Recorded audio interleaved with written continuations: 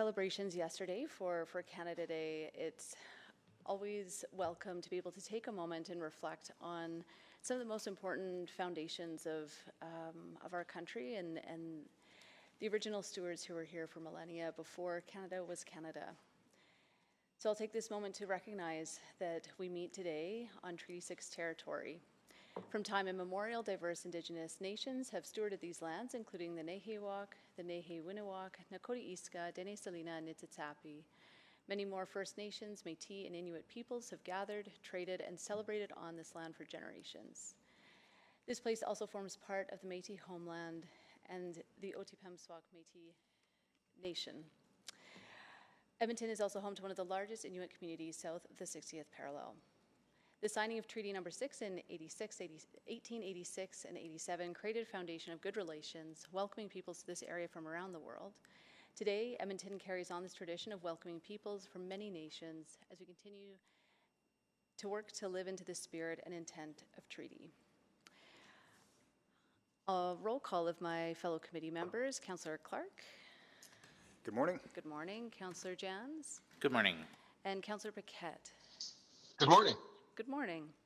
No one else is joining us in the room and online.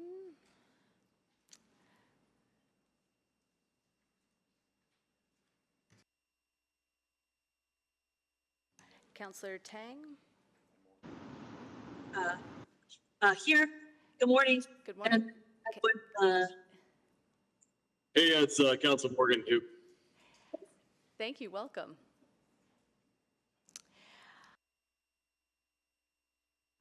Before we consider today's agenda, I will ask all members of council present if they have any pecuniary or conflicts of interest to declare regarding the items to be discussed. A pecuniary interest exists when an item can monetarily affect a member of council, their employer, or family member. A conflict of interest exists when an item could affect a private interest of a member of council, their employer, or family member. Do any members of council have a pecuniary or conflict of interest to declare? Hearing none, Councillor Clark, would you like to move adoption of the agenda? Sure thing, Chair. I will move the adoption of the agenda. Is there any for the Urban Planning Committee on July 2nd, 2026? Do I need to put any additions in here? With the following changes, addition 7.4, potential repurposing of site for school and associated park site development, opportunities, and impacts. Thank you. Any questions? Then please vote on the approval of the agenda. I'm a yes. Thank you, Councillor Stevenson. Yes. Thank you, Councillor Paquette. We have all the votes. Thank you. Please display the vote. And that's carried. Councillor Clark, the approval of the minutes. Thank you. I will motion 1.5, the approval of minutes from the June 9, 2026 Urban Planning Committee meeting. Thank you. Any errors or omissions for those minutes? No, I'm not seeing any. Hearing none, please vote. I'm a yes. Thank you, Councillor Stevenson. Yeah. Thank you, Councillor Paquette. We have all the votes. Please display the vote. And that's carried. Thank you. We'll go next to selecting items for debate. Councillor Jans? I'll select 7.1, 7.2, and 7.3. Thank you. Unless someone else wants. No? Okay.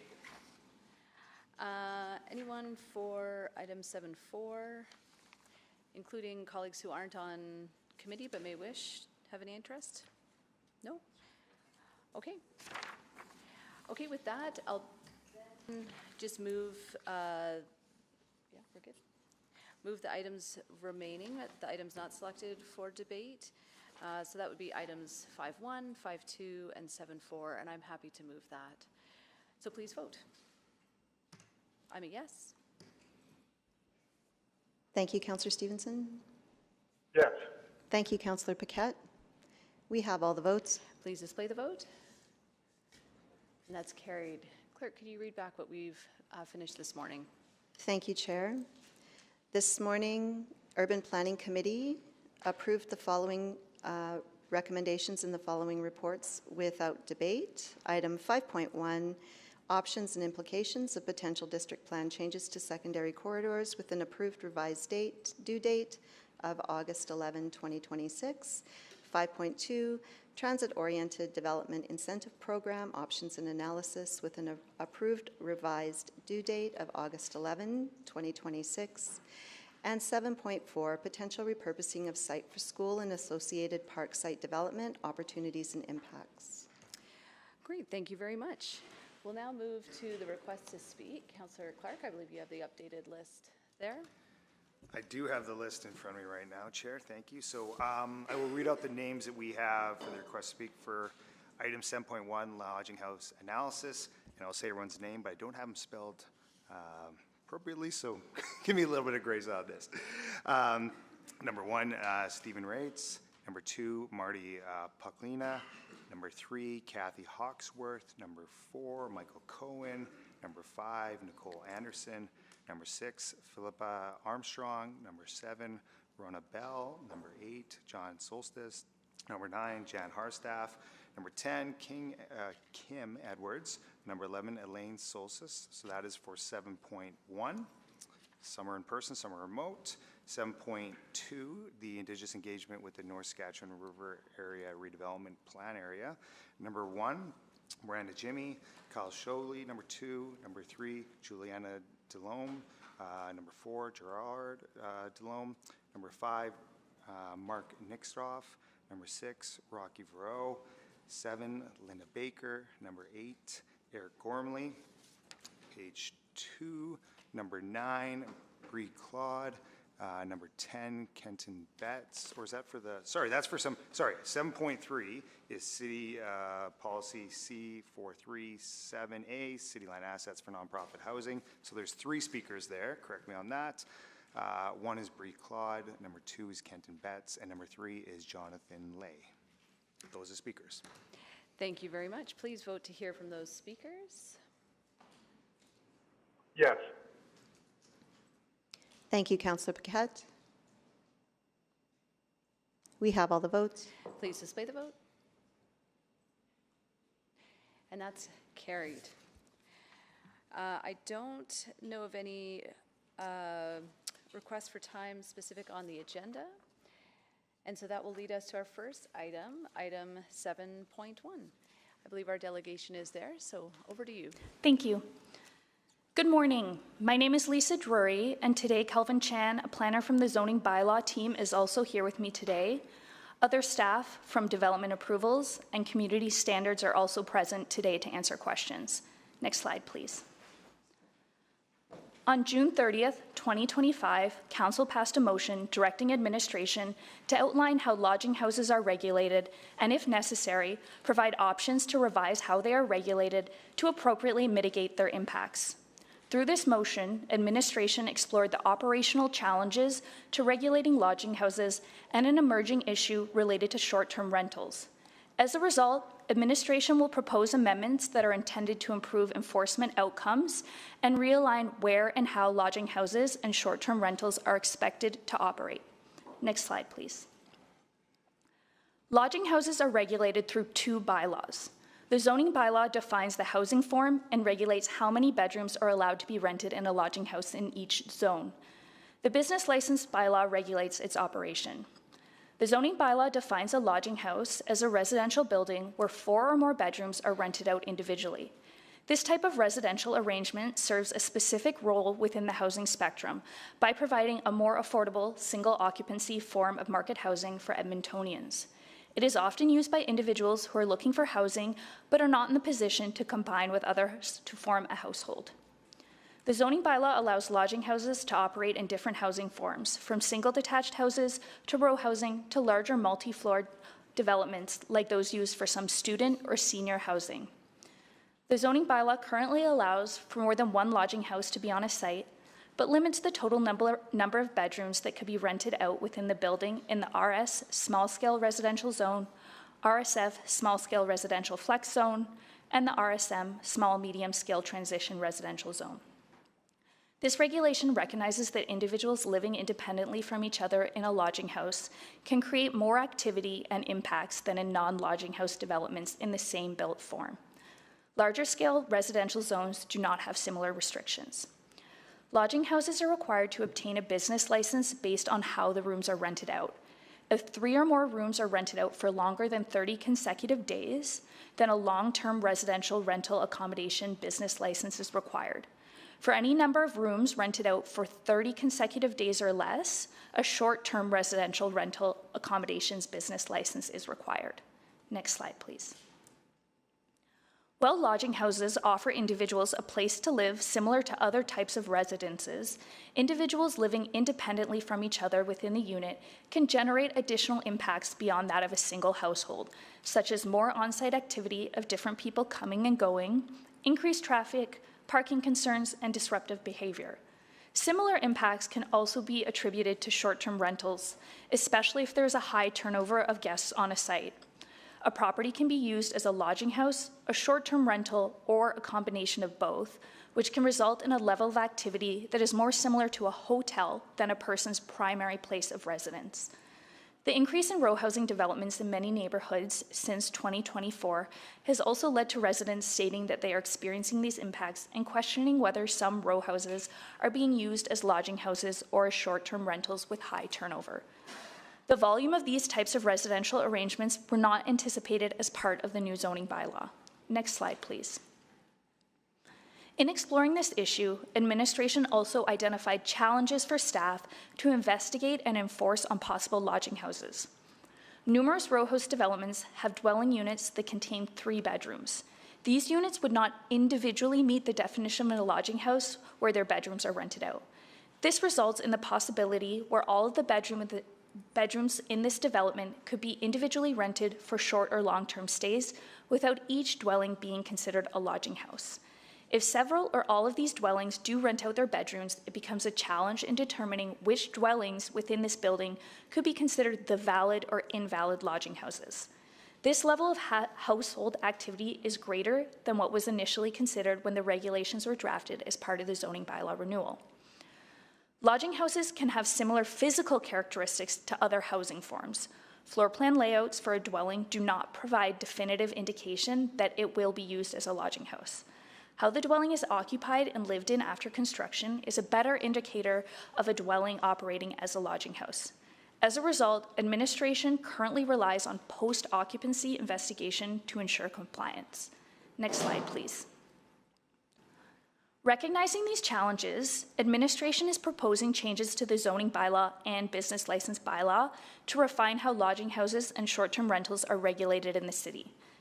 The changes will continue to allow individual rooms to be rented to ensure that this form of housing is not lost from the Edmonton market.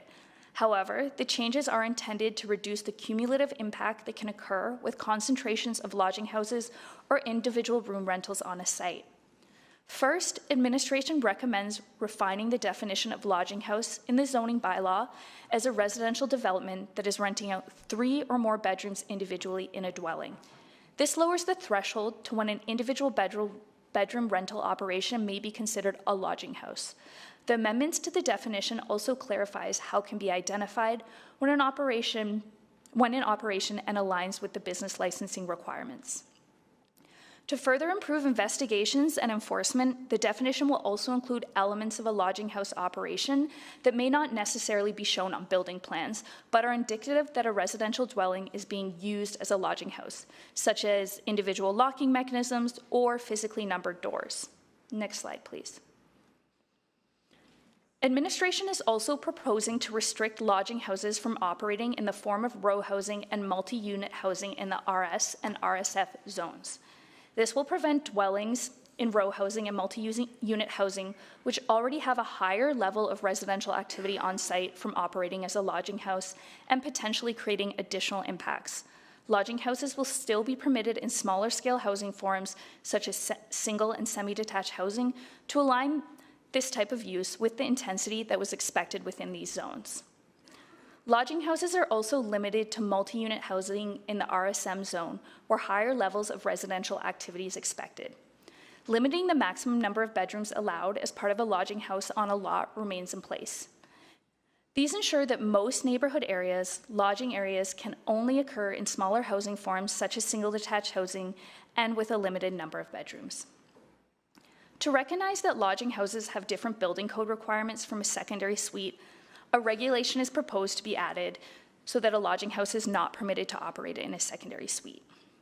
To complement the proposed changes to the zoning bylaw, administration has been compiling a list of properties where the design may indicate a lodging house operation. These properties will soon be subject to a proactive inspection post-occupancy, and additional enforcement staff have been approved to undertake this work. Next slide, please. To address potential concerns around lodging houses being used on an hourly basis, and to better distinguish lodging houses from short-term rentals as a form of longer-term housing, administration is proposing 2 changes to the business license bylaw. First, a short-term rental accommodations business license will no longer be issued for a property that is approved with a lodging house development permit. This would ensure that lodging houses are used for longer-term accommodations of 31 consecutive days or more. Property owners without a lodging house development permit may still obtain a short-term rental accommodation license. However, they will only be able to rent up to 2 individual bedrooms or the entire dwelling for a period of 30 days or less.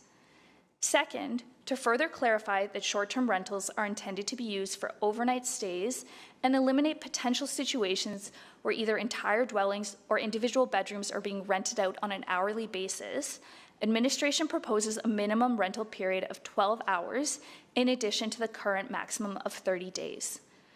For these changes to licensing lodging houses to be effective, the changes to the zoning bylaw definition of lodging houses are required.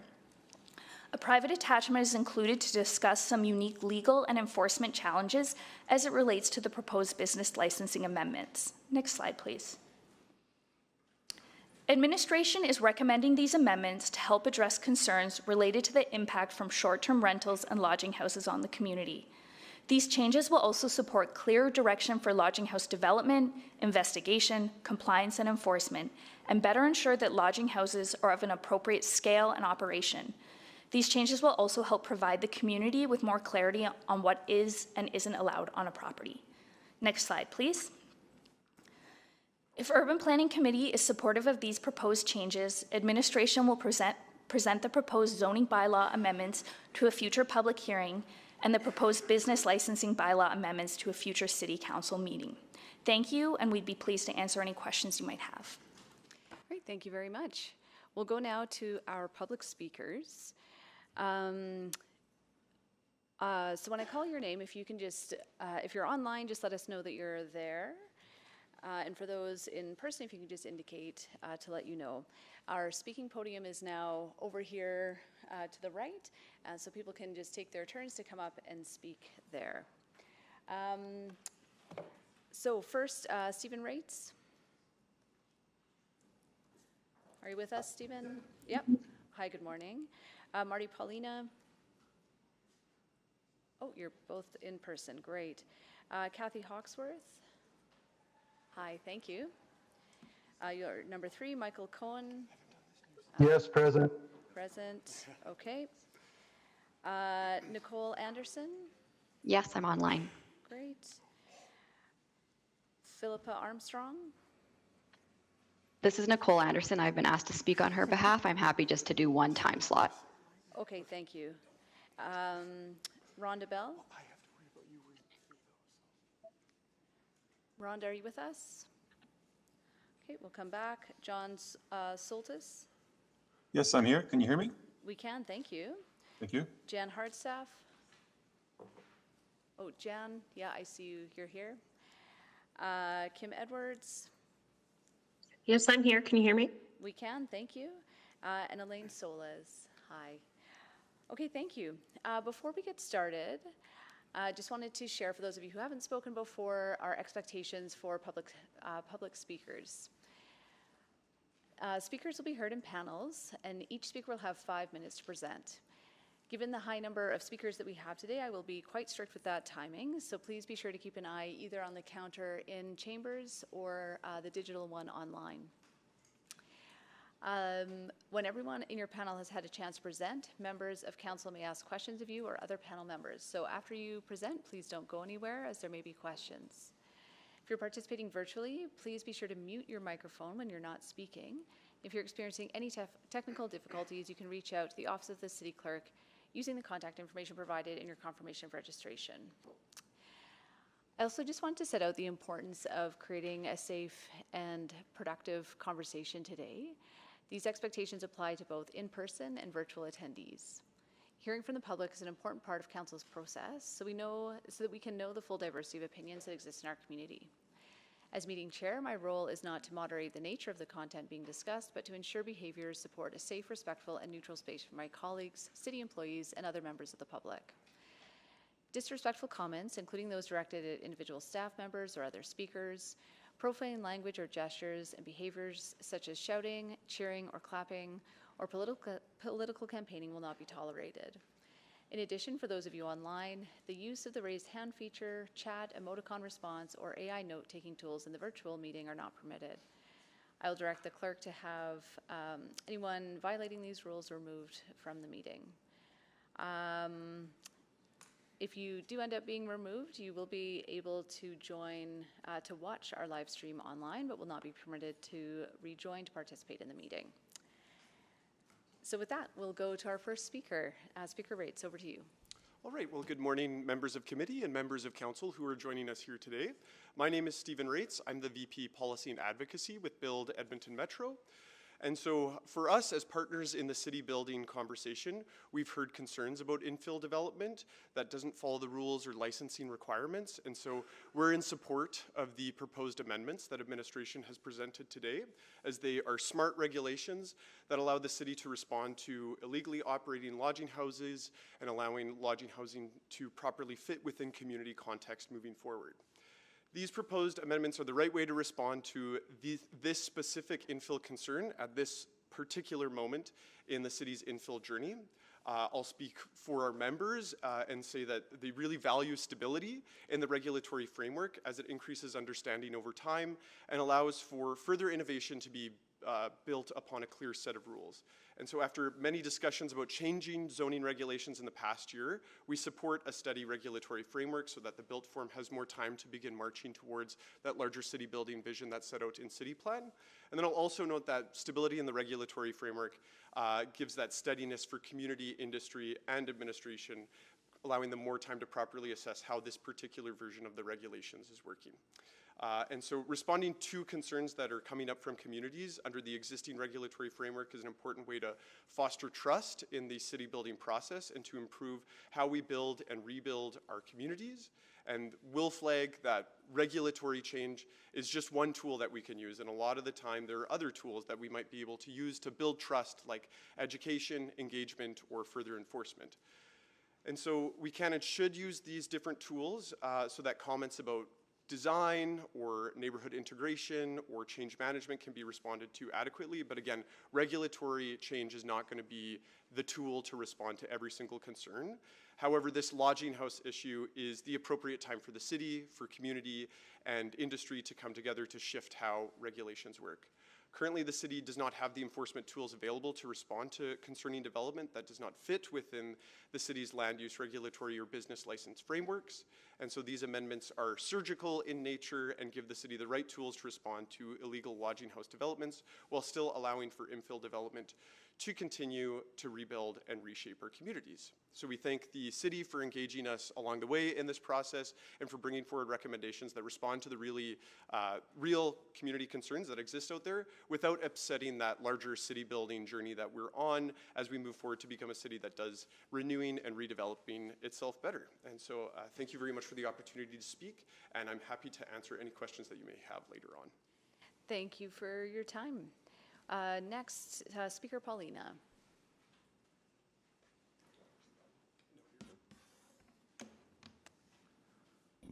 You have Hello. 5 minutes. Over to you. Hi there. Good morning, members of council and urban planning committee. My name is Marty Paulina. I'm the vice chair of the Infill Committee at Build Edmonton Metro, and I work at Rohit, leading marketing across our commercial, rental living, and infrastructure divisions. Thank you for the opportunity to speak today. I want to speak to these issues through a macro lens as a housing industry professional with a background in urban land economics, marketing, and real estate development.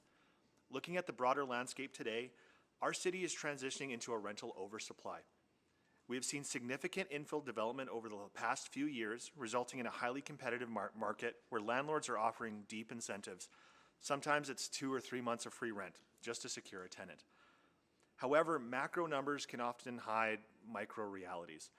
And while the city is, at large, is highly supplied with rent trending downwards, we're experiencing an increased demand for dedicated student housing in the communities surrounding our post-secondary institutions and throughout our primary transit-connected corridors. Lodging housing significantly impacts students. I'm proud to say that this city is home to some of the country's top educational institutions, with the U of A consistently ranked top 4 in Canada, consistently placing in top 100 globally. And right now, the U of A sits at a total enrollment headcount of roughly 44,000 students. Their strategic plan outlines a major expansion targeting 60,000 total active students by 2030.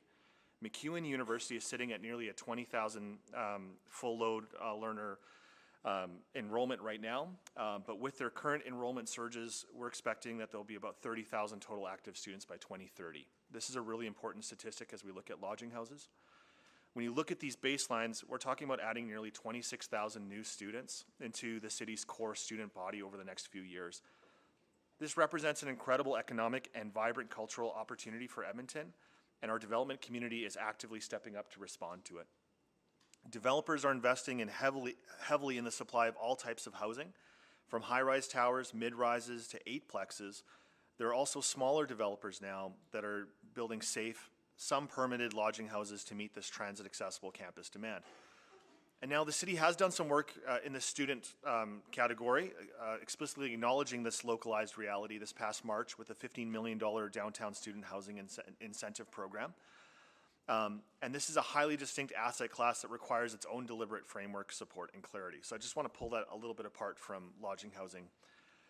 But for real estate innovation and gentle density, it cannot succeed without the community trust. As my colleague Stephen Rates just noted in the formal submission, our industry fully supports these text amendments because clearer, more enforceable rules ensure housing is actually operated as intended, protecting public confidence. Great business operators want to secure a proper business license. They want to work in proactive collaboration with neighbors, community leaders, and student groups to ensure that their properties seamlessly integrate into local communities. Speaking broadly as a development professional, I am generally not a proponent for over-regulation and excessive government intervention in any free market business policies. However, updating our municipal regulations to include the proposed changes simply makes clear sense to manage this incoming growth of students safely. It is entirely reasonable to expect an active business license, transparent physical guardrails to protect student rentals, and vulnerable Edmontonians who rely on individual room rentals. The text amendments before you today are completely consistent with proven municipal frameworks already operating in Calgary and Vancouver. Calgary actively manages the room-by-room accommodations through their business licensing bylaws, and Vancouver has long relied on unit thresholds to maintain structural safety. In closing, Build Edmonton Metro supports these amendments because they represent a practical, balanced solution. They do not hurt or target reputable operators who build compliant multifamily properties, and instead, as our letter emphasizes, updating these rules means we directly impact the unpermitted bad faith operators who try to run stealth commercial properties in the shadows. These updates bring needed operational clarity, they protect vulnerable tenants, and give administration the direct tools they need to enforce compliant safety. We encourage the committee to advance these amendments to City Council. Thank you so much, and I'm around to answer any questions. Thank you. Thank you very much. Next, we'll hear from Kathy Hawksworth. You can adjust the table. There's some buttons on the side that can lower that down if that's more comfortable for you. I also have a PowerPoint. There we are. Oh, thank you. Do clerks have that? Great. You can just let us know when you want it to advance, and our team will advance that for you. Okay, I can't advance. No, sorry. They'll do it from over here. You can just say next slide, and they'll move it along. Okay, you have 5 minutes. Over to you. Thank you. Thank you. Next slide. I'm here because the analysis assumes that all lodging houses are to be identified only after they are built, which is a nonsensical interpretation of the rules guiding development permits. It incorrectly treats them only as a sort of subset of other building forms. New slide. The analysis remains blind to the reality that some buildings, especially the most egregious examples, are inherently non-compliant lodging house designs that can be identified using objective criteria. New slide. There are severe consequences to this blindness. It condemns the city to the need for extensive resources that the city does not have to later monitor and attempt enforcement with the inadequate and inconsequential penalties that the city is limited to. It treats a stated condition of a permit that it not be used as a lodging house as being an effective tool when it is not. It encourages covert operations, the stealth, unfairly downloads city responsibilities to tenants and neighbors. New slide. There is an elegant solution. Just say no. The city could save itself and tenants and neighbors much grief by refusing from the outset permits for non-compliant lodging house designs. It still allows compliant lodging houses to be built. The permit is the most effective tool to ensure compliance, cost-effective too. The city should require development officers to apply objective criteria.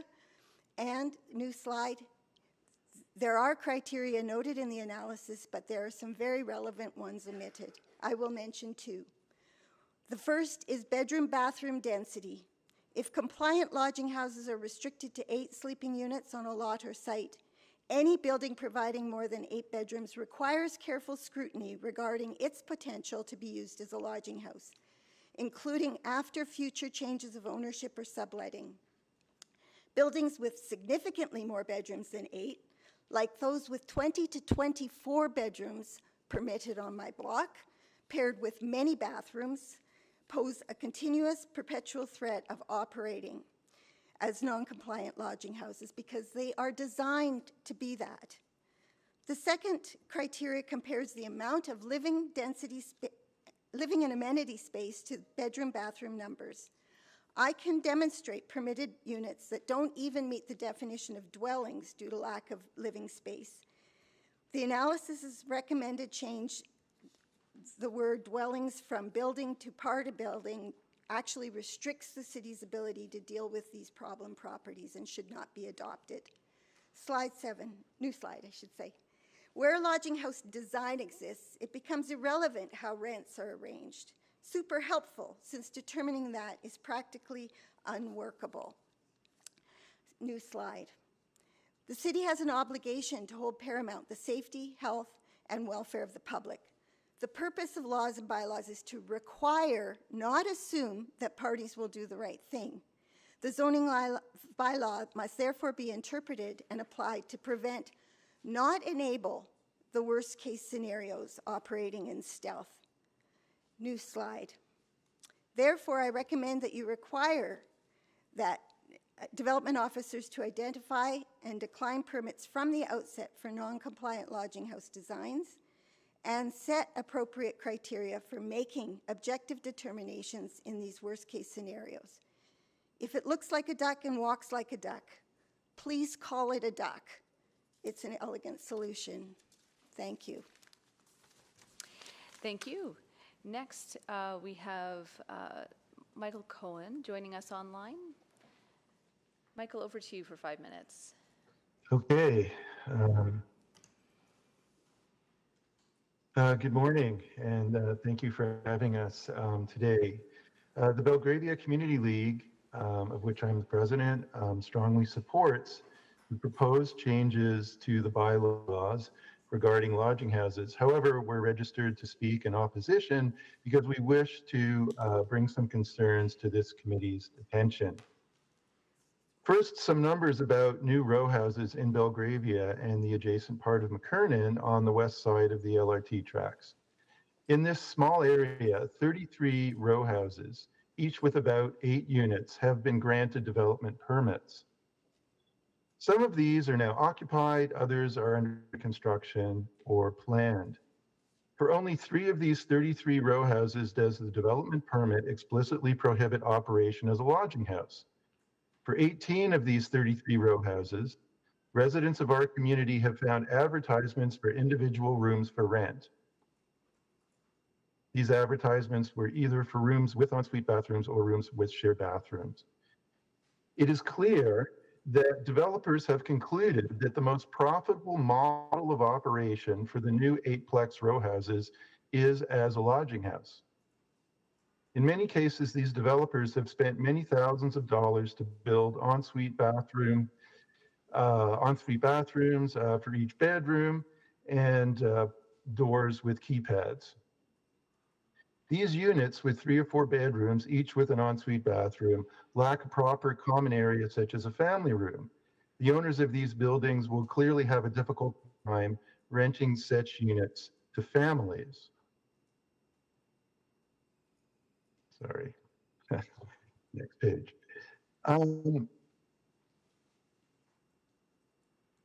So this state of affairs raises 2 major concerns. First, will developers rush to obtain lodging house permits for their buildings before the changes to the bylaws go into effect? And can the city impose a moratorium on lodging house permits while the changes to the bylaws are under consideration by council? Second, even if the proposed changes to the bylaw are approved, the owners of these row houses will have strong financial incentives to violate the bylaw and operate units or entire row houses as lodging houses because of the sunk investment that they've already made into the construction of these units. This will place a large workload on the city's enforcement officers. Our community has already filed dozens of bylaw complaints with the city about unauthorized operation of short-term rentals and lodging houses, and about the improper management of garbage that is inevitable when row houses are operated as lodging houses. The report to council states that additional enforcement personnel will be hired. I'm sure that they will be busy. In summary, the Belgravia Community League is grateful to the city for working to implement improvements to the bylaw governing where and how short-term rentals and lodging houses operate. However, we are worried that it will be an ongoing struggle for our community to monitor violations of the new bylaws and to have violations addressed in a timely manner. Thank you. Thank you. Next, we have Nicole Anderson. Good morning. My name's Dr. Nicole Anderson. I'm a Belgravia resident speaking on behalf of Philippa Armstrong. Thank you for the opportunity to speak on the proposed lodging house changes. Nicole, Nicole, I'm so sorry. If you're speaking on behalf of someone, I think we need that to be submitted in writing. Do we have that? Thank you, Chair Stevenson. That's correct. We would need that in writing. Yeah, so I'm so sorry. Perhaps you could speak on your own behalf. Sure. Wonderful. Thank you. So thank you for the opportunity to speak on the proposed lodging house changes. I appreciate the lodging house analysis, the feedback gained from a diversity of Edmontonians, and recognition that this is a complex problem. I recently moved into a 1949 home in Belgravia. This home has brought me and my family closer to our life, most importantly, my work at the Stollery. And I was disappointed to hear that a mid-block lot was given rezone approval as RSM with a 12M modifier right next door to me, and the proposed development is currently for a 40-unit dwelling. My initial reaction was not about parking or maxing out utility service, rather it was about safety and quality of life. I foresee 3 main hurdles that we need to consider. Firstly, safety. My kids are ecstatic to be able to bike to school. We love the River Valley. With 40 new neighbors who may or may not have vehicles and the lack of kitchen space, traffic now includes Uber drivers, skip the dishes, and Amazon trucks. We need to consider how to maintain safety for these established communities. Secondly, does this enhance the Edmonton community? A 40-unit dwelling on a single lot is not built for a single mom trying to give her children the same opportunity that Edmonton has given mine, or a family who's supporting their loved ones accessing services at the Stollery or Cross Cancer. This housing is not for a new medical resident completing their training. These are real-life examples that I encounter every day. We need to consider how these housing models are making Edmonton better for the people that rely on this city. Thirdly, responsible densification. I am not opposed to densification and affordable opportunity to live in the communities that are being targeted by irresponsible development. I simply advocate that the development is community-based, thoughtful, and frequently reevaluated. In addition to the proposed bylaw changes, I am advocating for a clear plan for regulation and compliance, including the stoppage of operations by developers that frequently take advantage of the current bylaws. Your analysis clearly outlines the difficulties with this, and I think the proposed changes are an excellent first step. A moratorium to current development proposals until amendments have been made and passed. and short-term rentals to a minimum of 36 hours. I truly hope that you as our urban planning committee will maintain the values that you have set out. Thank you. Thank you. We'll go next to Rhonda Bell. Rhonda, is Rhonda here now? Yes, I'm here. Can you hear me now? Yes, we can hear you. Thank you. Over to you. Okay, super. Okay, thanks. Great, thanks. I appreciate the work that city administration has done so far and agree that their recommendations may bring us closer to regulations for lodging houses, better regulations for lodging houses. Despite these efforts, large parts of the lodging house problem still exists. Areas requiring urgent attention in this report include strategies to improve information collection for lodging house style developments, since most do not seek permits with the words lodging house. Further strengthening requirements to operate a lodging house and coupling this to meaningful consequences if they are operated badly, and including community members in the discussion. I'm not at all surprised that the administration found only a small proportion of the total number of building permits issued for lodging houses. I noted exactly the same thing when I looked at building permits in McKernan, where I live, from April 2023 to 2026. Just over 200 building permits were issued during that time in McKernan. Only 3 indicated that they were building a lodging house, but over 60 permits were issued to developers who only build lodging house style buildings. That's 30% of the total new builds in the neighborhood, and it accounts for more than 1,500 additional rooms to rent in this neighborhood alone.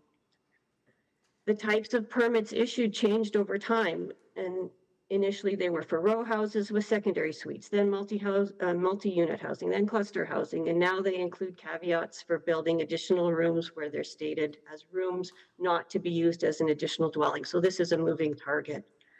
I'm concerned that this large number of lodging house type dwellings were missed by this report, and I hope this was an oversight, not intentional. But in the fact that they were not included significant or strongly indicates that there needs to be enhanced monitoring. And it's important to know when and where and when these housing developments are being proposed and built. And this information needs to be collected, considered, and added to this report and analysis. It's critical to get a handle on how widespread this form of housing is. A second problem that exists is that Edmonton has minimal requirements to operate a lodging house with few consequences if requirements are not met. The requirements fall short of those needed in many other Canadian jurisdictions. The Edmonton system is currently reactive and requires outside parties such as community residents to lodge complaints after the damage is done. In contrast, in a place like Toronto, operators must register their intent to operate such a dwelling, go through a training process, ensure that the dwelling meets many fire safety codes. They pass initial and annual inspections and provide plans and guest lists to authorities to ensure that people remain safe. Failure to do so can result in the in the suspension of their license. The Toronto system is proactive and it doesn't require complaints or safety violations to trigger an investigation. Enhanced requirements for lodging houses and meaningful consequences for failing to meet these requirements would strengthen lodging houses in this city, but it's not included in the current document. Finally, a critical partner in all of this is neighborhood residents, and they were not included in the discussions that informed this report. Build's 22 infill points of action from earlier this year recommends bringing all stakeholders together, including neighborhood residents, so that we can move away from reactive debates and toward evidence-based collaboration and effective changes. I could not agree more. This report should not be tabled until this critical group is included at the table. Thank you. Thank you. Next is John Soltis. Hi, good morning, committee members. Thank you for your time today and a belated Happy Canada Day. Sorry. My name is John Soltis. I live in McKernan, where there is a high level of lodging house building activity. I read the report and would like to acknowledge that these are positive developments, and I would like to express my thanks to administration for their work getting us to this point. I debated with myself, but in the end I registered to speak in opposition because even though this is a very good start, the proposals could go a lot further and could also cover many related issues arising from lodging houses, including number one, the minimum stay should be 48 hours, not 12, to deter the party crowds who abuse it, like some at Airbnbs. Two, adding rules for waste bins. We're already seeing many examples of 16 bins lined up along the back alley, falling onto the main road, even causing hazards for drivers and cyclists, and attracting coyotes. Three, require a minimum parking space of 0.25 per sleeping unit. Four, stop allowing a lot to be upzoned from RS to RSM after construction has begun on a dwelling. Please close this loophole that one or two particular developers are exploiting many times to build many illegal lodging houses. Five, regulating lodging houses is not compatible under a blanket zoning policy that is in place at the moment. The city could proactively plan for this type of density, not left to random chances driven by market forces. I suggest two ways to do this, and there is probably others. One, only allow lodging houses within 400 meters of a mass transit station. Near my property in McKernan, I recently saw a young traveler dragging a big red suitcase through the rain-soaked sidewalks far from the LRT station. This change would support ridership on public transportation, make lodging houses more accessible, and therein more inclusive. Two, do not allow lodging houses mid-block. I can't think of a single more upsetting thing for those trying to live around a mid-block lodging house. Six, one second.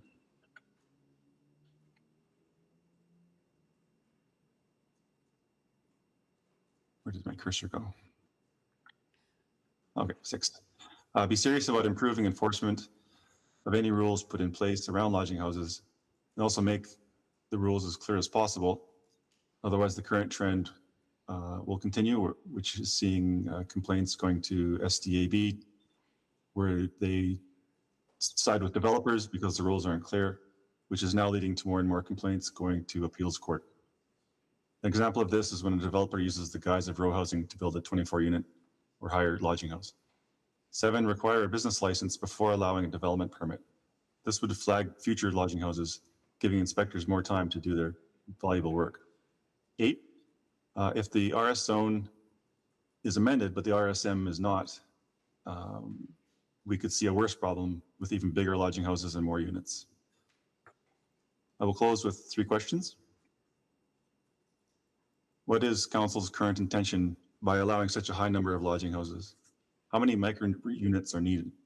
In this case, market forces cannot be relied on due to CMHC loans changing the math behind these market forces. We already see some of these sitting empty, up for sale, not being sold, yet the same developer keeps building more and more. I have to ask what's really going on here. 2, in many areas, including where I live, there is only 1 or 2 owners of nearly 100 lodging houses. What is Council's plan if this owner and others like it default, declare bankruptcy, suddenly leaving hundreds of such buildings across the city sitting empty? 3, and finally, what is the timeline to move this important issue forward? I would urgently ask for City Council to put a moratorium on lodging houses to allow time to hold a public debate as these lodging houses are being built as we speak. Thank you very much for your time and attention to this important matter. Thank you. Next, Jan Hartstaff, over to you in person. I have some slides, please.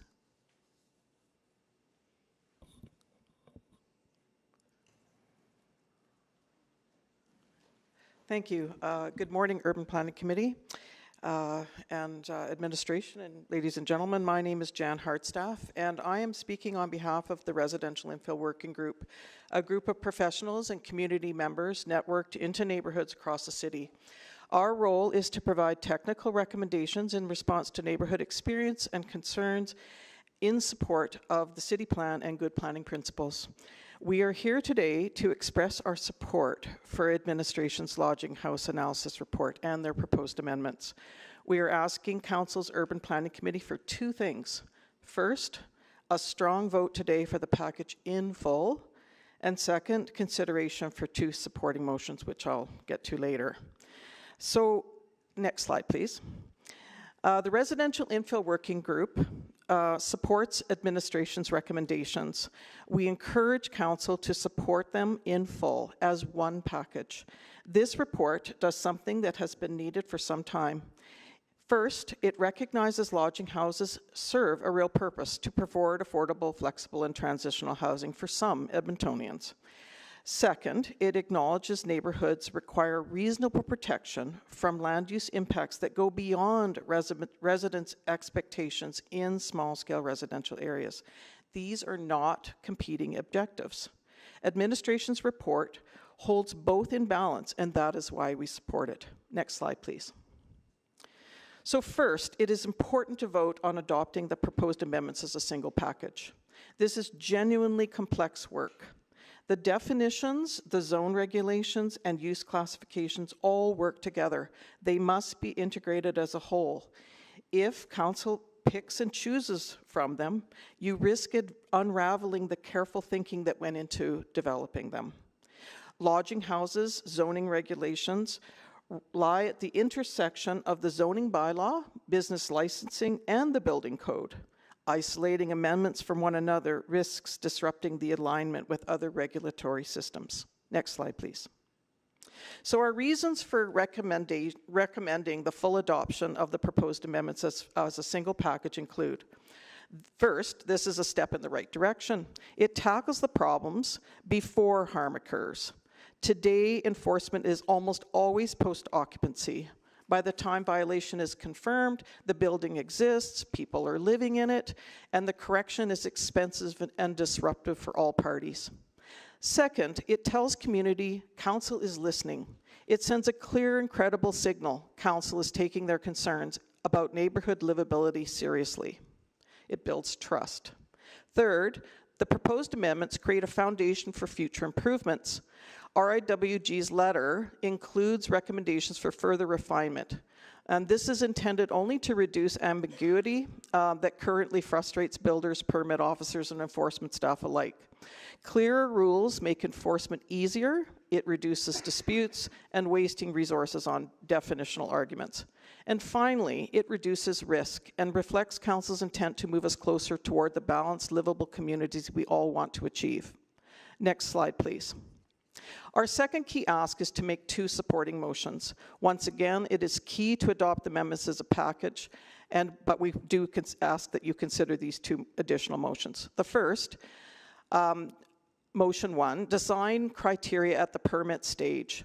Administration noted that even with an updated lodging house definition, a row house can still include lodging activities, and this gap needs to be closed. So we ask for a motion that administration be directed to develop design criteria a development officer can apply during permit review to identify buildings whose physical layout is functionally consistent with lodging house operation.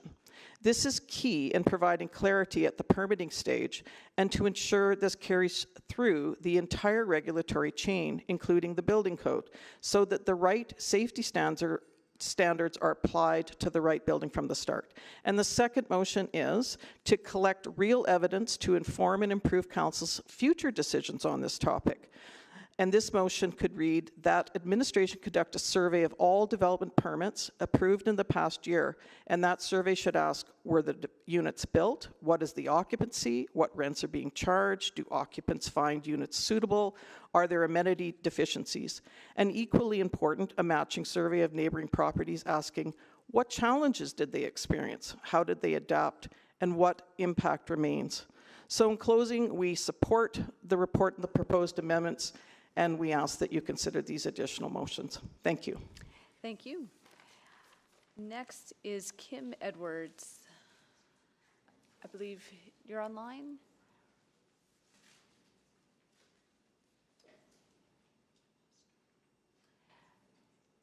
Kim, we can't hear you right now. If you can unmute.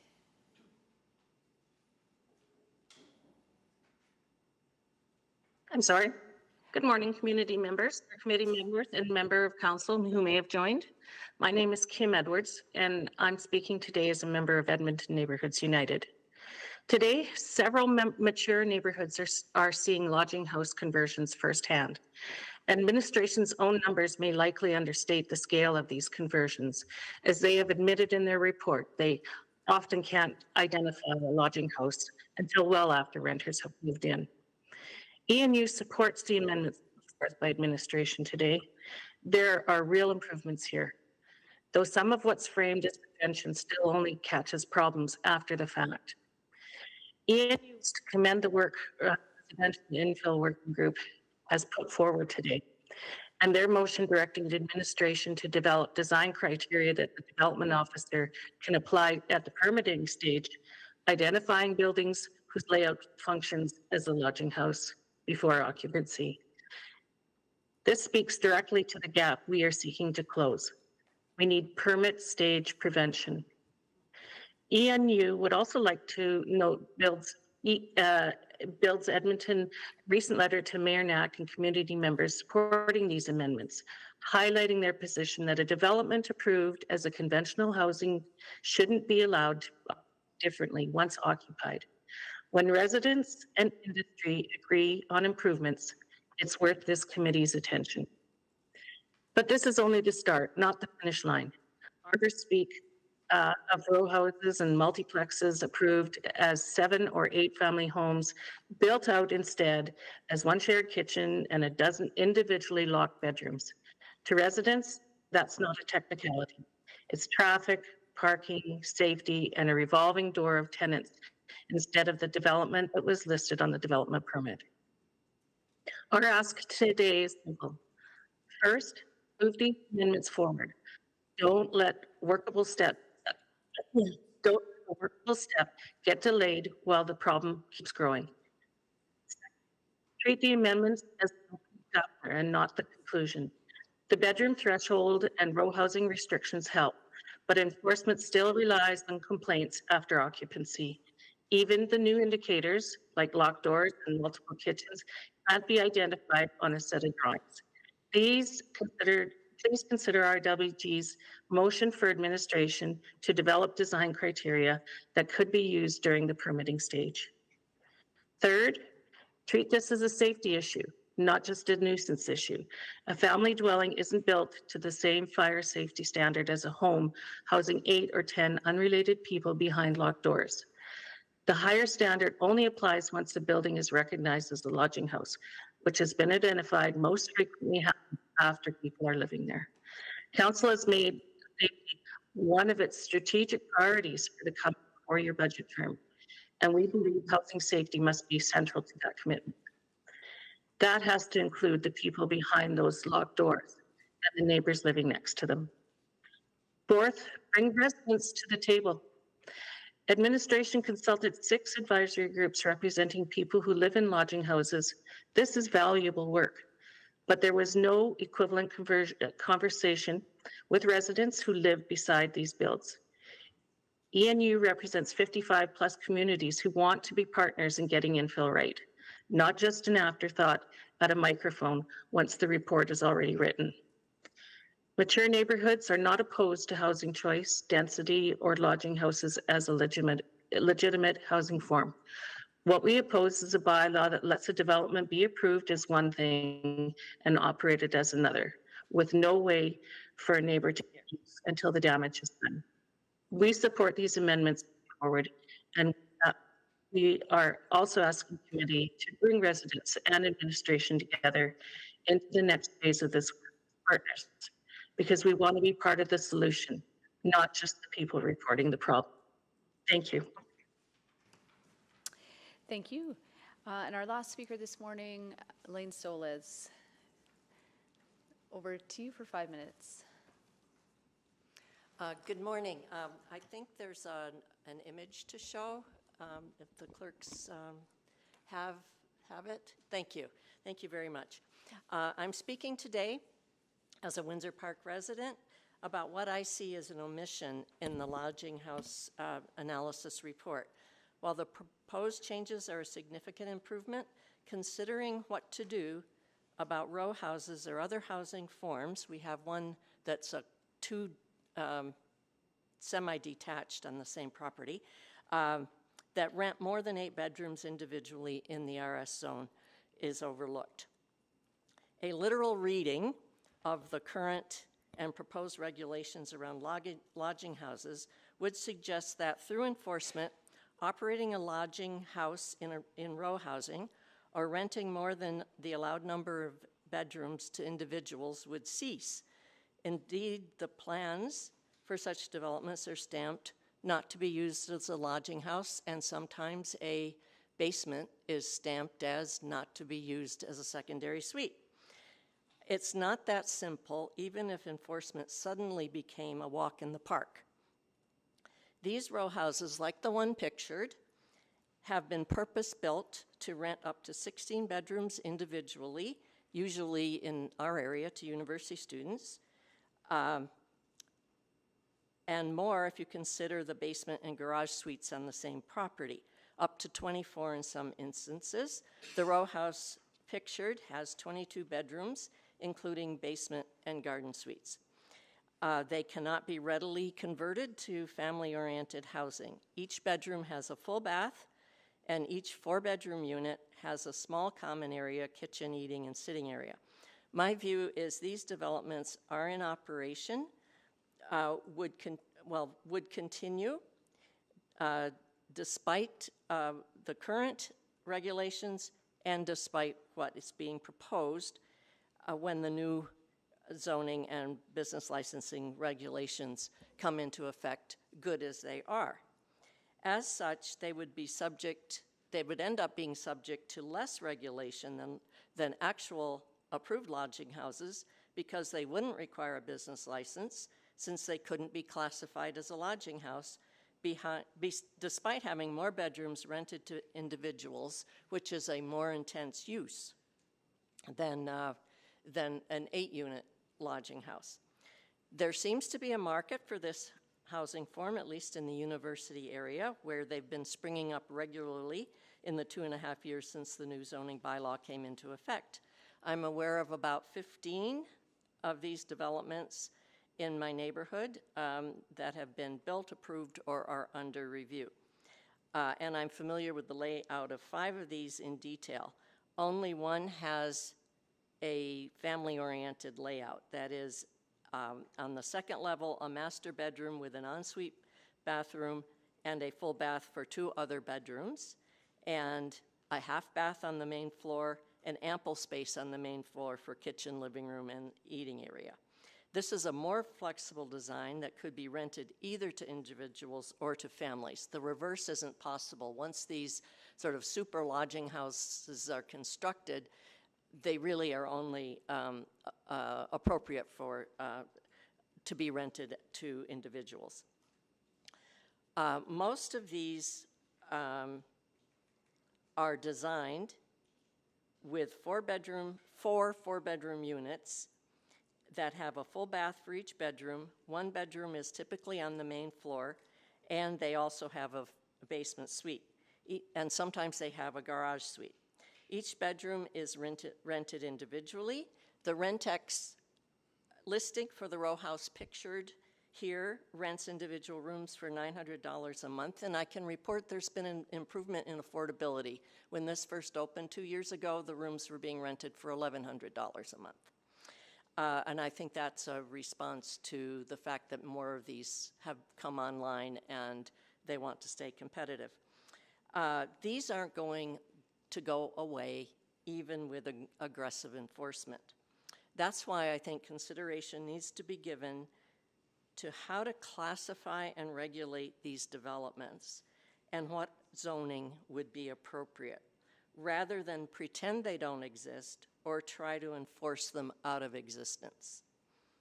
These developments are an intensive use, and it isn't appropriate in the RSF zones. Oh, sorry, my time's up. Thank you. Thanks very much. Excellent. We now have heard from all of our speakers, so I'll just ask my colleagues to click on for any questions they may have of speakers.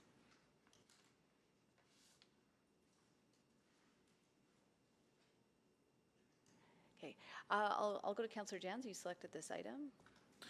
Thank you. Can I actually guess, Sola, as you were just at the mic there? I didn't quite hear what you said. when the build was initially rented, it was rented at $1,100, and was that the current price or 2 years ago price? 2 years ago price is now 900. Could you say again?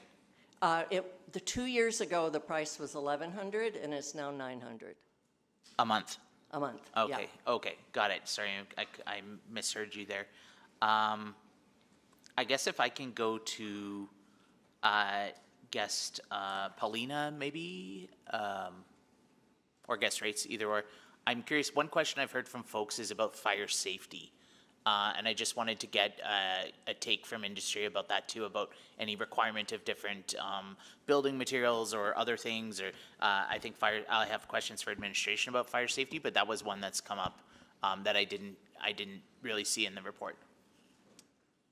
Yeah, I think the best comment that I can really give is Rohit specifically doesn't build single room occupancy or specific buildings of that nature, so I can't speak to it from my personal experience.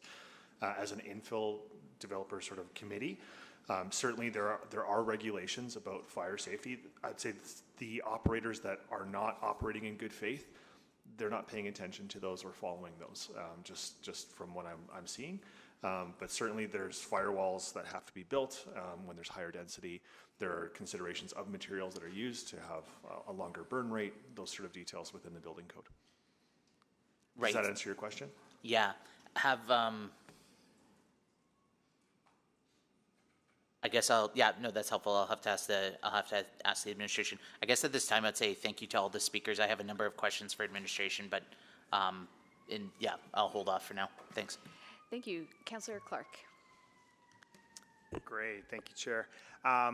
Marty, I'll stay with you for first couple questions I have, because just hearing your presentation, you talked about kind of clear, more enforceable rules and help reduce, I think you said stealth operators working in the shadows, something to that effect. Can you give me a little more context on what you're seeing on that? I'm giving some anecdotal evidence there. I think part of the changes that administration is proposing would help monitor and better understand the amount of lodging houses that are being used and how they're being used, how people are operating in the shadows. Typically, what we've heard this referenced by other speakers when they're seeing advertisements for the room rentals, or we're seeing properties that aren't intended to be lodging houses used as lodging houses. That's what I'm referencing as sort of stealth commercial operations. And I'm simply advocating for bringing it into sort of it's being operated like a multifamily commercial development. So let's regulate it that way. This is simply what I'm mentioning there. And you think the proposed changes presented do a pretty good job on cutting that down? I do think so, and it's also consistent with what we're seeing in Calgary, Vancouver, other metropolitan areas that have dealt with similar issues. Great, thank you. I'm going to go to Jan, Speaker Harstaff, just on a couple questions, because you brought up, looking at potential motions on us, and kind of one of the things I've been going through this is like the design criteria at the permit stage, right? And I know kind of what Admin has in the report presenting, like I get it's tough, like bedrooms, dens, looking at all that. I'm just trying to get your take on the best way that we could kind of look at that. Yeah, I mean, I think the design criteria, that additional motion that we're suggesting, that administration develop design criteria for a development officer to apply during permit review is key. It's key to proactive prevention instead of reacting after the building's been built and everyone has to deal with it. I think in terms of city resources, it's the most efficient way of resolving this problem effectively. And so, I mean, they've outlined a number of criteria in their recommendation here. We'd also like to see, just in terms of how some of these buildings are laid out, Elaine referred to it, and I think Kathy Hawksworth, some of these dwellings have very little shared amenity space, and they're not flexible then. You're building a whole bunch of single bedrooms in a dwelling with hallways and locked doors, and then you've got a very tiny amenity space. I've seen one that the amenity space was 7 feet 4 inches by 7 feet 6 inches. It's 56 square feet. And they're for 3 bedrooms, and each sleeping unit can have 2 occupants. That means if you had 6 people living there, you'd all be standing in the room. So, I mean, I think there are ways that the city can look at developing those criteria. So I think it's absolutely critical to do that as well. So I think that's additional work, I know, but I mean, I think these recommendations, the amendments are we really support them as a package, but I think that more work could be done on developing criteria at the start. Yeah, because I'm looking at it like with the ensuite bathrooms, the locked doors. To me, that kind of syndicates, like it goes almost, that's the dwelling, right? But you're saying there might be some other things in the design standard that could be missed beyond these things? Yes, I mean, I think we need to, consult with industry, architects, people who are reviewing these plans that are seeing that, it's quite clear that they're lodging houses. I don't know how that, it seems that this is a kind of a gap that's being missed in the report. They've acknowledged that they're struggling dealing with how do we identify these things. So they put on the development officer's decision not to be used as a lodging house.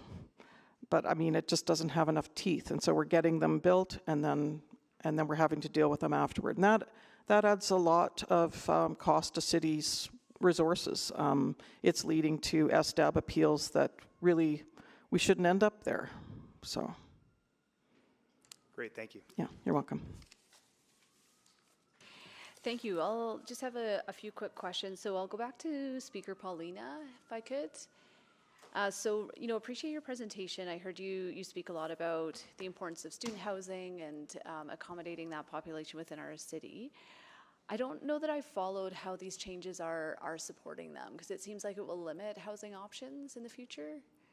Yeah, certainly my perspective is that larger developers are taking advantage of grants, such as the most recent student housing incentive that was done by the City of Edmonton, to accommodate this influx of students. If there are SROs, or single room occupancies or lodging homes, that are taking the available renters, there's less incentive for larger developers to build housing for them. In some cases, it's direct competition. So what we're trying to do is invest in these significant developments that have economic impact, that provide suitable housing with great common areas and everything that are designed for students. But there's less incentive for a large developer to proceed with that if there are multiple lodging houses that are taking up that demand. And I guess I can follow that maybe on sort of the quality amenity space, but it seems that competition in the housing market can be a positive thing on the price point. And I know, again, what we've heard from the university students' unions is, again, students are really looking for $500 a month is what they want to see.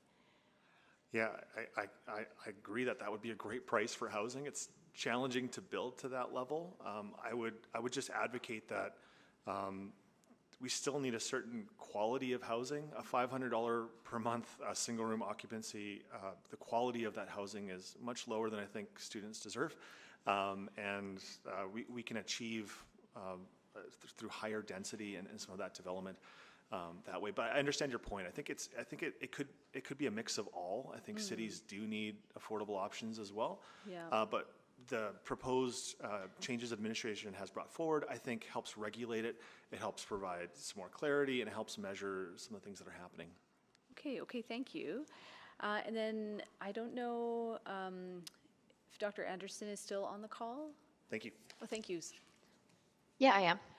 Great. Yeah, I wanted to touch, and I apologize if I misheard. I know that you had mentioned a few groups, medical residents, parents with kids who might be at the Stollery. And sorry, were you suggesting that lodging houses would not be appropriate housing for them? Yeah, correct. I think that the setup just doesn't lend well to a family being able to comfortably stay in that space. Yes, and that's true. I guess medical residents can, have families. I think often, they may not. It may be a single individual or again a single parent who's staying close to the hospital, spending their whole day there with the child. Coming home and maybe not needing more than a bed. Yeah, I think that's probably fair. I just think with young children, it would be hard to be having a shared kitchen space for a resident who's working, hours that wouldn't be typical, to have a space where they're not able to like disconnect from the world. I think that would be very difficult. Okay. So you're speaking specifically again about medical residents who may be accompanied by their families, rather than sort of a single individual who's a medical resident at the time. Okay. Yeah, I think that would be more so for a family unit. You absolutely. Yeah, no, fair enough. And, I agree. I don't know that the lodging houses are designed for families, just thinking about some of the other needs in the community. Okay, well, thank you very much for those. Councillor Paquette, you've clicked on. Yeah, thank you very much. Maybe I'll get Mr. Paulina back up on the mic. I caught you talking in class. Hi there. So, yeah, I just wanted to unpack that a little bit. And I just want to understand that your perspective is that if the zoning demanded or resulted in a higher quality build, then it's easier to provide a better quality lodging or residence for someone, because the competition wouldn't be the lowest common denominator. The competition would be the density of those higher quality builds. Can you just repeat that one more time? I'm Yeah, tracking. okay, maybe that was a little too convoluted. So you're saying, like, for example, like $500 would be great, but the quality of the build would have to be much diminished. And that is allowed under the current zoning. You're saying if the zoning sort of demanded a bit of a higher quality build, that wouldn't mean that the rents necessarily are that much higher, because the competition then would come from higher quality builds rather than from lowest common denominator builds. That's correct. Okay. Yeah. And I also think it's the professional commercial multifamily operations that really help as well. I think there needs to be a more commercial standard that's used for some of these proposed lodging homes. Right. And then we're hearing sort of this desire for a general mix of options, like something for students, obviously, which is what I've been hearing described as these lodging houses. Sounds like it's student housing, but also some short-term, I guess, month-long for families who are, staying close to the hospital, things like that. So how do you unpack that from your perspective as a builder? Yeah, I can layer one more layer just as an experienced Airbnb host. I've done that. And I can tell you it's a really important housing type and even business for families staying close to the Stollery or situations like that. But I will note that a single room versus a property that's better designed for families staying for longer term or coming in for exams, I'm not sure that the right placement is in a higher density, smaller space. Right, right. So I guess that's what I'm trying to unpack, because a lot of these new builds are these very small spaces, and yet there seems to be perhaps a demand for larger space as well. And the economic metrics that you have to look at, I'm just curious, like, is there room to accommodate all of that?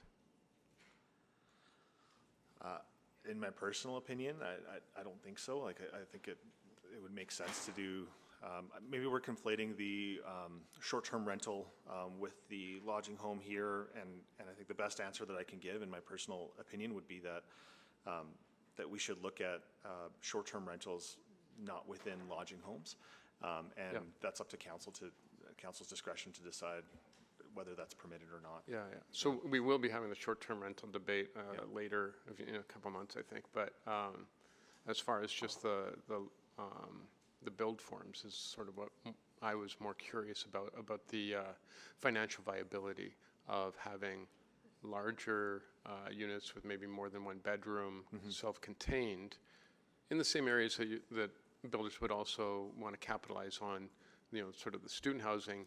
Can they coexist easily within the economic and fiscal framework, or is it one or the other? Like just like, is there room for that for the family, self-contained family units? I think there's room for family units. I think that's important. Yeah, and to be absolutely clear here, there's absolutely room for family units and need for family units in that short-term space as well. And I don't know the numbers. Are they being built in the area to an appreciable degree, or is it mostly just the single rooms? Yeah, based on the amount of permits that are being built and the developers building, they are building family-sized units. It's not just to an appreciable degree, or just like here and there? There's significant infill development of family size occurring. Yeah. Great. All right. Thank you. Okay, well, thank you very much to all of our speakers for joining us today. That concludes council's and committee's questions of you all. You're, of course, welcome to stay. We'll be moving now to questions of administration. Councillor Jans, you selected this report, and others, please feel free to sign up. Yeah, thank you. And I think the speakers raised some excellent questions here. I wanted to go into fire safety first of all. That wasn't absent in the report, or sorry, that wasn't specifically delineated in the report. How is that? Can we talk about that? Can we talk about fire safety? Sure. Yeah. There's another number of aspects that are covered through these proposed regulations, as well as how everything's regulated today. First off, I would like to say every building that's built within Edmonton is safe. It's been inspected. It's reviewed through the building code. They have proper permits. If they don't, they are required to come into compliance before any occupation occurs. So with that said, there's a number of nuances within the environment of lodging houses, multi-unit houses, and row houses, which we look to help create clarity through these regulations and these proposed changes that we're bringing forward. So with some of the examples where row houses, the regulation that lodging houses are not to be built within row housing, that forces them into where they can be built in the RSM zone into multi-unit housing, which automatically puts them into a Class 3 building classification. So the apartment dwelling classification for building codes, which is a higher standard of safety codes. Further, restricting them, lodging houses, from not being built in secondary suites pushes again that build towards that multi-unit type of development, which requires those higher safety standards. So if you have a current bungalow, a current 1980s built bungalow, and you want to convert that into a lodging house, what is the path that you would follow? I can take that one.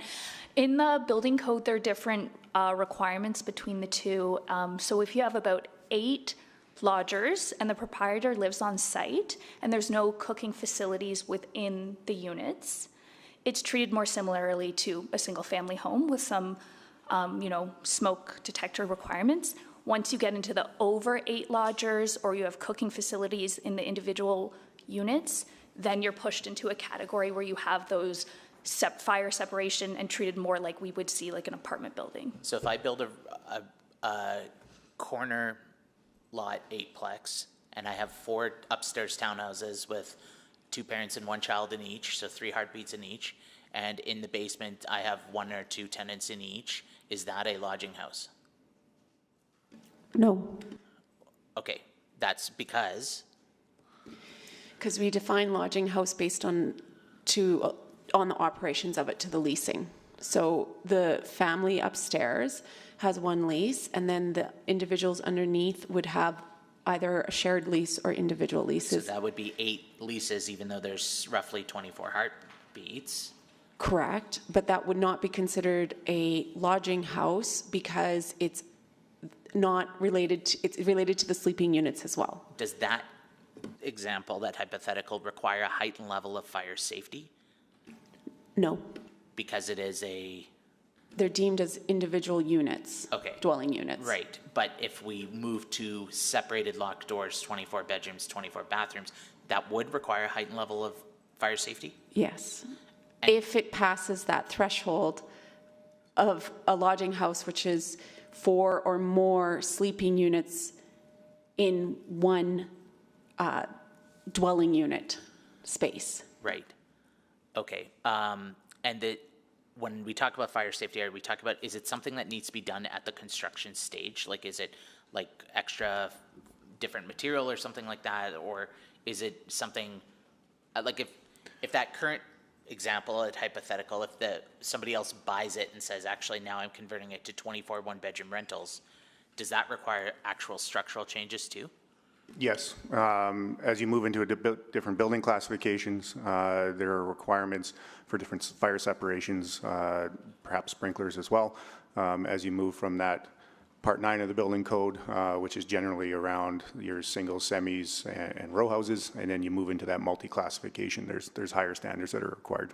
And would the amendments administration has brought forward today, would that help address some of these hypotheticals? It provides clarity in terms of where and how lodging houses are permitted, and also provides clear enforceability clear enforceability regulations to identify where there's unpermitted lodging houses, to then force them either to change their building and their building type or to change how they operate it. Okay, I'll have a second round. Thanks. Thank you very much. I just wanted to follow up on the fire code piece, and I think my understanding is that removing the ability to operate lodging houses in a secondary suite is in response to that.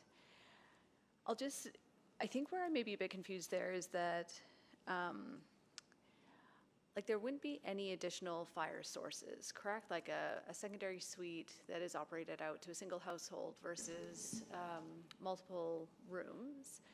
Again, there wouldn't be additional ovens or again other fire sources. So just trying to understand that approach. So there's a couple of things. Most secondary suites do not hit the threshold of 3 bedrooms, so it almost becomes a null and void argument in that respect.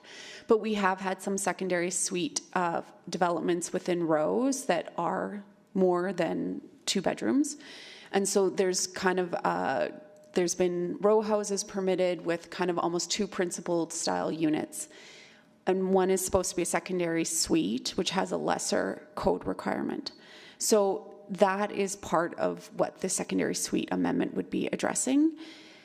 And I think, again... Sorry, just the distinction, so I'm hearing sort of at writ large secondary suites. Sorry, can we just make sure all the other microphones are off? I don't know, we're getting some feedback. Okay.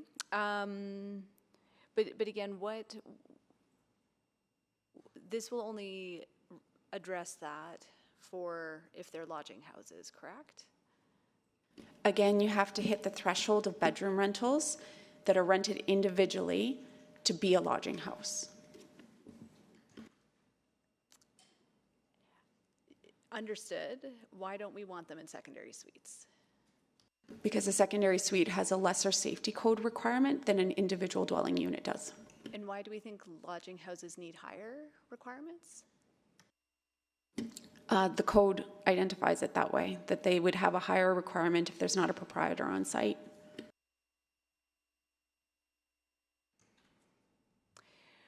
But if it's rented as a single unit, the proprietor might not be on site, correct? That's for a single unit. But for a lodging house, when there are more sleeping units that are being rented out, then it's under a different section of the code. Okay, sorry, I think I'm misunderstanding now. So lodging houses have higher building code requirements? Depending on the number of lodgers. They have a higher requirement because the building code states that they must have a proprietor living on site if they are less than 8 and they're not upping their building code requirements. If they choose not to have a proprietor living on site, their building code requirements get upped. And when I say on site, I want to just double check. It could be within the unit, so I'd need to double check. Okay, I'm so sorry. I think I need to start from the top. So building code has specific regulations for lodging houses. Yes. And the trigger in the building code for when a lodging house requires different standards is when there are more than 8? It's twofold. Is there a proprietor living on site? Yes or no? So if a proprietor lives on site with the lodging house and you're less than 8, you do not have an uplift in code. If a proprietor is not living on site, you have an uplift in code. Okay. Councillor, I think what you're getting at here is the regulation to prohibit lodging houses in secondary suite necessary? Functionally, no. From a clarity perspective, yes.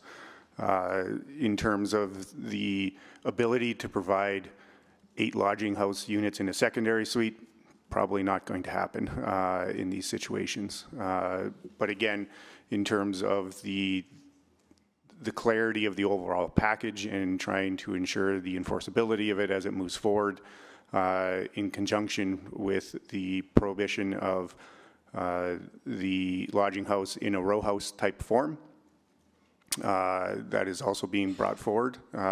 This is just, it is a regulation that further provides that clarity of where lodging houses can be accommodated.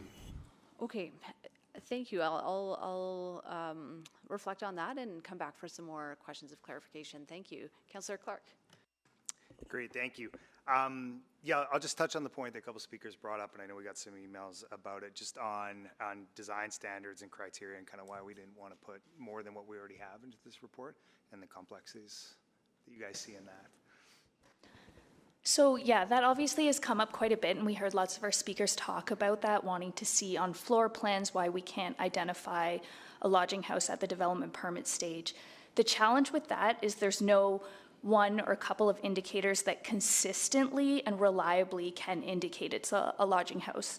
So using the example we heard a couple times today about every bedroom having an attached bathroom, it is easy enough when an applicant is applying to simply remove one of those bathrooms through the development permit stage, and then the development planner is there and unable to deem it as a lodging house. We also see that can happen with comments around we heard about, lack of or small common space areas. Similarly, we could see an applicant make that change at the development permit, and when they apply, it becomes it's quite easy for them to make adjustments, and we're in the same situation we are now, which is why we chose to focus on the enforcement piece and provide those tools listed. So post-occupancy, our enforcement officers have those opportunities to identify those lodging houses.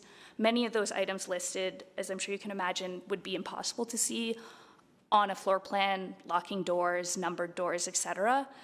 And then the last thing I'll add before seeing if any of my colleagues have anything to add is, when you're making a definition like that, you need to be mindful that it could have other unintended consequences. We do see even single-family homes with multiple bedrooms and attached bathrooms, and perhaps those are for family preferences or multi-generational housing and things like that. So we would want to be mindful of how that consideration plays out.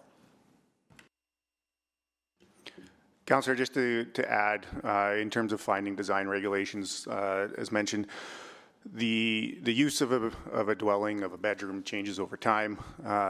Prior to ZBR or zoning bylaw renewal, the indication of a lodging house was typically actually a number of bedrooms that don't have en suites or bathrooms. It wasn't just a number of sleeping units attached to a common area that had common kitchen facilities as well as bedrooms. So that use of space changes over time, so finding any definition and defining any definition, as mentioned, would likely be overcome through creativity, which is why we're focusing on that operational side. And could I just jump in quickly? Sorry, Councillor Clark. I think the other thing too is it's a suite of changes, and taken together, we actually anticipate that the number of bedroom counts will naturally go down. And we didn't want to start to limit bedroom counts because we also have been advocating for higher bedroom counts for family housing. But to some of the examples presented by our speakers, where you have 5 or 6 smaller bedroom units, those may naturally go away, that type of style of development, with these changes, because you won't be able to individually rent them out on an individual lease. And just to be clear, like, so during inspection, we'll be able to see if there was things that are not going to, this is not complaint driven, we'll be able to actually do that when we do the assessment. So we do have a list of properties which we actually are going to go out and proactively inspect. We do have to give notice about when we're coming out, and we do see that when people are operating an illegal lodging house that they remove some of those things. They remove the locks on the doors, they remove the individual numbers on the doors. So it won't solve everything, but we're looking for more enforcement tools. It will help us, but it won't necessarily be a slam dunk. Great, thank you. I'll yield the rest of my time. I'll go for another round. Okay, sounds good. Councillor Jans? I'll put the recommendation on the floor, if that's helpful. May I? Yep. So I'll look to the clerk exactly how that needs to be worded. I think it's the three that Urban Planning Committee recommend to City Council, that one? Yep. Do I need to read it out, or can I?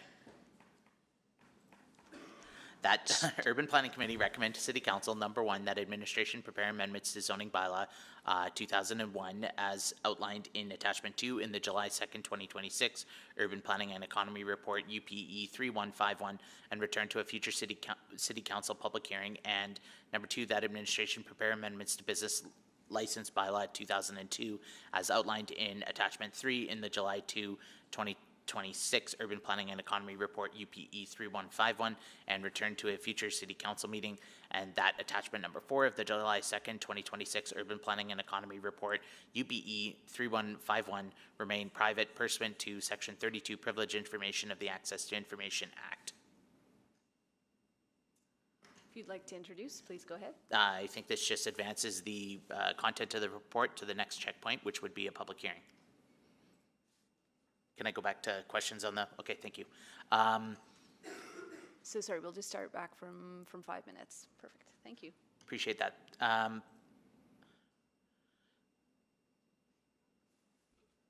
So have we ran these against the recent SDAB rulings and some of the areas of lack of clarification? And would these amendments here help give clarity to some of the community concerns or development concerns? Yes, yes, and yes. I think they're in terms of looking at clarity, outright prohibiting lodging houses in the row housing form provides crystal clear clarity in terms of what expectations are, and if approved, what council's expectations are in terms of what can be built. Around the community concerns, I think there's a number of initiatives in there that include that, including the changes to the business licensing around not allowing lodging houses to be operated as short-term rentals, as well as the minimum rental length required in there. In terms of SAB, it goes back again to that definition of lodging houses and that design of lodging houses where it is a residential use and it's viewed morally as a operational concern. So again, looking at how the number of units are provided as well as the types of units may not be indicative of the type of use, which is where our enforcement lies in terms of that operational concern. So if I want to build a lodging house and I'm across the street from Nate, I now have to go, if I have an RS property, I now need to go for rezoning to get that into a different, no? Am I? Sorry, no, because there are still, sorry, if you're in a row house, can you read? If I just have an RS zone property, can I build a lodging house on it? Yes. But I'll just add in certain forms with these proposed regulations, it would be in a single family home or a semi-detached, not in a row house or multi-unit housing form type of lodging house with the proposed amendments. Which would restrict so it wouldn't be in a row house form, it would be in just a...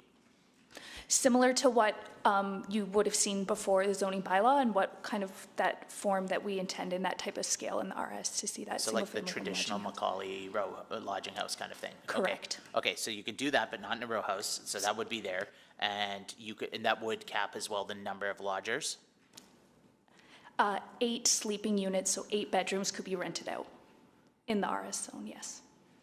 So it would effectively cut by, what, a third? Cut down to a third? Because right now you could do up to 24, is that right? No, right now we have that you could have 8 sleeping units rented in the RS right now, but it could be in a row house form or multi-unit form or any form. So if somebody wants to build a row house across the street from Nate now, and they want to serve 24 students, they would need to come forward for a rezoning to go to a higher zone? If they want to serve students in individually rented bedrooms, correct. If they want to do whole unit rentals, they could do that in that form in a row house. Right. So no more row houses in the RS and RSF flex zone in a townhouse style product, but you could do it in a. So Councillor, just for clarity, in the RS zone, you can do a lodging house in a single or detached dwelling configuration, semis.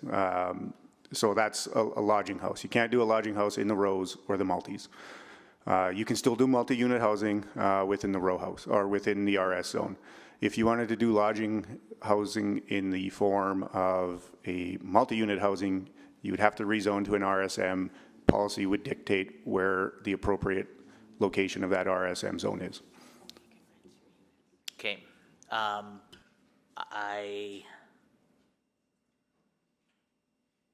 come back for another round.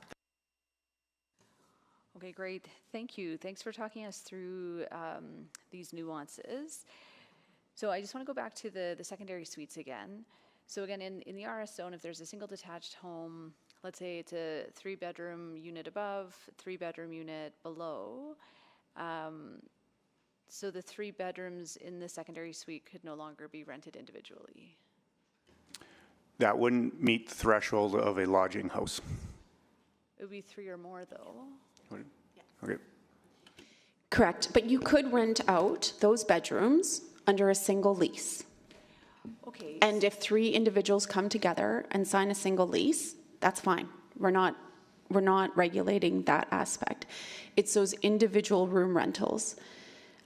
So again, I'm just not understanding why the secondary suite, because the ones upstairs could be rented individually, individual bedrooms. And again, code says that you would need to have, if you're doing a lodging house, a proprietor living on site, and that you would have to have a higher level of safety codes if the proprietor is not living on site. And we don't know if the proprietor is living on site in that case. But secondary suites have a lesser safety code standard than traditional dwelling units. Yeah, I mean, they have the same as a single detached home. They don't. Okay, could you tell me a bit more about that? They don't have as many requirements for the aspects that make a unit a unit. They have a slightly lesser code requirement.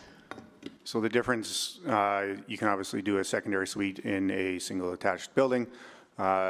It is different than the multi-unit requirements in terms of the fire separation and the burn time. For sure. I think it's just coming down. I'm not understanding why 3 bedrooms rented separately in a basement pose a greater building code risk than one rented together. So we'll just look to the team to clarify the secondary suite and the lodging house definition.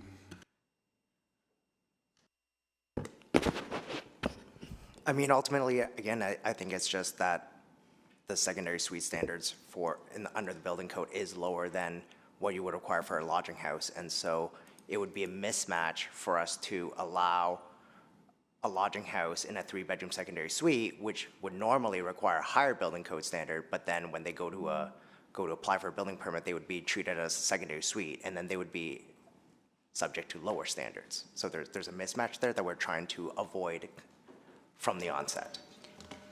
Okay, I think I'm following. So if this scenario in terms of a single detached home with a 3-bedroom lodging house above and a 3-bedroom lodging house below, if we know it's a lodging house, even though there's only 3 sleeping units, not over 8, because again, I'm sorry, just going back to, I thought that the building code requirements don't trigger until it's 8 or more.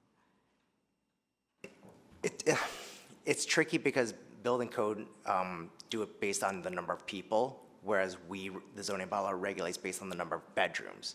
And so there's a slight misalignment there because we typically don't regulate people.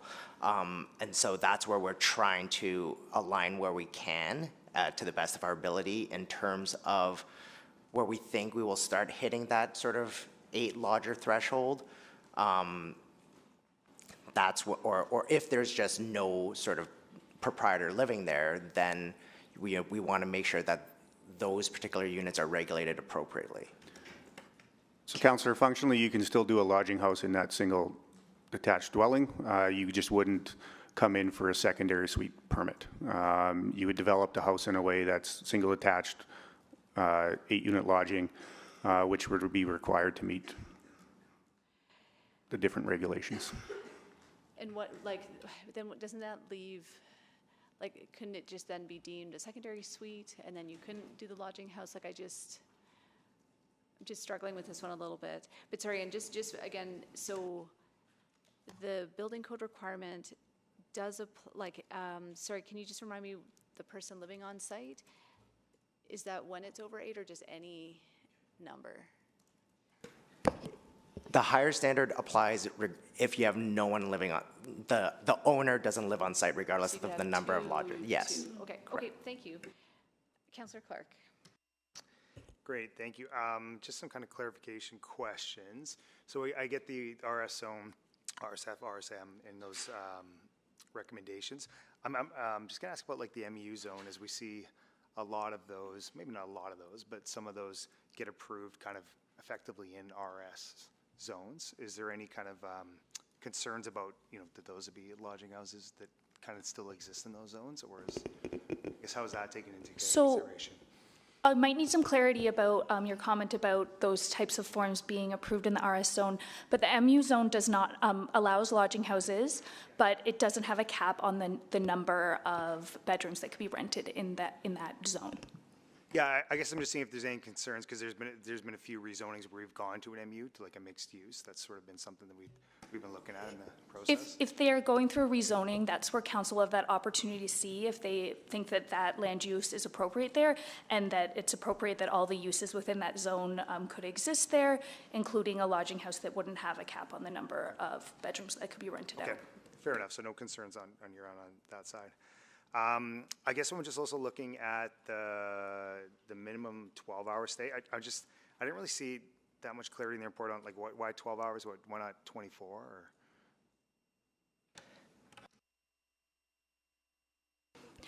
Or? When we all go and often rent in a stay, we often are checking in at 3 p.m. and checking out by 11 a.m. So there wanted to be a consideration that there needed to be that kind of buffer time within it. Yeah, okay, so for kind of that half day. Yeah, and that people might not always be staying for a full 24 hours. Yeah, fair enough. I just wanted clarification on that.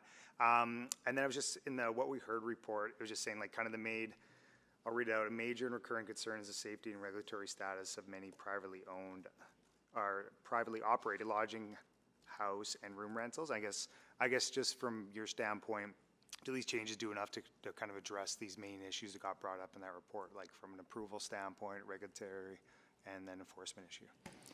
Yes, we're hoping that, as many people have mentioned, the combination of looking both at the zoning bylaw and the business licensing will work together and provide us the tools to do better enforcement, as well as our proactive approach that we're aiming to take with these kinds of developments.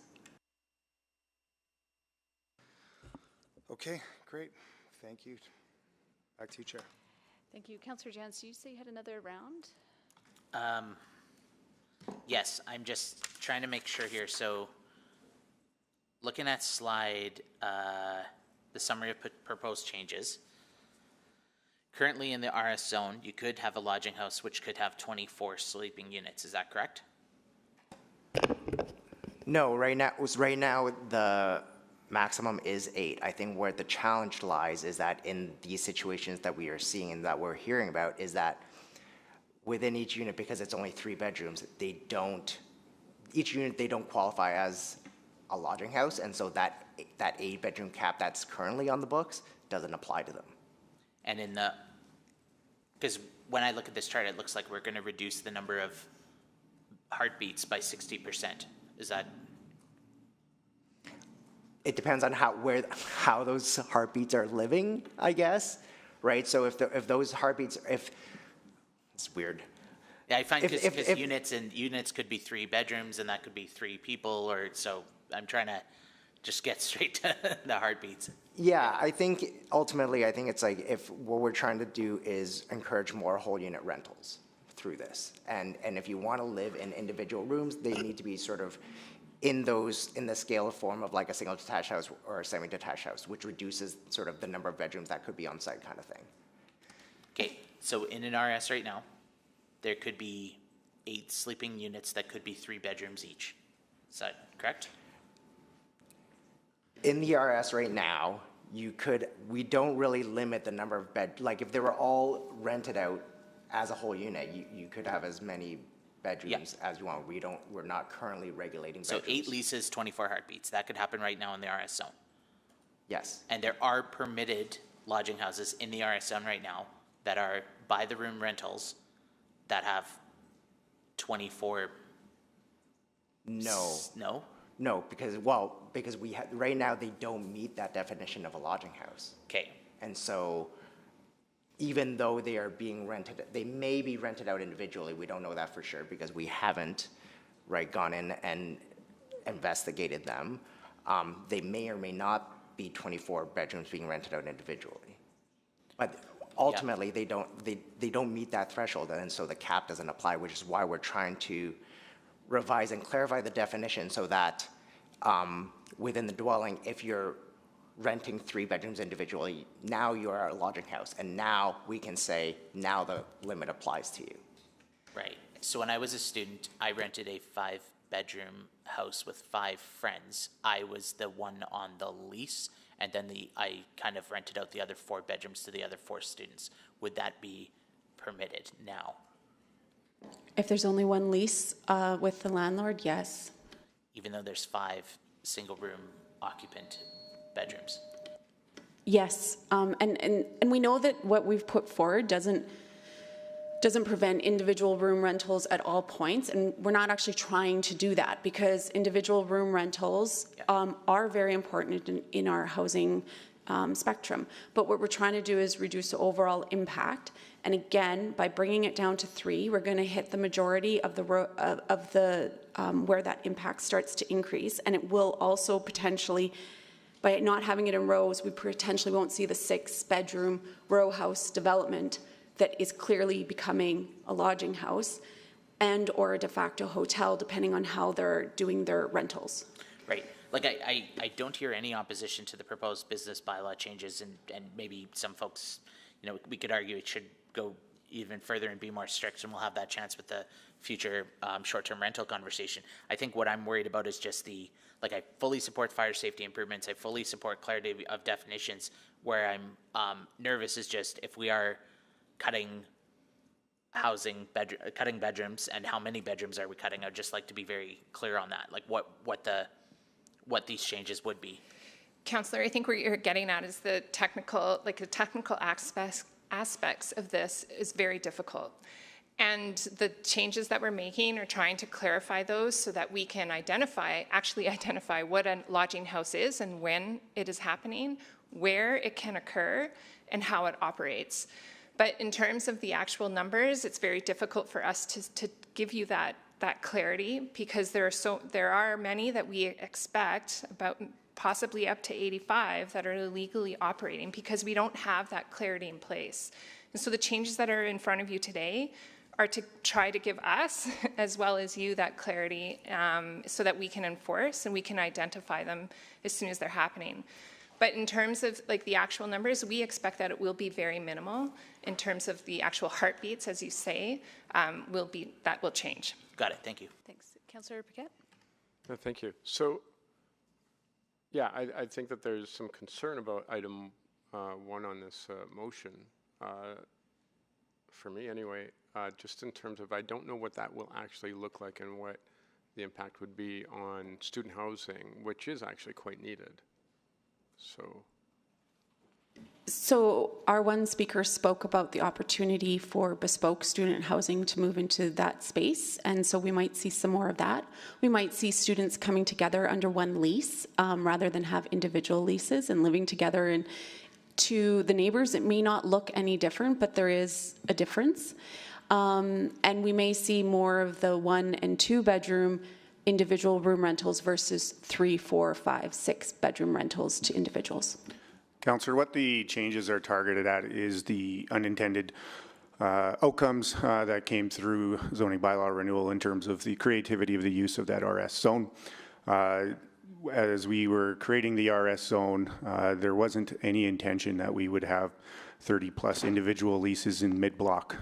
So that impact wasn't accounted for in any of the conversations in terms of that approval of that zone and moving that forward. So this is really about right-sizing where and when lodging houses can occur, where and when those types of units can be provided. It's not banning them outright across the city.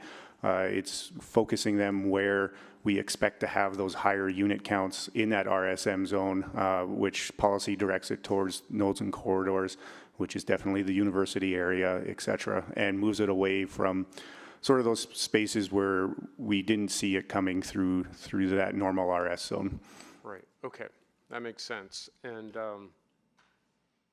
I would assume that if you're working on that and you know it's coming to public hearing and to council, that there would be room for input along the way. You'll be talking to industry, you'll be talking to community, that sort of thing. So the regulations before you today, if this motion were to move forward, would be the regulations that would come forward to public hearing and council. Yeah. Okay. And then just maybe walk me through this little question I have. We've got this issue, and then we've got the short-term rental issue.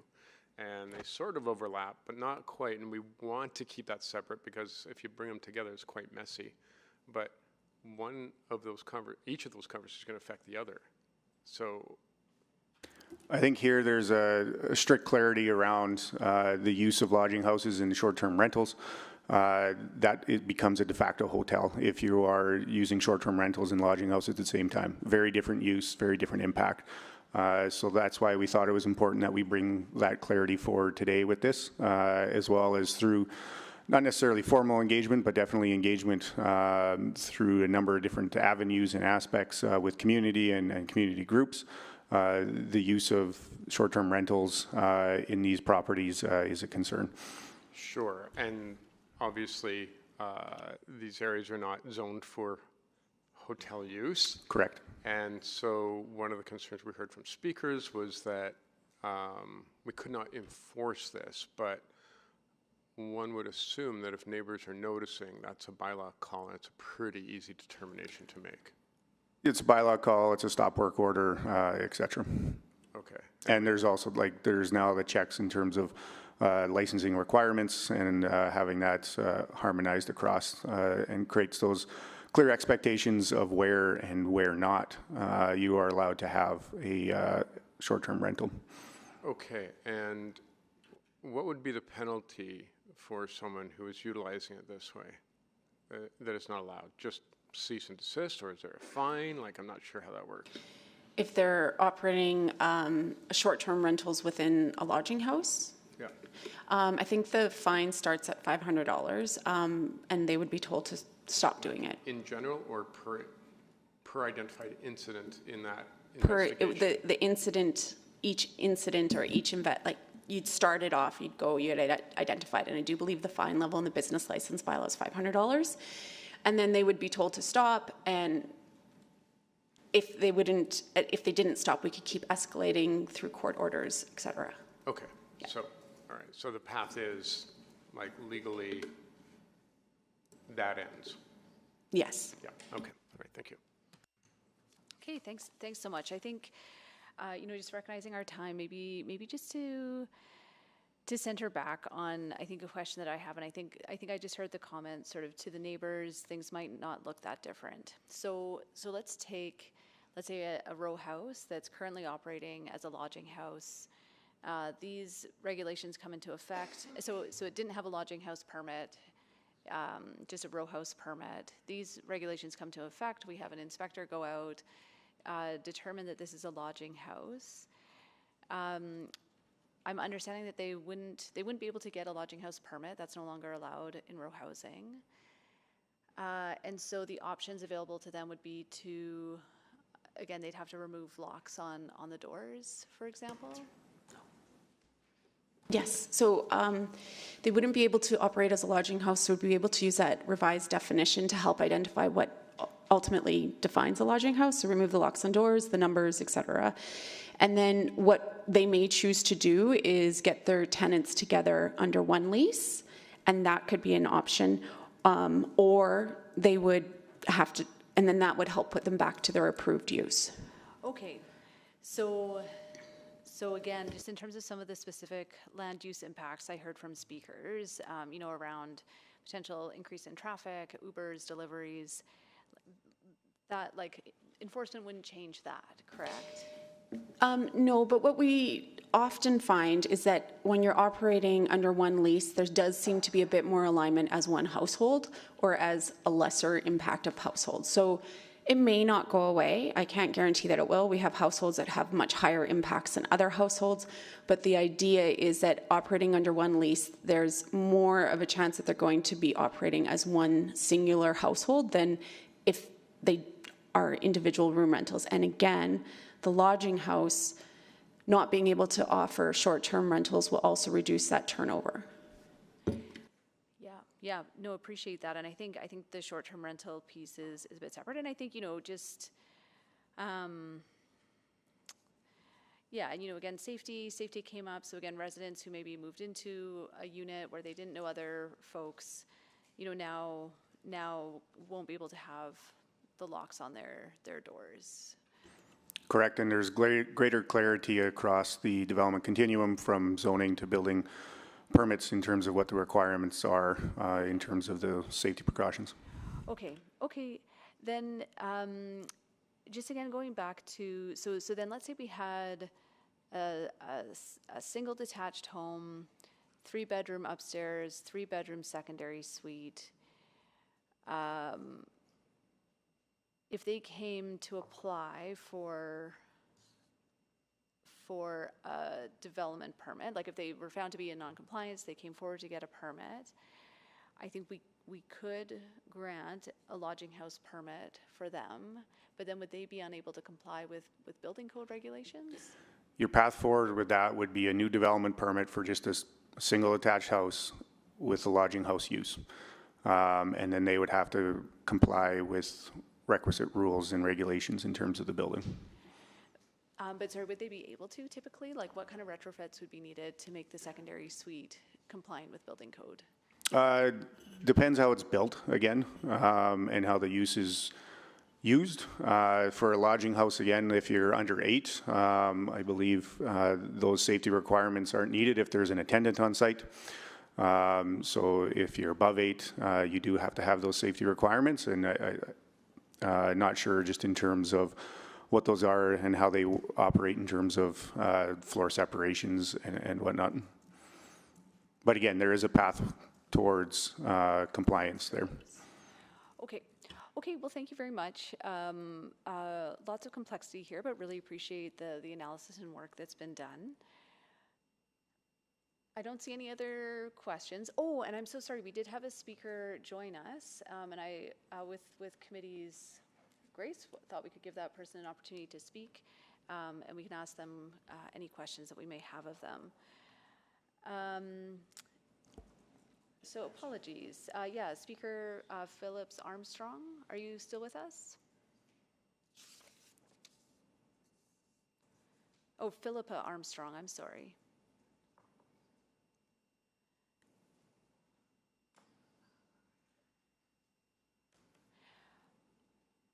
Did she leave the meeting? She's here. I apologize. She's having audio issues. We can't hear you. Okay, well, perhaps we'll just give a moment to see if Speaker Armstrong can click on.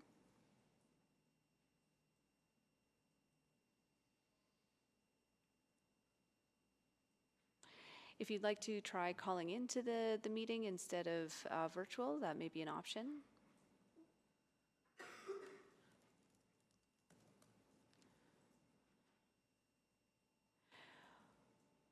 Okay, well, I am sorry to miss this opportunity to hear from you. We just do need to be mindful of time and other speakers for our next item.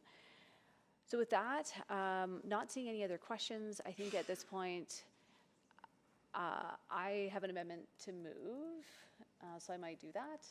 So I'll move to strike point 1 from this motion.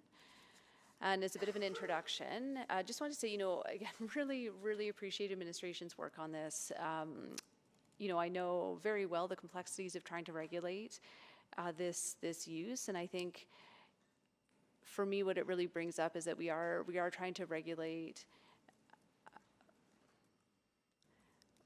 something that is not well suited to land use regulations and some of the inherent challenges in that. I think that generally the perspectives put forward or the recommendations made by administration, I can follow the logic. I can see what the intent is. I think I have discomfort with the outcomes. So on the one hand, I do not believe that we'll see a significant change for neighbors who currently have concerns. As we've heard, it effectively comes down to, in many ways, and not to oversimplify, but if people have locks on their bedroom doors or not. And I don't think that truly responds to what I heard in terms of potential for more vehicle traffic or more delivery traffic. And if I would be open to accepting that change, modest if it provided some measure of comfort to community.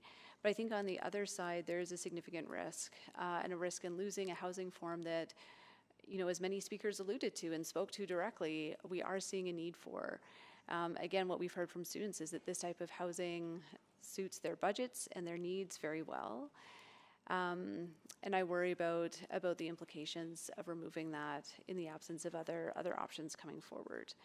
So I do really like the short-term rental. I think that's very reasonable, and I think there's a much broader debate to have on short-term rentals. So I would like to keep moving forward with those business license bylaw changes, but I'm not comfortable with the zoning bylaw changes at this time. Thank you. So any questions or debate? Councillor Jans? Thank you. If I can ask administration, so if we remove item 1, that wouldn't offer some of the definitional clarity and some of the issues with SDAB and the other pieces that we've been seeking. Is that fair? Correct. Is there if we do pass the package today, it would come to a future public hearing where we could interrogate some of the other concerns of the mover a little more closely, right? Like about what the unit counts and enforceability and those other pieces. Is that also fair? So if we remove the zoning changes, then obviously will be no further discussion on any of the zoning changes at public hearing. Again, you'll have another chance to debate the amendments on the floor as a whole.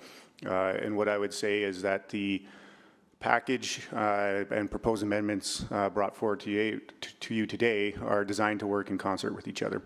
The concerns raised by community and the impacts seen through whether it's the illegal use of lodging houses or the perceived use of lodging houses is cleaned up through the zoning amendments. May I also jump in?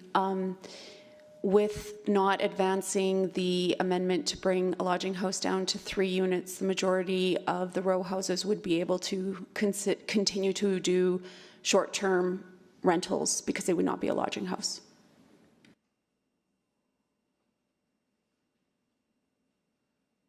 Okay. We are also talking about lodging houses later this year, and we had asked administration to bring forward direction to not allow short-term rentals unless the proprietor is on the site. So that we do have. We may be banning short-term rentals if the owner's not on site anyway. We do have short-term rentals coming forward, but at this moment, we don't have those regulations prepared, and we don't have those regulations approved. And that's coming in the fall? I think it's been bumped to early next year. Okay. However, okay, yeah, I guess I hear the mover's concern. I would prefer to advance all of this to public. Okay, I won't speak to it unless you want. I'll just speak to it now quickly. I'd prefer to. Is there, okay, yeah, good point. Is there a way that we could advance all of this to public hearing and have more time to refine your concerns about the use? Because I think I hear you saying you're okay with a lodging house and a row house, but I also hear you saying that you don't want it to be a short-term rental. Yes, I think that's a really fair point and a great point that the 3-bedroom units would not be lodging houses, so they could keep operating on a short-term rental perspective. So I am hearing from other colleagues that there's desire more broadly on council, so perhaps at this point I'd recommend requisition, and I will say the word requisition. Requisition. Wonderful. Well, thank you. We will continue this conversation at council, I believe, next week. That's correct? That's correct. Okay. Great. Well, thank you all. Thanks, and certainly opportunity to dig into some of these points further then. So thank you so much. Thanks to the delegation. Thanks to speakers. So again, just for speakers, what this means is that committee is not making a decision or a recommendation to council. It will go sort of as is to council for a debate next week. Great. Thank you all again. Okay, we have about 18 minutes before our lunch break. Would that give administration time? I think we could start our presentation on item 7.2 and perhaps hear from a few speakers before our break. So I'll invite the delegation for 7.2 up to the podium. Thank you.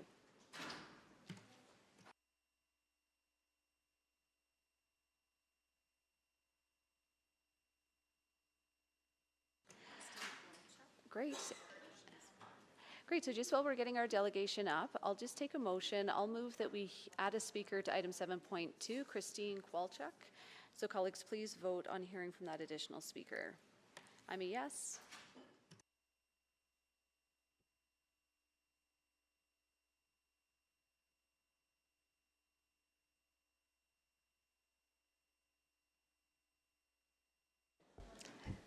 Thank you, Councillor Stevenson.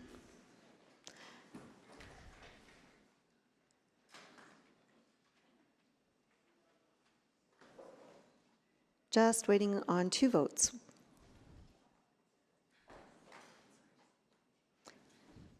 Thank you. We have all the votes. Please display the vote. And that's carried. Okay, thank you. Over to administration. Good morning, members of committee. We are here today to provide an overview of Indigenous engagement requirements for lands within and adjacent to the North Saskatchewan River Valley and Ravine System. As well, we will describe the future work to refine approaches to Indigenous involvement in River Valley projects and plans in collaboration with memoranda partners and individual nations and communities. My name is Faida Hassan, and I'm the Director of Urban Growth and Open Space. And with me today is Agnieszka Kotoska, Senior Planner with Planning and Environment Services. Next slide, please. This report responds to a motion passed by City Council on September 17, 2025, requesting further information regarding legal requirements for Indigenous engagement on city-owned and privately owned lands within and adjacent to the North Saskatchewan River Valley. The motion also requested recommendations related to potential changes to city plans and policies to ensure consistency and alignment for adequate Indigenous engagement as it relates to the River Valley. Next slide, please. With respect to Council's request for information on legal requirements for Indigenous engagement, both the federal and provincial levels of government are the Crown and therefore subject to Section 35 requirements of the Canadian Constitution. The courts have confirmed that municipalities are not considered the Crown for the purposes of Section 35 consultation requirements. As such, there's no legal requirements for the City of Edmonton to complete consultation on city or privately owned land, whether in or outside the North Saskatchewan River Valley and Ravine System. In some cases, the provincial or federal crown may delegate the duty to consult to the city to specific regulatory requirements, to meet specific regulatory requirements. These instances are relatively rare and arise from the Crown's duty to consult.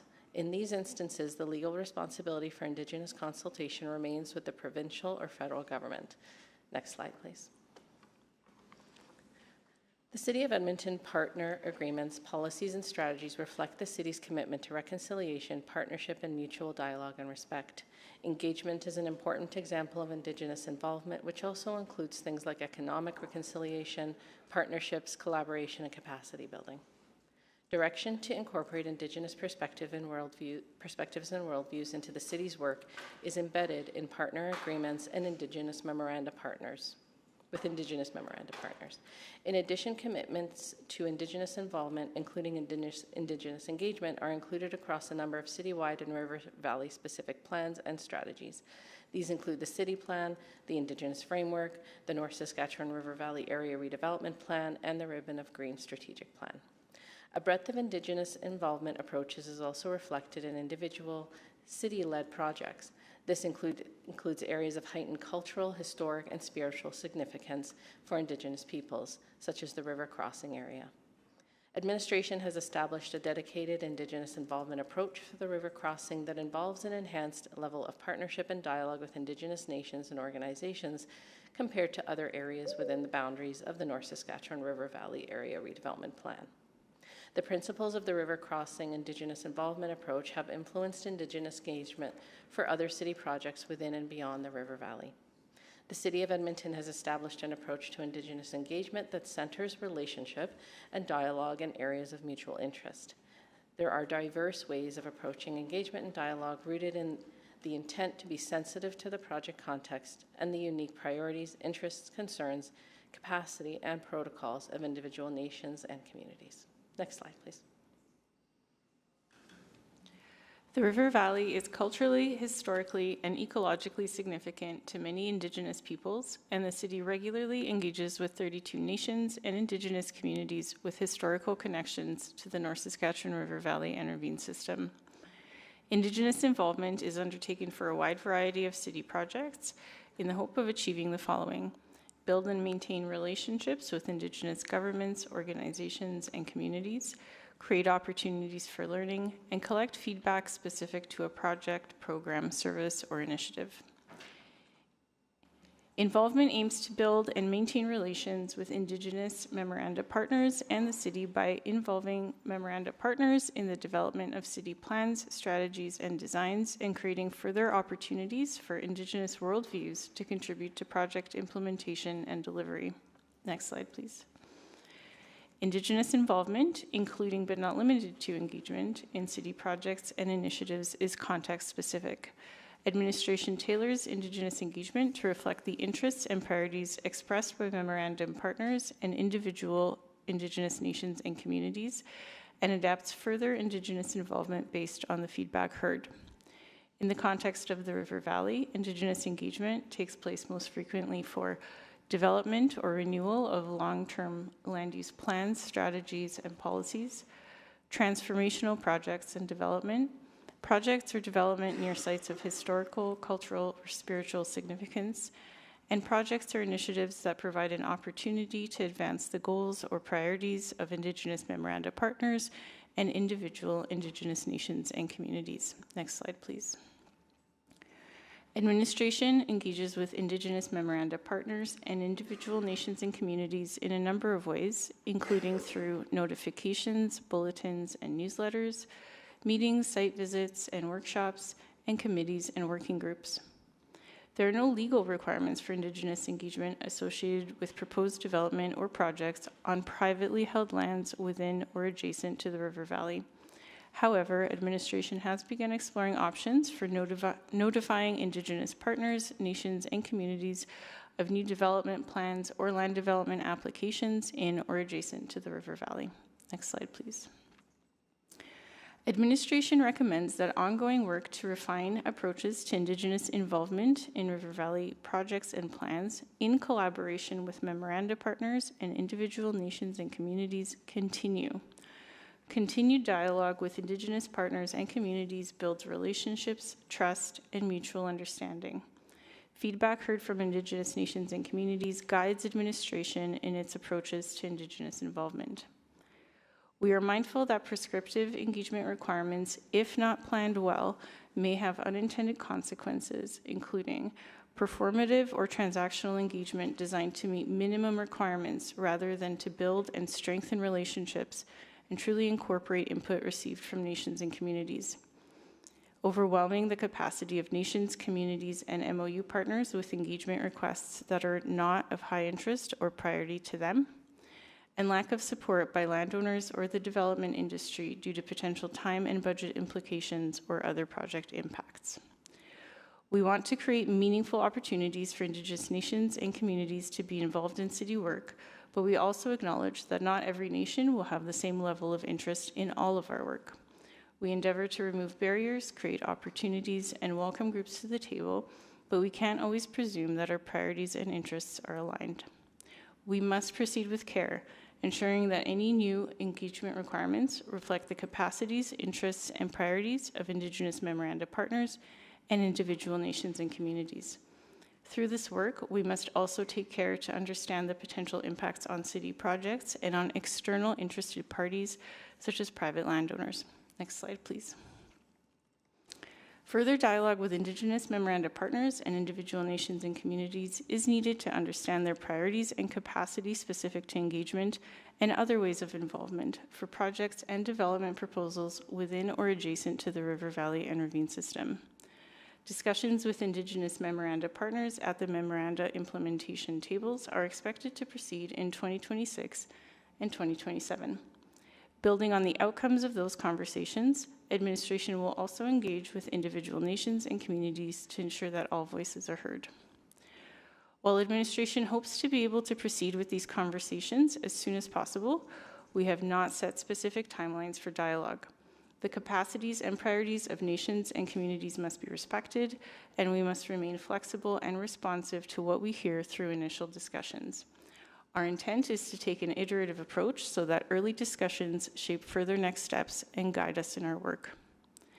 In addition to engaging with Indigenous partners and communities, internal and interested party engagement will also be a part of the work ahead. We must take time to evaluate how any new Indigenous engagement requirements may impact the city itself, as well as external parties who may be impacted. Based on the outcomes of additional planning analyses and dialogue, administration will develop further recommendations for Indigenous engagement guidelines or requirements applicable to the River Valley. As part of these analyses, options for policy or plan updates to reflect any new guidelines will be explored. We anticipate returning to City Council with updates as this work progresses. Next slide, please. Thank you. We would be pleased to answer any questions you may have. And we will now pass it over to Jesse Inkpen with Legal Services for legal advice specific to our discussion today. Thank you, Agnieszka.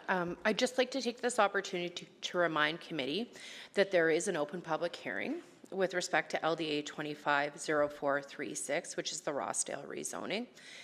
The report before you discusses Indigenous engagement within the area of application of the North Saskatchewan River Valley ARP as a whole, and such broad discussions are permissible as they are policy discussions. This meeting today is a committee meeting with public speakers and is not a public hearing, and any discussion regarding the Rossdale rezoning must occur at the July 6th public hearing. Okay, well, thank you very much. I am mindful that we have time for potentially one speaker, but my preference would be that we hear from everyone after the lunch break, just so that we have all those voices together and we don't lose questions. Can I ask a clarifying question of legal? Sure, please, yeah, take a moment. Because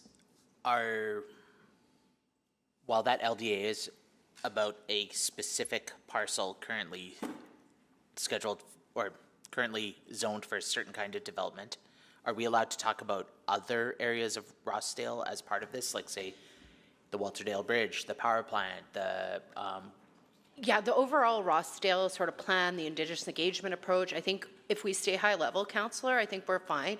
I think where we'll find trouble is where we start to get into those specific parcels, that specific rezoning. Just think if you would want to ask that question at public hearing about that item, it's probably a better question for a public hearing than it is today.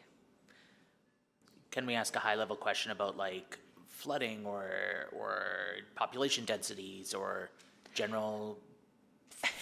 I think I think those questions are better to be had at the public hearing. This is about Indigenous engagement overall, right, and not about a specific project in the area. My strong preference would be that those sorts of land use type discussions happen at that July 6th public hearing. But if we do veer into those territories, I think, you know, we can have some further discussion about that. You know, if we do have some discussion about flooding, those sorts of things, I would expect we would have a similar discussion at the public hearing as well. Got it. So if I have general questions that would apply equally to any part of the River Valley, those are fair game? Yes, sir. Yeah. Okay, that's helpful. Well, now you've raised a question for me. So just in terms of process questions that might relate to a specific rezoning, where do those fall in the spectrum in terms of? So I think Councillor Stevenson, it's important to think about it. If you want to know the answer to that question in relation to the July 6th public hearing, it's probably better to have that question at the July 6th public hearing. It's hard to put a very fine point on it for you folks, and I apologize. It's not one of those things. Yeah. And that's sort of the dividing line that I think is probably your best guiding light here. Now, of course, when in doubt, I'm sitting here. You can always reach out to me with those questions, but I think try to think, hey, if I wanted to know this in relation to the Rossdale rezoning, then it is best to have that discussion on July 6th. But broad questions Around, you know, engagement for a policy document may look different than engagement for a rezoning. Correct. Okay. Yeah, and I get it. It's hard to slice and dice this one with a lot of precision, and that's why I'm here today as well. Okay, okay, great. Thank you so much. So we now definitely don't have time for speakers, so we will come back at 1:30. We're on recess until then. Thank you very much to everyone who's stuck with us for the morning. Oh.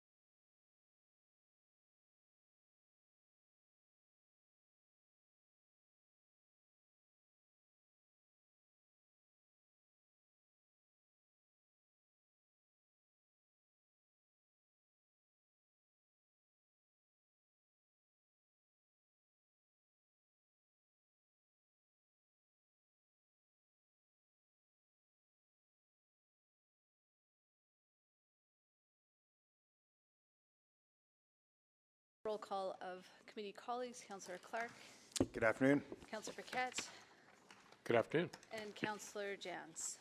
Good afternoon. Thank you. We're also joined in River Valley Room by Councillor Wright. Good afternoon. Good afternoon. And we also Councillor Rutherford. Afternoon. Joining us online. Thank you all very much for being here. So as mentioned, we're going to move now to public speakers on item 7.2. For those of you in the room, you've seen the speaker's podium is there. And again, just to go through our expectations, we are really looking forward to hearing from each of you, and I hope that we'll have the opportunity to do that. It's very important when we're listening to others, even if we agree strongly with the message they're making or we disagree strongly with the message they're making, we don't cheer or clap or make any sort of visible sound like that. That helps ensure that everyone can feel safe and comfortable sharing their perspectives, recognizing that we have a diversity of them in our city.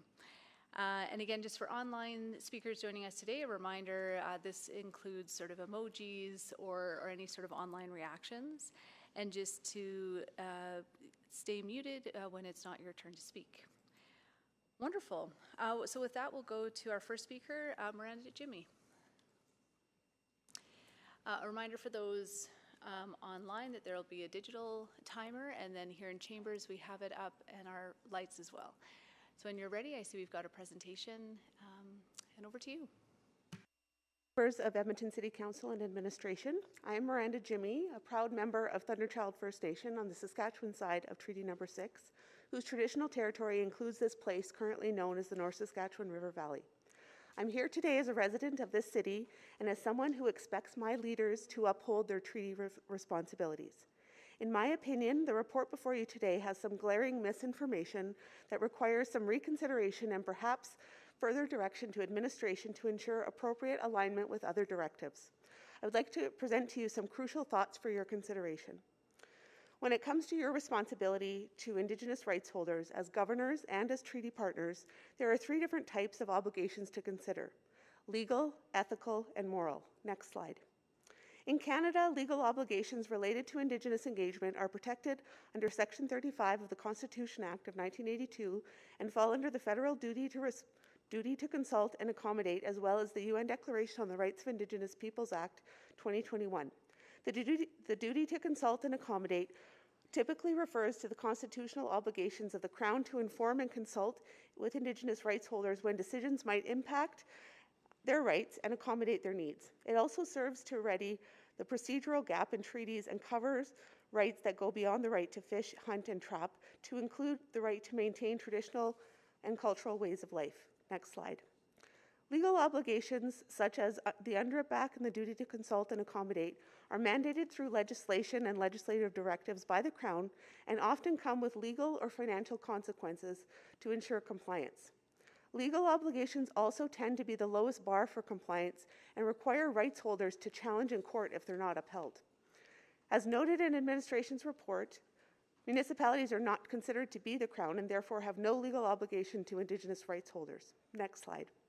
Beyond legal obligations are ethical ones: the legislation, guidelines, policies, and procedures that govern a profession, or in your case, an office. As elected officials, you have taken an oath or affirmation to diligently, faithfully, and to the best of your ability fulfill your duties for which you have been elected. And before recent changes, you also agreed to adhere to a code of conduct. These agreements are your ethical obligations and the standards for which elected officials are held accountable to. For me, fulfilling your ethical duties should also include applying the knowledge that you gain through your term from knowledge holders, community leaders, and subject matter experts to better support decision-making on behalf of current and future residents. Ethical obligations challenge you to work in ways that ensure higher standards for due diligence are applied to your decision-making powers. They are the expectations in which you can be held accountable to and can come with professional consequences. In the case of Indigenous engagement, your ethical obligations are grounded in your ability as a governor to uphold the existing agreements that have been made, like the MOUs that have been signed between the City, the Confederacy of Treaty 6, the Métis Nation of Alberta, and Enoch Cree Nation. Void of all legal requirements for municipalities to adhere to the duty to consult and accommodate, You must ask yourself, are you diligently, faithfully, and to the best of your ability fulfilling the principles and values that these signed agreements? Next slide. Lastly, I want you to consider your moral obligations. These go beyond the requirements you must adhere to under the law or those you are professionally accountable to, but are the personal standards you hold yourself accountable to. Individually, these may vary and have no external standards. Only you know if you are meeting your moral obligations as a treaty person. As a beneficiary of the treaty and as a future ancestor whose decisions will impact this land and its peoples for generations to come, what are your moral obligations to the treaty and the treaty relationship? Your direction to administration should not be based solely on legal obligations, but should also consider your ethical responsibilities to uphold agreements in place and be a living example of your moral obligations to yourselves and others. In closing, I want to illustrate for you what this might look like in the context of Indigenous engagement within the North Saskatchewan Area Redevelopment Plan. Next slide. Consultation is only required by other orders of government. Next slide. Engagement comes from an interest to inform and hear from impacted rights holders without a requirement to accommodate any of their feedback. Next slide. Relationships, which is what I understand the Indigenous MOUs to be, are based in reciprocity. Next slide. Free, prior, informed consent is the foundation of the United Nations Declaration on the Rights of Indigenous People and is commitment number 1 in the City of Edmonton's Indigenous Framework. Next slide. The City of Edmonton does not require input from Indigenous rights holders in how you will meet your legal, ethical, or moral obligations. You must decide for yourself what these are and how you intend to uphold them as treaty partners, despite any budgetary or timeline constraints. I welcome any follow-up questions and can provide specific examples where inconsistency has created confusion and distrust. All my relations. Thank you. Our next speaker is Kyle Scholey, joining us remotely.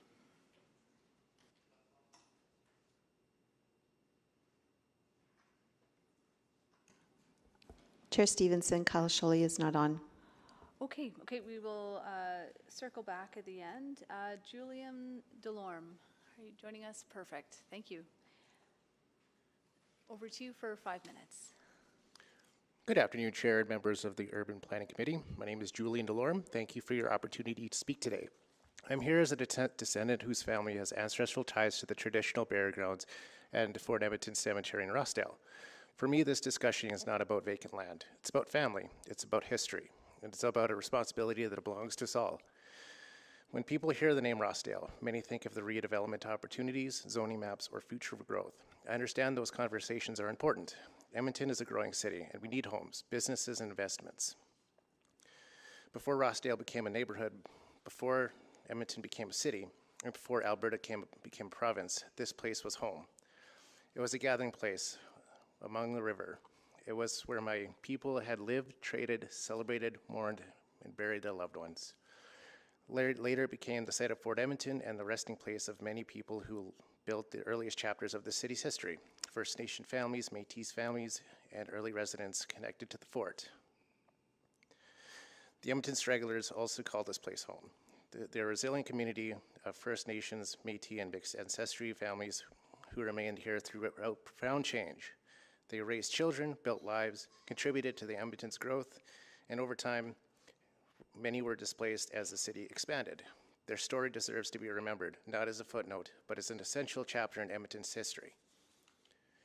This is why Rossdale matters. It is not only an Indigenous site, it is not only a Métis site, it is one of the places where Edmonton itself was born. Today, this committee is discussing Indigenous engagement. I appreciate that. But I'd like to ask that we think about what meaningful engagement really means. Meaningful engagement is not only simply informing people that a decision has already been made. It means allowing people's voices to influence the outcome before decisions become difficult to change. The City of Edmonton has spoken often about reconciliation. The Truth and Reconciliation Commission challenged governments and institutions to move beyond symbolic gestures and build relationships based on respect. The United Nations Declaration on the Rights of Indigenous Peoples recognizes the importance of protecting places of cultural and spiritual significance. Those principles matter most when they require us to make difficult choices. Rossdale is one of those choices. As someone whose ancestors are connected to this place, I am not asking the city to stop growing. I am asking the city to grow with wisdom. There are many places where Edmonton can build new neighborhoods. There is only one Rossdale. There is only one place with the stories of First Nation, Métis families, and Edmonton stragglers, and the people of the Fort Edmonton all come together. If reconciliation is to mean anything, it must include protecting places that cannot be recreated once they are lost. I ask this committee to ensure that engagement is more than a process. Let it become a promise that when descendants, elders, Indigenous nations, Métis families, historians, and community members speak about the sacredness of a place, their voices generally shape the decisions that follow. One day, future generations will ask what Edmonton chose to do when faced with this moment. I hope we can tell them that this city listened, that they chose respect over expectancy, that it understood some places are too important to compromise. Thank you for your time, and thank you for listening. Thank you very much. Next is Gerald Delorme.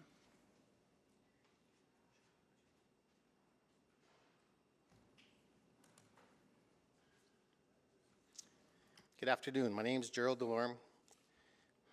Councillors, administration, thank you for giving me this opportunity to speak.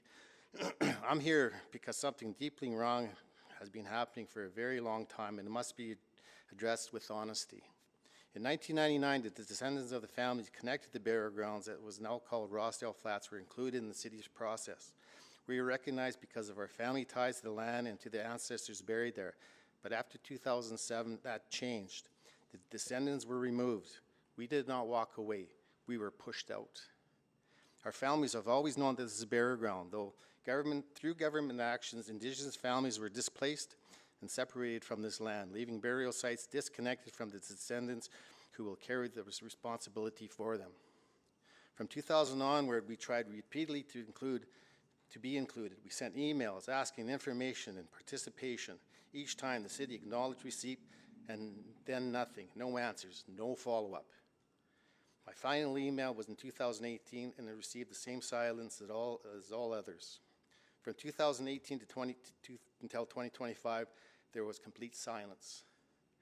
Only after I called 311 and filed a complaint did anybody respond, and even then, no meaningful information was provided. During all those years, the city continued a major planning process, touched the water, river crossing, and others, without including the descendants connected to the burial ground. In 2011, I brought a human rights complaint against the because of the descendants and had been excluded from decisions affecting our own ancestors. The decision recognized my standing and encouraged the city, myself, and others to work to develop a protocol for respectful handling of historical burial remains. That protocol was never created. The exclusion continued. For me, this is personal. I'm a 60 scoop survivor. I grew up separated from my culture, my language, and from the ancestors that we're speaking about today. I was also a city employee for decades. In 2012, I returned my 25-year service plaque because I could no longer remain part of a system that refused to listen to descendants. A year later, after I returned my 30-year plaque because of unanswered emails. The land we discussed is not a small archaeological site. It's a burial landscape, much larger than the portion the city has formally recognized. Human remains have been repeatedly encountered whenever the ground is disturbed. A grave site is not a development site. It's a sacred place that requires dignity and protection. A community is judged by how it treats those who can no longer speak for themselves. Today, the ancestors buried at Rossdale Flats need us to speak for them. This issue is the heart of consultation, or rather, lack of it. For years, descendants were acknowledged, but not included. Emails were received, but never answered. Decisions were made and plans advanced without people who hold deep connection to this burial ground. This is not consultation. That is exclusion, and it must end. So I'm asking council to make a clear and necessary change. Formally recognize descendants as a distinct group who must be included in every city process involving ancestral burial sites, human remains, and Indigenous cultural heritage. Consultation must begin early, but be meaningful and consistent. This is not only about Rossdale, it's about fixing a system that has been too narrow for too long. The city was told years ago to develop a protocol for historical burial remains. That work has never been done. It's time to complete it with the descendants at the table. It's not a complicated request. It's a matter of respect, responsibility, and truth. Thank you. Thank you. Next is Mark Nixdorf. Hi there.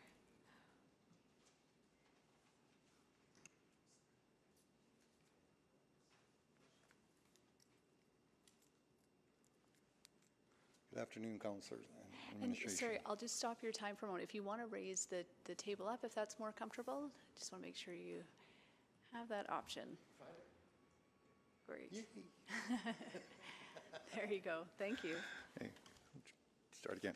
Good afternoon, councillors and administration. Tanse, Asniawasis. My name is Stonechild in Cree. Thank you for the time to listen to my concerns. I was born and raised in Hinton, Alberta. I grew up believing I was Métis, and I have always carried and identified with pride. I've always embraced the culture and the beliefs with my whole heart. Later in life, I chose to take a deeper dive into my ancestry. To my astonishment, through my paternal family line, I discovered I had strong ties to the Edmonton area that changed my life. It gave me a deeper sense of who I am, where I come from, and why this land matters to me so much, deeply so much. I have family connections of Indigenous community in the region, including Edmonton Stragglers, Enoch, Papa Chase, Michelle Ban. Through my research, I identify as an Edmonton Straggler. Who is the Edmonton Straggler? Edmonton Straggler Edmonton Stragglers were part of people formerly known as the Beaver Hills people. A large community, more than 2,000, living in the region. As Canada expanded westward under the Crown, once a strong community was divided up into smaller groups, including Edmonton Stragglers, Enoch, Michelle Band, Papa Chase, Alexander Band. The Edmonton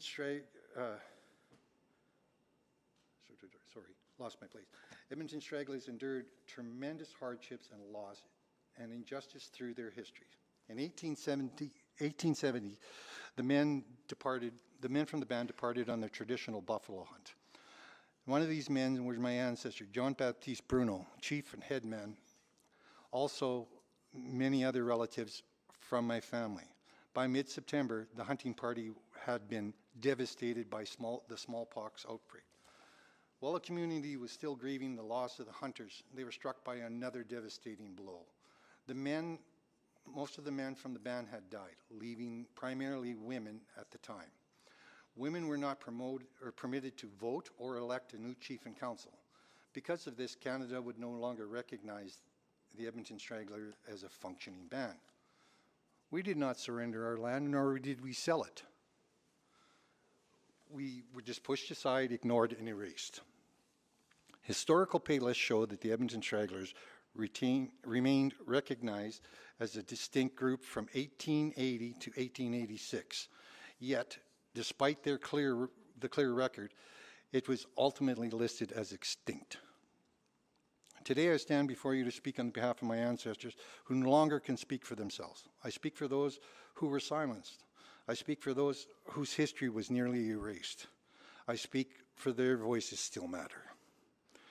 Through my research, I uncovered the deep and enduring connection with the Edmonton area. My great-great-grandfather, Isaac Dagno, was born in Fort Edmonton in 1807.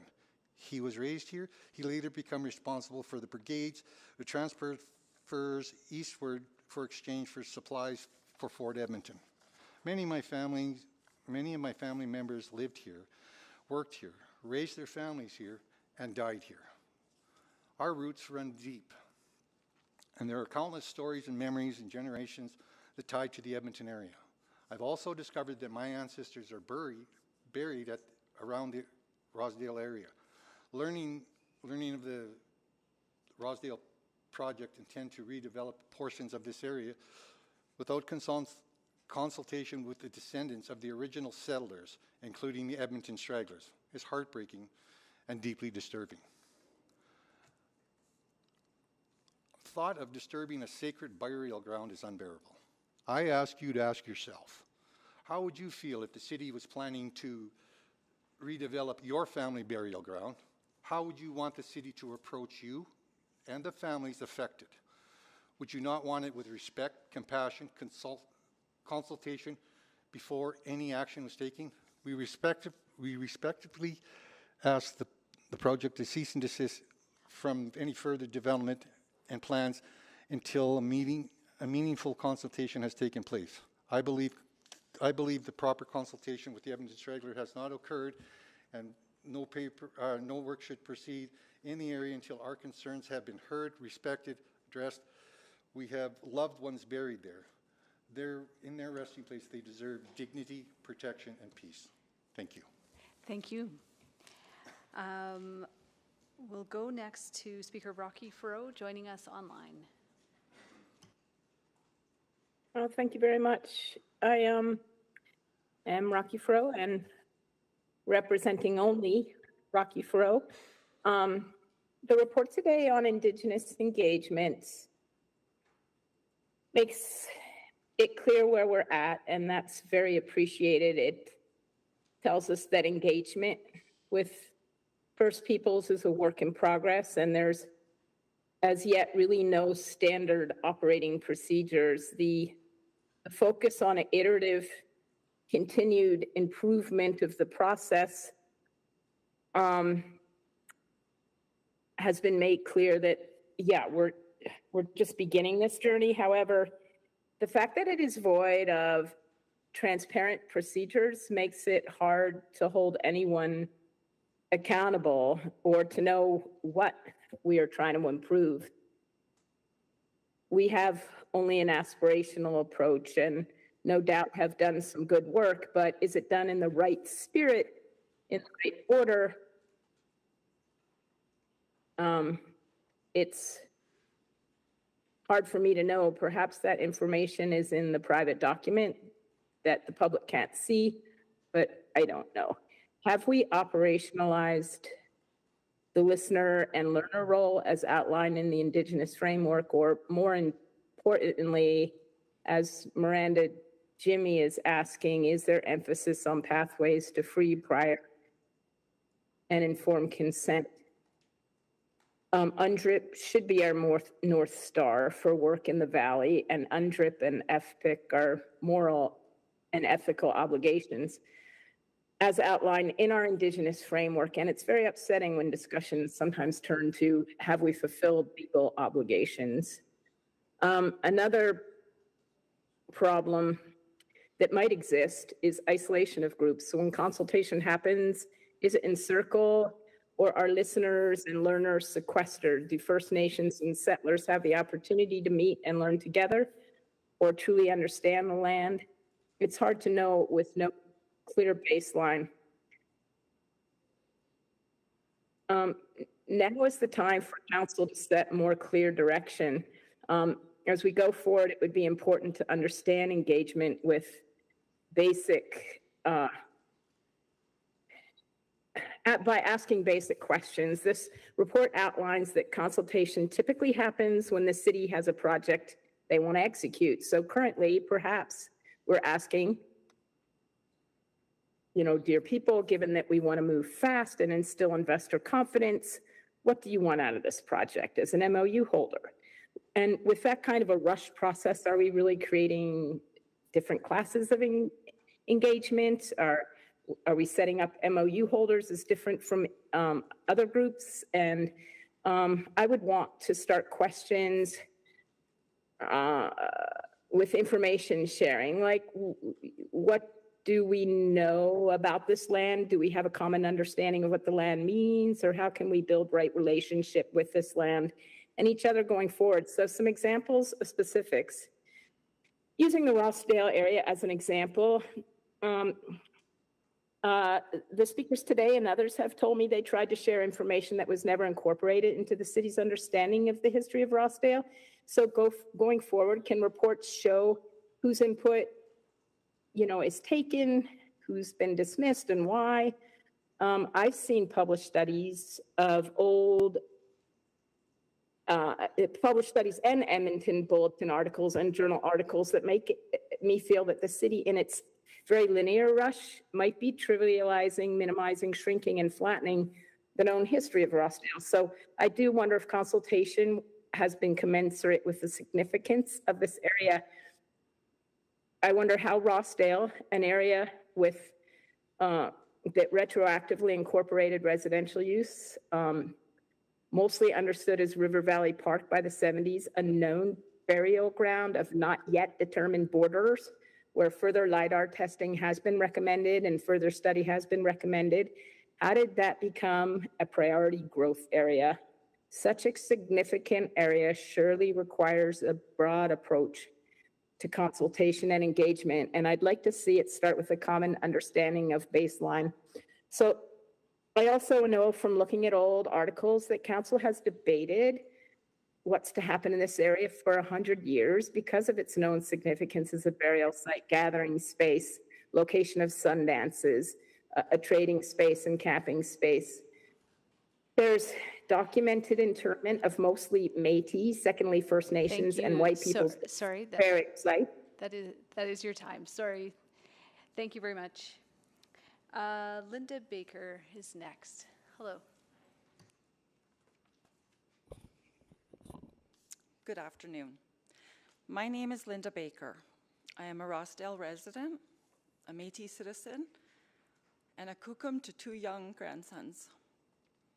I have the privilege of living in a place that has been important to Indigenous peoples for thousands of years, and with that privilege comes a responsibility to speak for its protection. Rossdale is not vacant land waiting to be transformed. It is one of the most historically and culturally significant Indigenous places in Edmonton. Long before this city existed, this was a gathering place, a home, and a transportation corridor for Indigenous peoples. That history still matters today. The question before Council is not simply whether this planning framework allows redevelopment. The question is whether the vision for Rossdale has been shaped by the Indigenous nations and Métis communities whose history is inseparable from this place. I recognize that the city is not legally required to consult Indigenous nations on municipal planning decisions, but the city has committed to something more than the legal minimum.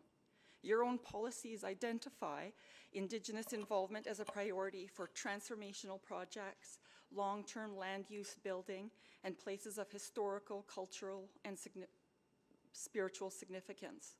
Rossdale meets every one of these criteria.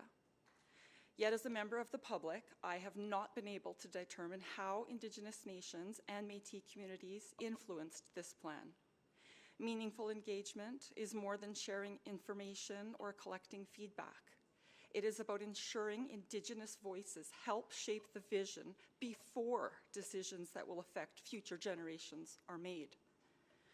Reconciliation asks more of us. It asks us to recognize that places like Rossdale carry cultural meaning that cannot be replaced once it is lost. The planning framework has established a direction for future development. That makes meaningful Indigenous involvement during implementation even more important because the decisions that follow will determine how that vision is realized. My grandsons will never thank us for building taller buildings, but they may one day thank us for protecting a place where history, culture, and the River Valley still speak to future generations. I respectfully ask Council to ensure that the implementation of this planning framework reflects the city's commitment to reconciliation by giving Indigenous nations and Métis communities a meaningful role in shaping the decisions that lie ahead. If reconciliation is to mean anything, it must be reflected in the decisions we make about places like Rossdale. If Indigenous voices do not help determine the future of one of the most significant Indigenous landscapes in our city, then where will they? Thank you. Thank you. Our next speaker is Eric Gormley, I believe joining us remotely.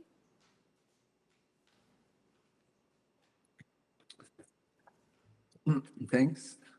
Good afternoon, councillors. The preambles to every report touching on the River Valley mentions how important it is to Indigenous history, culture, and diplomacy. The River Valley is where people have been buried, where Sundance ceremonies have been held. Over time, land becomes sacred. Today's report speaks about Indigenous involvement in decisions about the River Valley as something that will take time and be an iterative process. Maybe an iterative process involving First Nations and River Valley decisions makes sense. In the meantime, the city might show patience before making important decisions on development. Often, however, a part of the River Valley is under the microscope and decisions are wanted right now. Right now, Rossdale is under the microscope. It makes sense to delay important decisions on Rossdale until the iterative process involving First Nations and any decisions has been firmed up. Today's report on page 6 says, opportunities to expand Indigenous involvement in River Valley planning and stewardship beyond standard engagement, such as opportunities for co-development, Indigenous-led programming, establishment of Indigenous advisory committees will also be explored. This could have started 4 years ago. An August 2022 council motion asked administration to outline a potential governance structure that empowers MOU partners to provide direct input into the implementation of river crossing, touch the water, and future developments in Rossdale. This isn't all that much different than today's report about opportunities to expand Indigenous involvement beyond standard engagement, and even beyond MOU partners, as prior speakers have said. But it didn't happen. A June 2023 administration report on this motion states the report does not propose a governance model. Instead, the city's approach was to offer opportunities for engagement and dialogue. A council update in the summer of 2024 briefly summarized some of what we heard. One item is communities feel disconnected from project work. More transparency and clarity of steps is needed. A second item is there is interest in being involved in the implementation of river crossing, including providing input on the use of land. So, council asked city administration to come up with a potential governance model that includes First Nations voices. 10 months later, administration brings back a report saying they have not come up with a model, but will consult. A year later, administration reveals some First Nations say transparency on river crossing project is lacking, and they have a desire to have input on the use of land. Because of this murkiness, in January, I reached out to the Indigenous Relations Office to try to learn more about Indigenous engagement. I asked if I could come in to speak to them. They directed me back to the real estate department, saying this department was in the best position to receive any questions I might have. All this to say, let's not make this an abstract discussion. Sacred places are at risk. City Council recognized this in 2022. The ball was dropped. However, in this report, city administration appears to recognize there is a better path forward. Every city report talks about the significance of Ross Flats in the 10,000-year history of this area. The Taproot podcast, Municipally Speaking, recently referenced this history. The Edmonton Journal, following its own tradition of advocating for River Valley protection, publishes opinion pieces on it.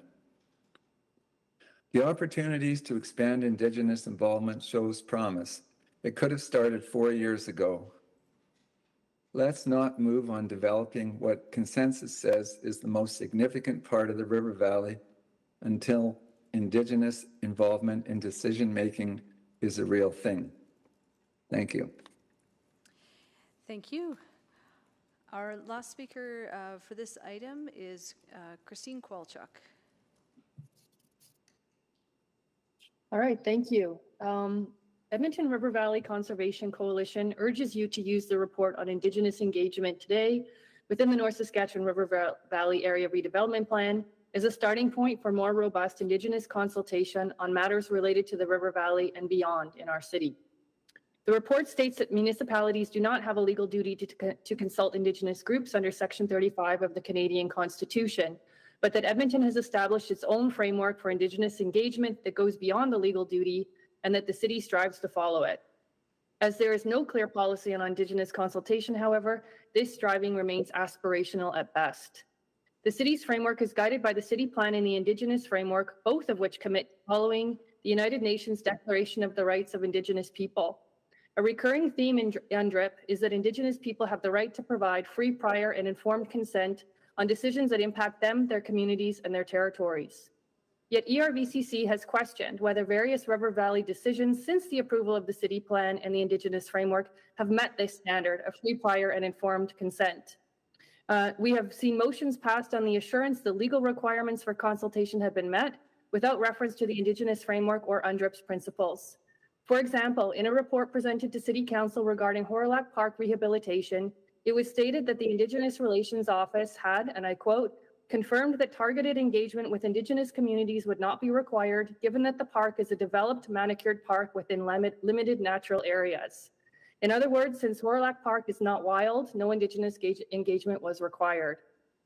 Similarly, we heard at the recent initial public hearing regarding proposed rezoning of Rossdale that Indigenous engagement regarding notice of the hearing consisted of 2 emails sent to the 30-something Indigenous nations on the city's consultation list.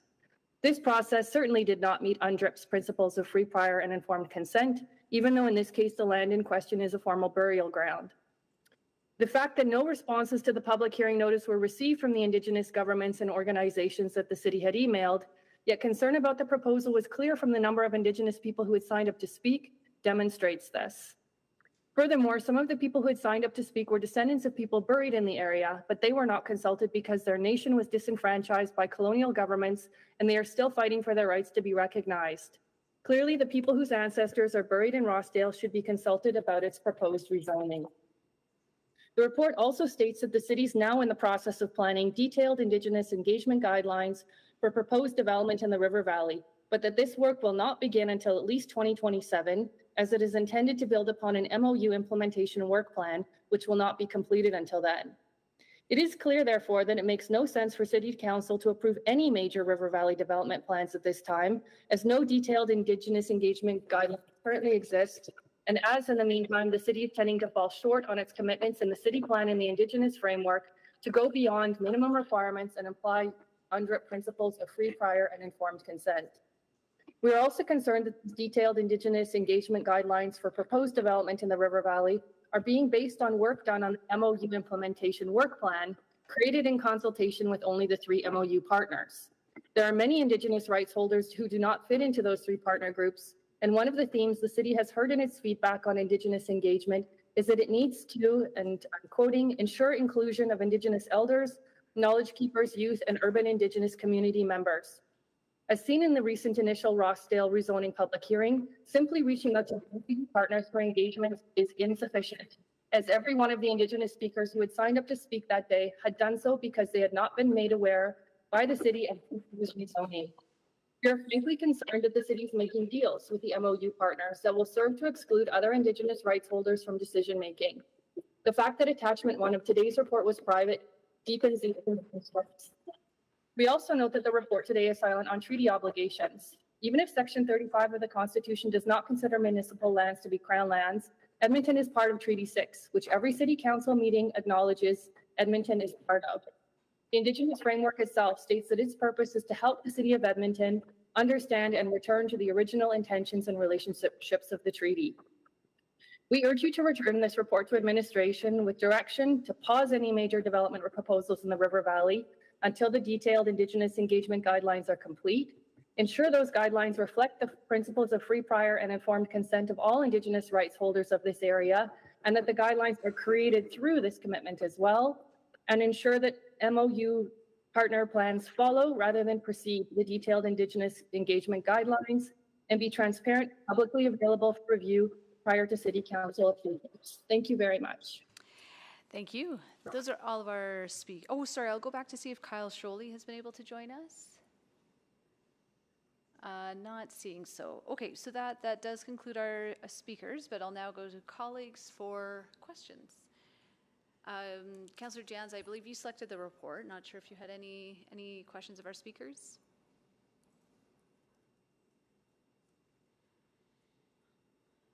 Not hearing so. No, not at this time. Sorry.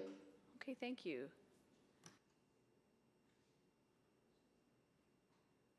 Well, I'm not seeing any questions for our speakers. I think that speaks to the clarity of information you provided, and certainly there are issues that you flagged that I'll be raising to our city staff. Yeah. So okay. So we'll leave that there, and we'll go to questions of administration, and bring some of those issues and questions forward. Again, Councillor Jans, just deferring to you as the one who selected this item first. None at this time. Okay. Well, I'm happy to get us started. So wanted to bring forward some of the questions that I heard. You know, I think looking back at this report, what I'm realizing is that the original motion was very much focused on a legal interpretation. Is that correct? Seeing nods, but maybe yes. Yes. So it wasn't necessarily asking administration to come back with a fulsome overview of the different efforts and work that we're doing in this space. It was really answering a specific question around the legal duty to consult. Yes. Yes. Okay, great. Thank you. So a few important questions came up. So.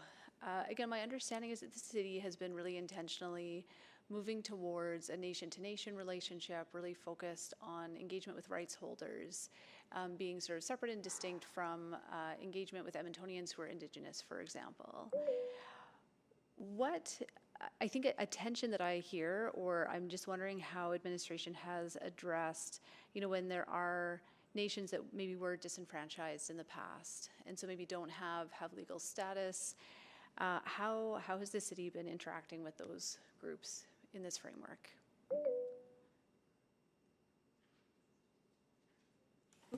We're sharing a mic here. Yeah, as a municipality, we don't have the jurisdiction to, I'm too loud, recognize the First Nations. So they've been asked to participate through public engagement. There is obviously catered Indigenous public engagement where we know there are organizations that are more affected by specific projects. But yeah, as a municipality, we don't have that jurisdiction to say you are a First Nation or. Okay, great. And so my understanding is, just thinking of a specific example in Rossdale, my understanding is that there that Papa's Chase, for example, has been brought into that conversation. That's correct? Yeah, the city maintains a list of 32 Indigenous governments that we engage and or consult with if it's consultation that's formally triggered, and that includes both Papa's Chase organizations as well as Michelle descendants. Okay.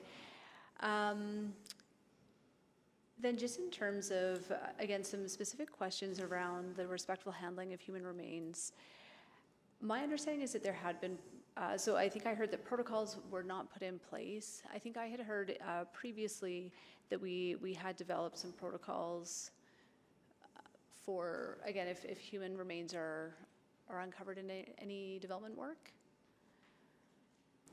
I can speak a bit to this. It might be best to also hear directly from Avril. We do have procedures if remains are found that there is a stop work and there is a specific procedure written out. That procedure came specifically from Walter Dale Bridge work, so it's been in place since then. Okay, and is that document, I'll come to you, Ms. McCall, in a moment. Is that procedure public? Is it available? It's not public. It's an internal admin procedural document. Okay. Are there reasons why it couldn't be shared? Like, is there privileged information in it, or is it something that could? No. There's no privileged information. Okay. Just a procedure. Okay, okay, that would be helpful.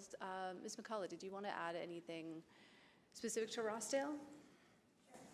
Just in regard to how we approach project work. I'm just going to double check your mic is working. Have we got the... Is that better? Yes, there we go. Red light.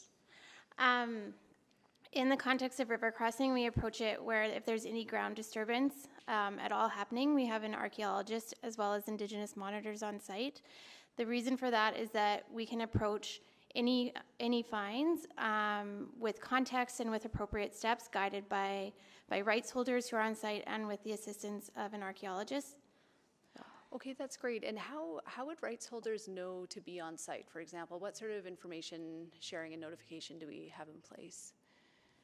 The city has an Indigenous monitoring program set up that has particular notification processes and an opportunity for rights holders to sign up.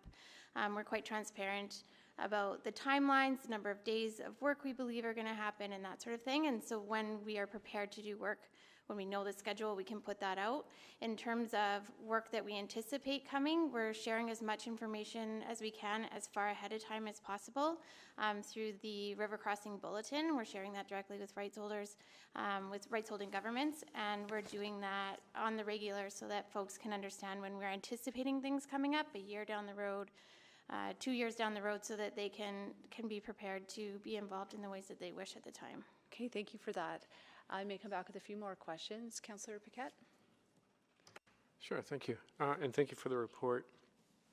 And thank you to the speakers for your input. I guess, so it gets a bit tricky because you've got recognized, like Crown recognized nations. And the Otipemisiwak government and things like that. They've got individuals who may have been dispossessed or never recognized. And within those groups, you may also have folks who were absorbed into surrounding nations. And so you get a little bit of this like sort of fragmentation. And so when we're talking about engaging with folks, and we're talking about rights holders, what does the city view like? How does the city parse that? Who's a rights holder? Who is able to engage? Who's an individual with an opinion? It gets really tricky. I guess that's me. Yeah, I think shifting to the wording of Indigenous governments, because the people on our list of 32 are Indigenous governments that have processes of establishing leadership. And then there are individual rights holders as well. So people who are descendants of treaty or of Métis families in this area are individual rights holders. So really thinking about the people, Indigenous governments that have the collective right to speak on behalf of their citizenry or membership. I think that would be the distinction. Welcome anyone else in administration to speak to that. Councillor, I think if we're looking to get sort of the legal perspective on this particular question, my recommendation would be to move in private to have that discussion. I do have our lawyer here who does the Indigenous perspective of things, and she would be available to answer those questions, but it would move more into the advice side of things. And so that I do recommend that the legal advice happen in private. Any of the information privileged information? Sorry, I didn't Would hear any you. of the information be privileged information? I think it would be confidential information. Yeah. Oh, okay. All right. I don't know what that would be, so I can't comment on it. Okay. So, yeah, all right. So then I guess I'm just, like, as the speakers have mentioned, they said that, Edmonton does not have Crown authority. We don't even have local authority because we fall under the provincial government. So I'm just wondering how we break that up into, like, as we engage with folks, legally we can't have anything that's binding. It's not like we're getting direction through engagement. We're getting information through engagement, and then we have to honor what we're hearing. So what does that look like?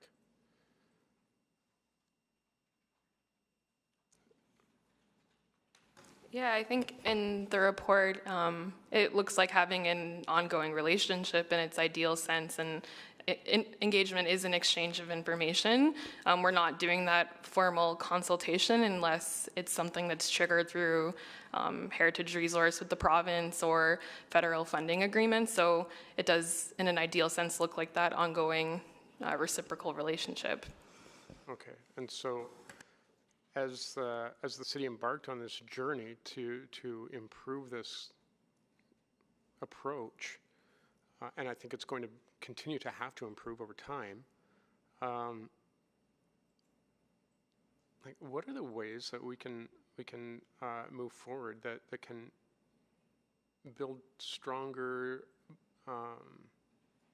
bonds, more like greater trust in the process? Because I think right now people feel like either no one talks to them, or if they do, it's irrelevant to the ultimate decision, which isn't really a great way to communicate with folks. Councillor, part of the project too, I think you've really defined it, is establishing and through working with nations and rights holders where and what they want to be engaged on. So that we don't overwhelm and that we're not talking about things that perhaps are important to us but not important to others. And so firstly, understanding what are the important pieces to engage on, and then I think documenting that, being very transparent about that, and being consistent with then following that, what we come to a conclusion on. Thank you. Councillor Wright. Thank you. Mention was made of the Historic Resources Act. And I'm just wondering, so parts of the river valley does have the power plant, and in the Historic Resources Act it talks about any developments requiring conservation and reclamation would need approval if it's something through the Alberta Energy Regulator. So does the power plant need any sort of reclamation or conservation? That'd be a river crossing question best answered by Avril. Sorry to make her get up and down.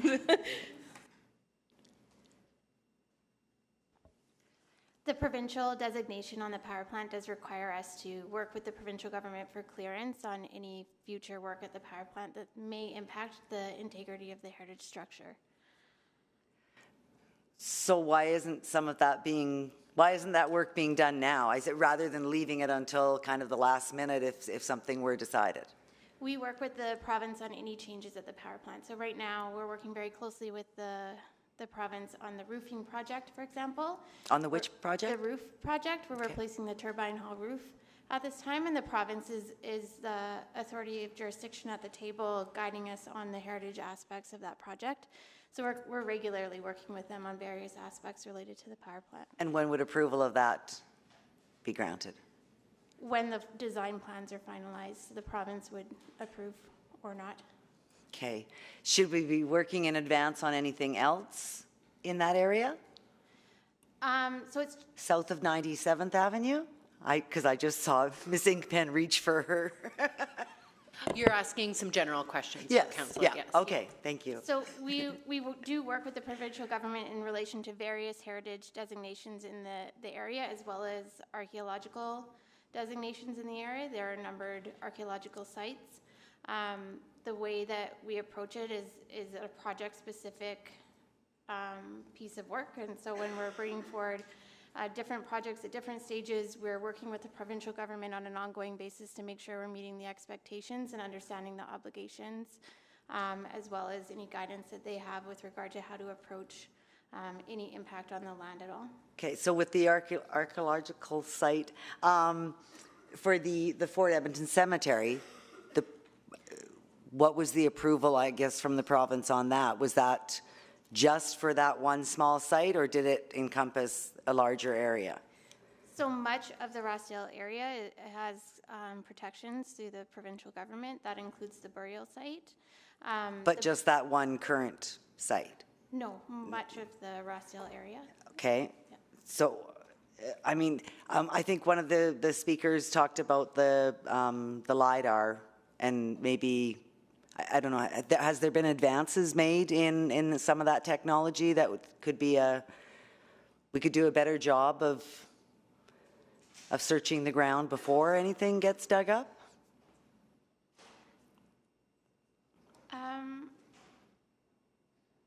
I'm a little bit hesitant to speak to that off the top of my head. I know that the city has navigated some conversations about that sort of work in the past, and we do take guidance from the archaeologists that we work with on the best steps. A lot of the information regarding the archaeological significance of the land is not public, so I'm a bit hesitant to respond too specifically. That makes me question Well, why it's not public if there's no concerns. To protect any archaeological information that is held by the provincial government is not in our authority to make public. It is information that is maintained in private to protect that information and what might exist in the space. I don't like that answer. Okay, Councillor Stevenson did talk about the legal aspect of the motion that was put forward, but also in that motion it says to make recommendations for changes. And I see in this report all it is just we're going to punt it down the road again. So what are some of those recommendations for changes? In 13 seconds. Yeah, I can try to answer that. So we are recommending further dialogue before we make any changes. We think that's critical to our implementation of the Indigenous framework. My time is up. I'll come back and ask how much dialogue is enough and how are you doing? Okay, thank you. Councillor Rutherford. Yeah, thank you. I'll I guess pick up on Councillor Wright's line of questioning in terms of the report and what the original motion asked for, what we have here today, and the next steps. So I just want to understand, you know, in hearing from the speakers, you know, I found it really powerful listening to how, you know, trust is broken, about how maybe we're finally getting on that footing, but it's taken years already. So what is administration's, you know, thoughts on what they heard today?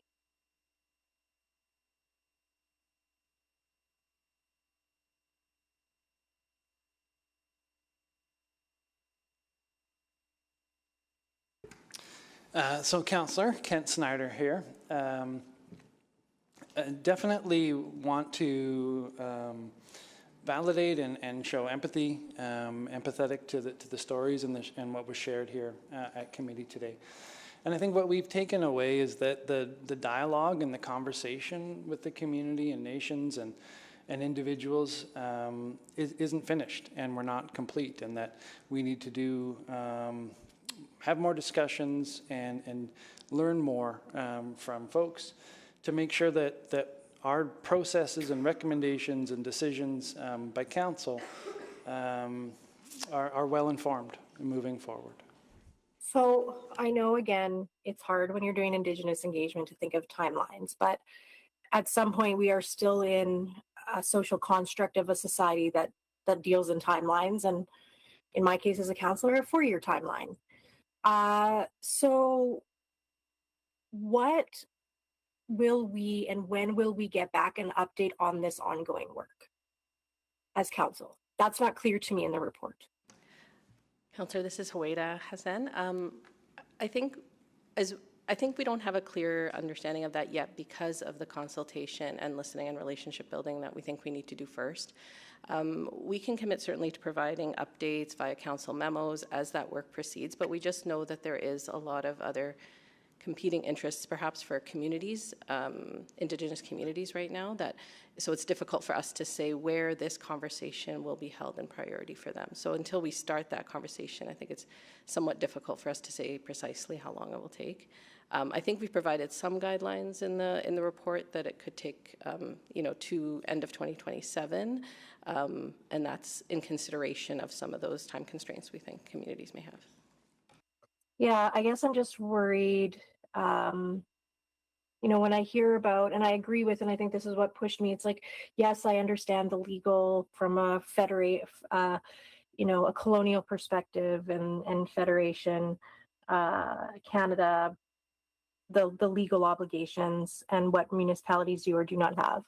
But I was really impacted by the like the moral and the ethical obligations, and that's what's always kind of been in the back of my mind. So, like, while you're committing to the memo, do you need formal direction? Because I just don't want to lose sight of that or have that on public record. And maybe this is more a question to the chair of like the ongoing memo updates on this work, and you know what invitations have been sent out, what circles or dialogues have taken place, how is the work progressing. I feel very committed to understanding more, because what I hear from today, and from not just today but from conversations outside of council chambers, is the system, especially with regards to, you know, an area so important like the River Valley, is we could be doing more as a city to engage. So Councillor Stevenson, is there any desire from committee for some sort of motion on a memo like that? There sure is, and I think that's in the works right now. And did you want to finish your time, and then I can maybe pick up on that in my round? I think that's it. Whoa, that was it. Okay.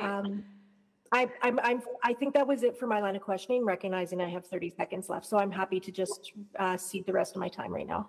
Okay, perfect. Well, I'll pick up exactly on that. I mean, I think, again, we're hearing really important questions being raised, you know, really, really fair questions. I think what I'm hearing, you know, reasonable responses from administration, hearing some work that's happening, but I also appreciate how speakers aren't aware that work is happening. Even I myself, knowing about some of it, you know, I can't Google it and find it easily. So wondering what opportunities administration sees to maybe enhance what's available online, how we can just be sharing that more transparently with, because again, I think the nations that are directly involved will have clear line of sight on that, but others in the community may not. Does that seem possible for administration? I can speak through the work that we're planning to do. I certainly believe we can look at what should be making more publicly available, what are those restrictions we might have, say, from other orders of government, but like we can certainly look into what should be those things that we should make more transparently available, obviously to build the trust and continue to ensure that we're working within the relationship that we're trying to build with Indigenous communities, for sure. Great, and you know, recognize there'll be some tensions in terms of you know, what can and can't. But again, I think there's so much I've heard today, even just around the procedures that exist around archaeological sites, that again, I think could provide a lot of assurance that there is something established. You know, the archaeology bulletin, the transparency of that information. And so we're not necessarily able to direct you to put something on a website, but certainly we could ask for a memo back, I think. So I'll maybe just work on some wording for that, just to make sure that we've got that covered. I did just have I think maybe just the last question I wanted to touch on, and again, I think this is a really fair question given what might be available on public sources right now. But we did hear this concern that no governance model has been established in the Rossdale area. Wondering if we could maybe just hear a little bit more about the Indigenous engagement approach that I think grew out of that initial motion and conversation in 2022. Sure, thanks. So when we initiated the engagement in response to that council motion from 2022, we sat down for conversations with our memoranda partners and sort of navigated a holistic conversation about what governance could look like in this context. Some of the information that we received in the conversation, how it evolved, kind of confirmed that we have decision-making structures already in place. And so governance structure sounds very sort of rigid, sounds like decision-making. When we have chiefs in council and our own governors, yourselves, our council, as the decision makers. And so we navigated what ongoing work could look like to enhance our relationship and better define how we want to work together in this space. And then we advanced further engagement following that June 2023 council touch point with rights holding governments to understand more perspectives on what that work together could look like. And that led us to identifying sort of the key actions that are outlined in the River Crossing Indigenous Involvement Approach that really seeks to remove barriers to inclusion. It speaks to matters like engagement, but it also extends beyond engagement to information sharing, to better communications and updates coming from the city to government so that they understand better what we're working on, as well as potential opportunities for ownership and operations in the future as River Crossing continues to be implemented. It is being implemented in steps, various projects. It's a long-term project, and we do hope that our work together with rights-holding governments does continue to evolve as implementation progresses and our relationships continue to evolve to meet the expectations of our partners. Okay, great. And I know that there is some of that information available online as well, and I think continuing to share that is very helpful. Thank you. Maybe just very finally, and again, I think sort of picking up on Councillor Rutherford's questions, just with the next steps outlined in the report in terms of the two sort of the MOU implementation work plan and the detailed Indigenous engagement guidelines. Sorry, can you just, and sorry, in 20 seconds, maybe I should just come back, but just want to understand again how council has line of sight to that, and then also how the public has line of sight to that. But I'll come back and monitor my own time. Councillor Paquette. Well, thank you. Yeah, and going back to the report and the attachments, it's looking like even administration very, very clearly understands this is a journey and it's not stopping here, it's not starting here. This is something that is going to take serious work. Okay, and with that in mind, I just want to follow up on sort of the potential that Councillor Wright brought up about LiDAR, which is kind of a tricky thing, as we found, like even on reserve land, it can be very, very complex. And so within city boundaries, it becomes infinitely more complex, I would assume. Yeah, no?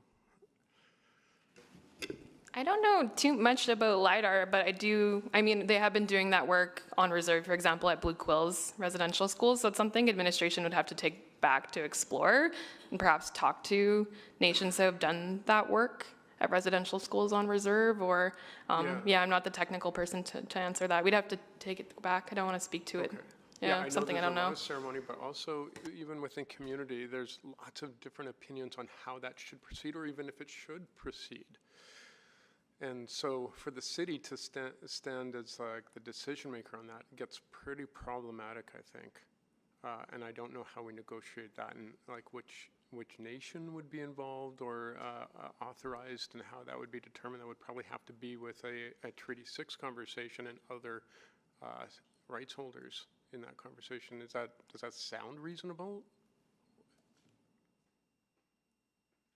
Yeah, I think, Councillor, I think that would be something, you know, just to echo what Emily has said, that would have to be taken back and discussed. And I think there's a number of aspects that would have to be sort of sorted out before something like that was.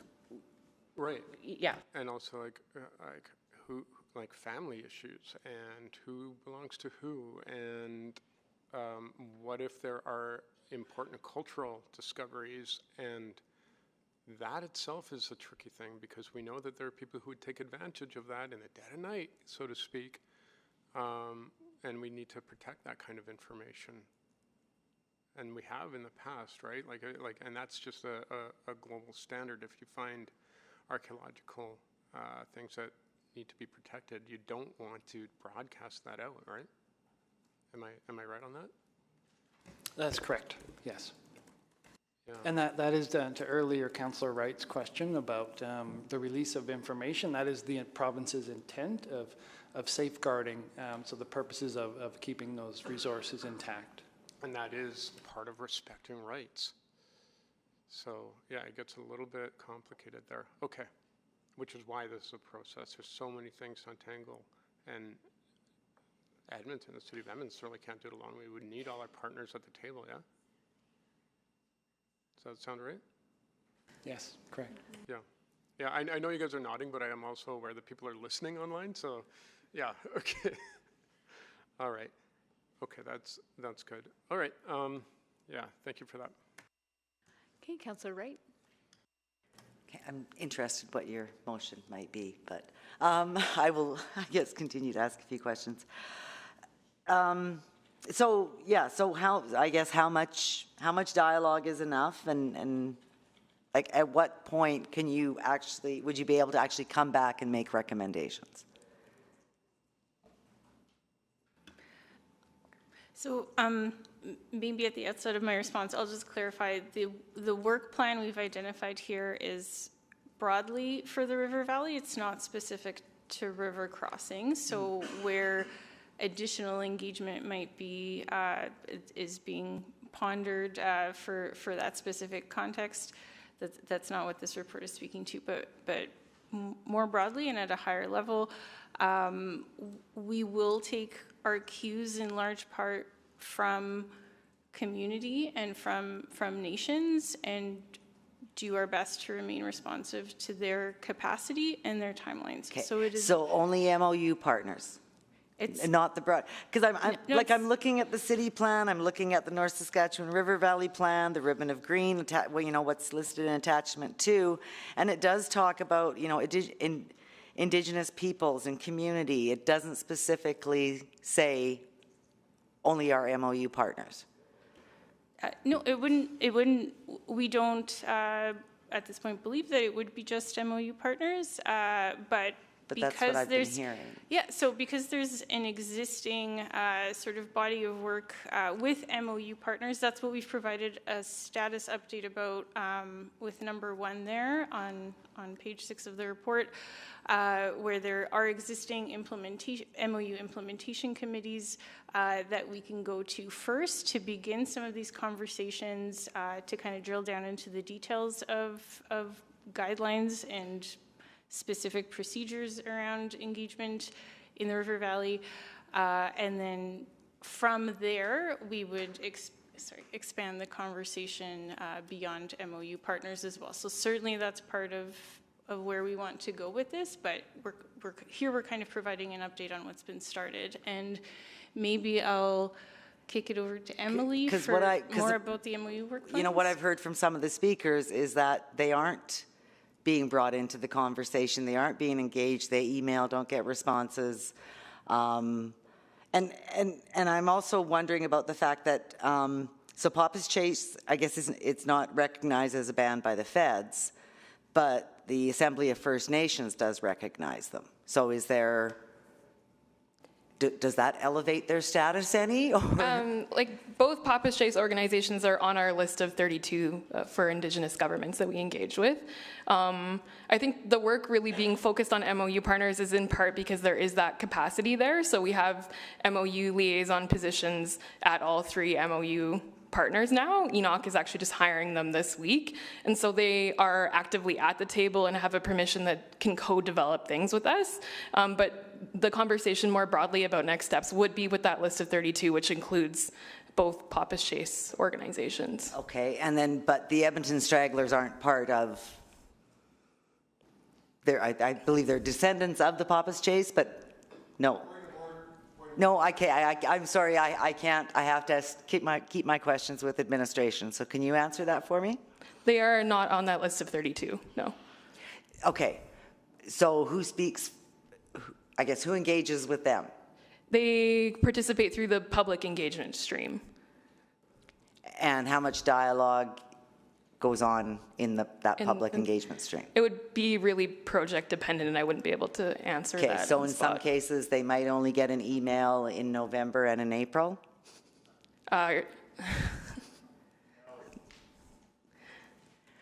Which is something that I've heard is sort of very limited communication. It would be very project dependent, yeah. If we're speaking broadly, they were in the public engagement stream. Okay, but if they're, I guess going back to that historic, or the archaeological requirements and that, if there is a broader need to engage,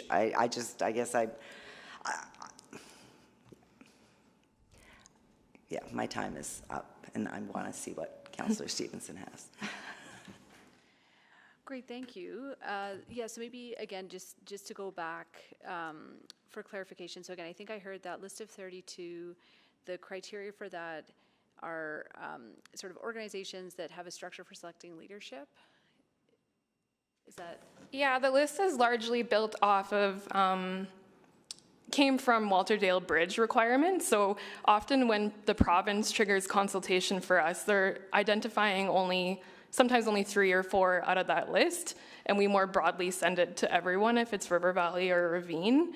That's on our list of 32, but it's built off of that Walter Dale list when consultation is triggered, and MOU relationships. Okay, great, thank you. Okay, great. We're just working on finalizing some wording, so I apologize. And I think maybe there'll be a two-part motion that I'm going to try to state on the fly. And so the first would be that administration, so point A would be provide a memo to council outlining how information of ongoing work on the Indigenous engagement approach and archaeological monitoring in Rossdale has been shared publicly. So that'd be point A. And then point B would be an annual memo on the work that is outlined in next steps in the report until formal recommendations come to council. So to introduce that, if you can capture it or something close to that, the point of the first bullet is just to be able to capture and I think share more clearly with all members of the community just the ongoing work that's happening in Rossdale. And so again, the hope would be that administration is looking to put the further documents up on the website, you know, expanding distribution lists, things like that, and then just providing a memo back to council so we can confirm that that work has been done. And then the second point, I think it's just indicating, or, you know, for myself, it's support for the work that's happening. I think it's very positive, but understanding that it will be ongoing work. It may be some time until we have formal recommendations, but wanting to ensure that we have continued line of sight on that work and can have that regular touch point through an annual memo. So apologies to our clerks team who are probably scrambling to pull this together, but I hope colleagues have a general sense of the purpose and intent of those two parts to the motion, but happy to take any questions or further comments. Councillor Paquette. Yeah, I'm just wondering if we can get that on the screen. We just about have it. Okay, all right. All right, so in the wording of the motion, folks can't see that right now, but they'll see it very soon. It does ask for an Indigenous engagement approach and archaeological monitoring in Rossdale, right?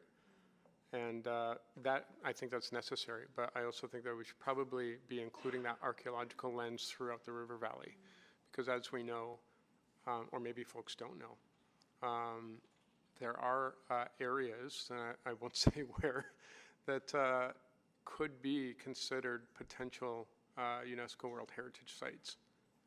And, you know, we've got to make sure that those are at least cataloged for the province for protection or negotiation, however nations and Indigenous rights holders want to proceed with that. So I don't know if we want to add that to the wording of the motion or if that would just be understood by administration. Yeah, I have no, if we wanted to, I mean, it's not even a formal motion yet, so I don't even know if we need to amend it, if it's a friendly amendment. I don't mind removing the specific reference to Rossdale. Again, I believe the Indigenous engagement approach is quite specific, but the archaeological piece is much broader, from what I understand. Yeah, maybe that's part of future work. Okay, well, just to administration then, like you're aware of this archaeological potential and you would be sensitive to it and report back on that. Absolutely. We wouldn't disclose anything that wasn't appropriate to disclose. So it would be already publicly available information. Okay. Perhaps there might be avenues where there's confidential communication to council for council's awareness, but wouldn't be appropriate for some aspects. There's definitely things we could share, but for some, perhaps just for the integrity of those resources to not share publicly. Of course. I mean, this is just the best practices standard that you don't reveal locations of important cultural history because those get rated. Correct. Yeah. Okay. Yeah, that's all my questions. Thanks.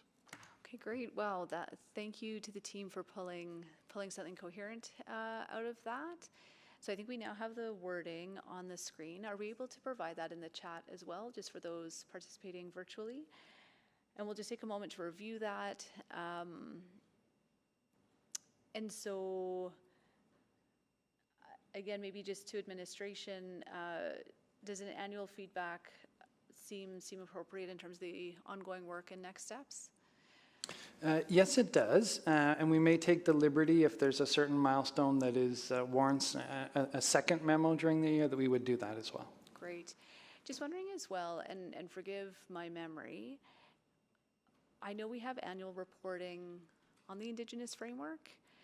And so is there also potential that some of that information can be incorporated where appropriate into that feedback? I think so, for sure. Some of this work would also be in a council memo, potentially confidential, depending on the intergovernmental nature of it. So we just have to be filtered through the different formats. Okay, great. Yeah, I think you know, I think the opportunity of the Indigenous Framework annual report is that it is public. We are able to have speakers as well, and I think that's an important part of the feedback loop. So appreciate that this could be incorporated into there as well. Okay, I've got Councillor Rutherford on the board. Thank you, Chair Stevenson, and thank you for putting this motion on the floor. Just wanted to clarify with point B that I agree if we maybe need to do a friendly memo, that a minimum of an annual memo as opposed to, you know, just dictating one. But I just wanted to ask administration, right now that doesn't give you kind of any point at which you wouldn't be doing that memo. My thought process was eventually you will be coming back to council with this work to revise, you know, policies and those kind of things. Am I correct in that? That is correct, Councillor.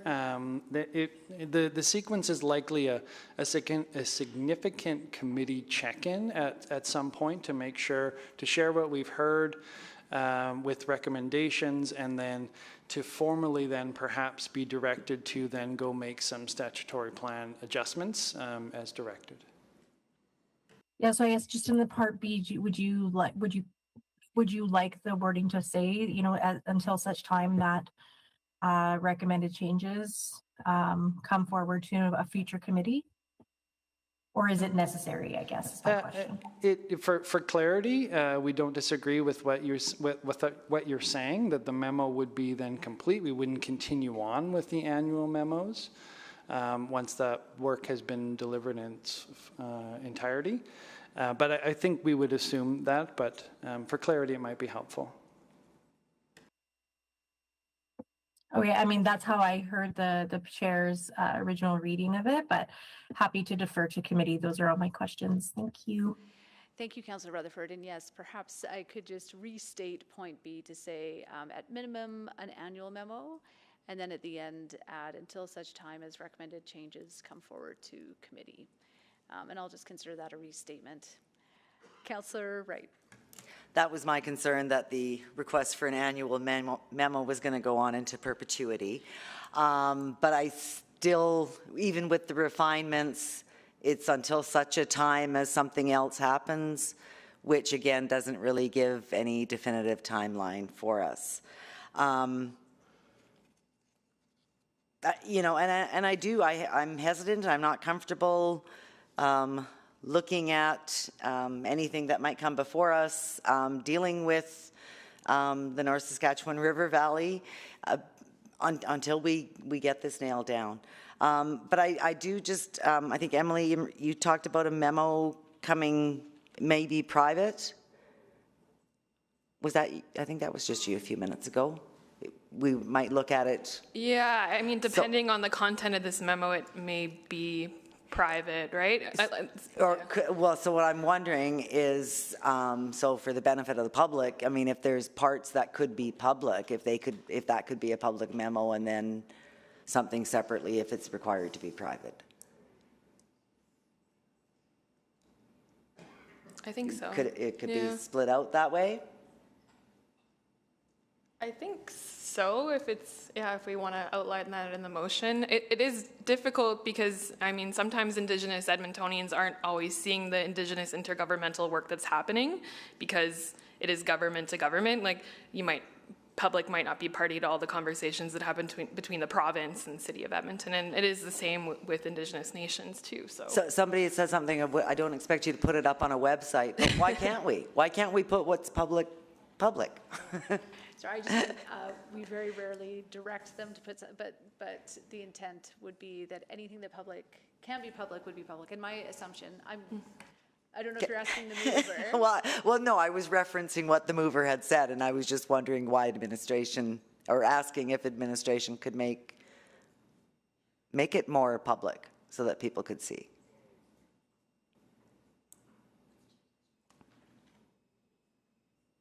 Somebody was nodding ahead. So, Councillor, what we've heard today and from our understanding is we absolutely want to be as transparent as possible. So if that means perhaps 2 versions, 2 memos, one with all the public information that we can share and one with confidential information that we can't share, that would be the case. And sometimes it's not necessarily ourselves that want to keep it confidential, it's those that we're talking to want to have that sensitivity retained. But I'm just thinking for ease of access, rather than having to try to search out memos on the city's website, easy enough just to put something on a website in regards to the whole Indigenous consultation. I mean, we've already got information there, so why can't we just add more in regards to the River Valley? Yeah, Councillor, we've heard that, and we'll look to, through this project, publish as much as we can on the river, on the website and any other forms of communication as well, to be transparent and also amplify this message and make the information available. Okay, and maybe more easily accessible. Is my time up, or it didn't even? Okay. And I guess an easier way for people to actually engage and provide feedback and get feedback on their feedback. Is that possible? As the city, we always hope to make it as easy and frictionless for folks to give their input and feedback. So we're continually looking to do that, yes. Okay, we'll look to see that happen. Thank you. Great, thank you so much. So yeah, I think just to clarify, again, my hope is that everything that can be on a website is on a website. It's more that we don't typically make motions saying go put something on a website, but we could say send us a memo about how you have put something on a website. So that's the hope in terms of being able to have that outlined to us. And then just to confirm as well, memos are by default public documents, and then only portions that we subject to specific ATIA provisions, such as intergovernmental, would be private, correct? That is correct. Okay. And I think, really take Councillor Wright's point that, there is a repository of memos, but that's not always the most accessible or easy way. But, ultimately, I think what we're hearing is that desire for a centralized resource, a place where people can go and get a real sense of the full breadth of the work that's underway, both specifically, I think, in Rossdale, but more broadly as well. Wonderful. Well, I'm not seeing anyone else on the board. So at this time, would be happy to hear from anyone who wished to speak to this motion.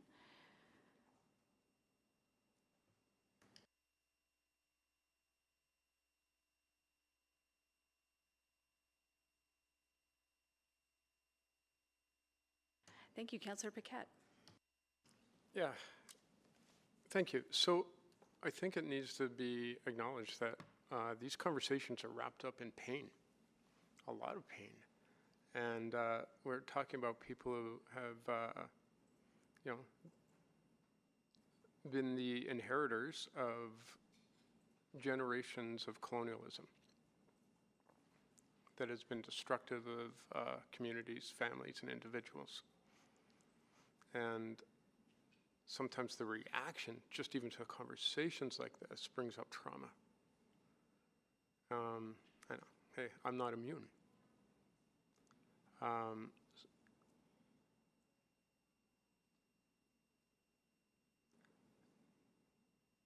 The work that we're doing is incredibly important in addressing, acknowledging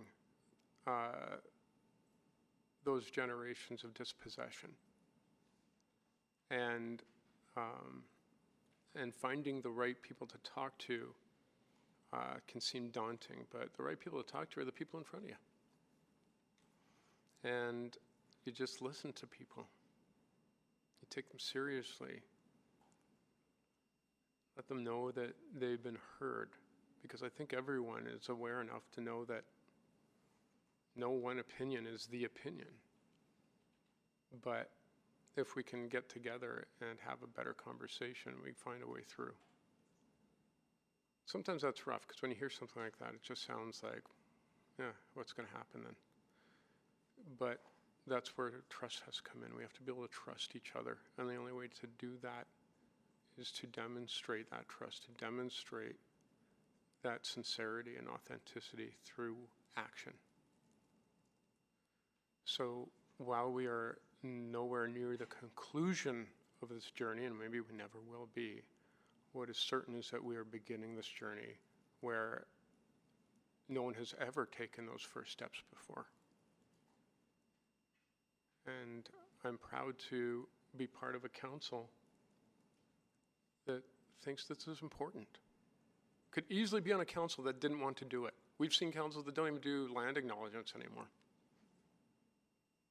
So I'm really grateful, and an administration who takes it seriously as well. There is a really great future in store for all of us, for all of our children and theirs and theirs. And they're going to rely on us to do the good work to get it done. You know, in many ways, you know, I just have to follow the advice of elders, which is to put myself to the side. Because in these conversations, hurtful things come out, hurtful things are said. But I don't think they're meant. I think it's just an expression of that pain I referenced. If they are meant, I mean, that's pretty mean, but I don't think it is. And so, you know, there are going to be members of the public who are upset that we're having this conversation because they, I mean, you don't have to go far on social media to see that we've got a lot of folks who just don't want anything good for Indigenous people because they think that don't deserve it, think they're inferior, whatever. And when I read that, I think about my kids, and I don't want them to see that. What I want them to see is that we're stronger together, and we chart this together, and we will succeed together. As long as our hearts are good and in the right place, as long as we're not judging each other for our pain, and as long as we respect each other's stories, because our stories are real. Our stories are history, and our stories are who we are now, and it's our stories that will build that better future. My ancestors knew that. That's how the culture stayed alive. That's how the people weren't destroyed. By telling that story over and over again, we're strong, and we can do this. Hi, thank you. Thank you, Councillor Paquette. I'll just close by sharing thanks to everyone who's continuing to be part of this conversation, the voices in the room today, the voices who are involved through the ongoing processes, and to our staff who are helping to steward this really important work. Agreed, this is something that's incredibly important to our city and our community. I know when we start talking about the legal duty to consult, they talk about the honor of the crown. And while we as a municipality don't hold that, I think it is it is something that we feel a duty to achieve and uphold to the best of our abilities through an ongoing process, beyond what's legally required, but something that, as my colleague put so eloquently, our children and their children can be proud of, and thrive because of the work. So thank you again all so much, and I'll ask you to please vote.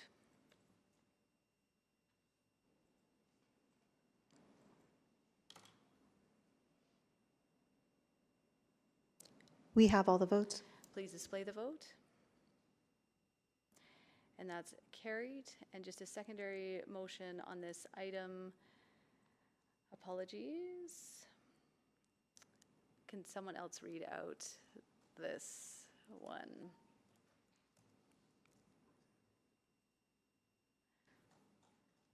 Thank you. Sure, I'd be proud to. Let's see.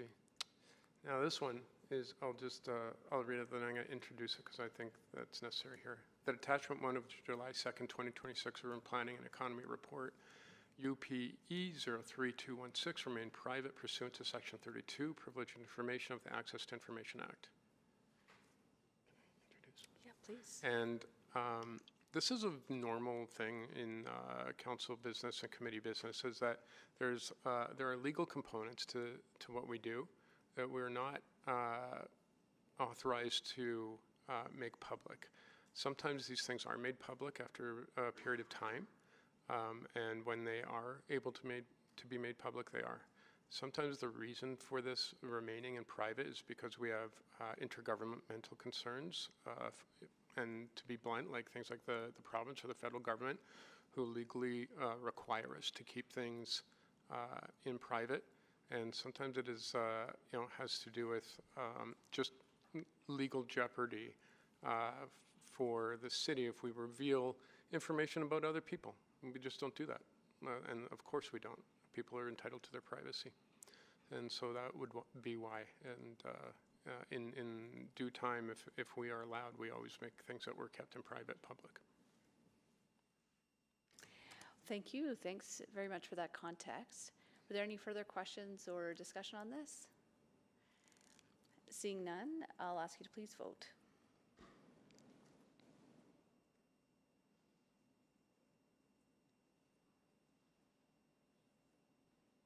We have all the votes. Please display the vote. And that's carried. Well, thank you. That concludes item 7.2. Again, really appreciate everyone sticking with us for the day. We're on now to our last item, item 7.3. We'll have administration come up to provide their presentation, and then we do have 3 speakers who have registered to speak on this.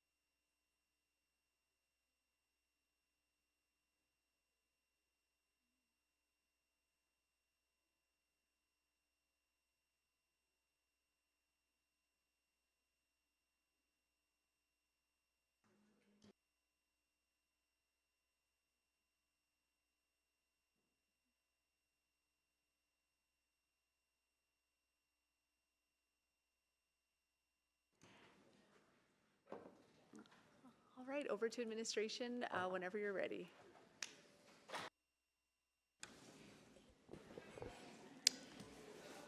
Good afternoon, Council. My name is Stacey Glatley, and I'm the Branch Manager for Social Development. Today, I'm joined by Rachel Putt, Acting Director of the Affordable Housing and Homelessness Team.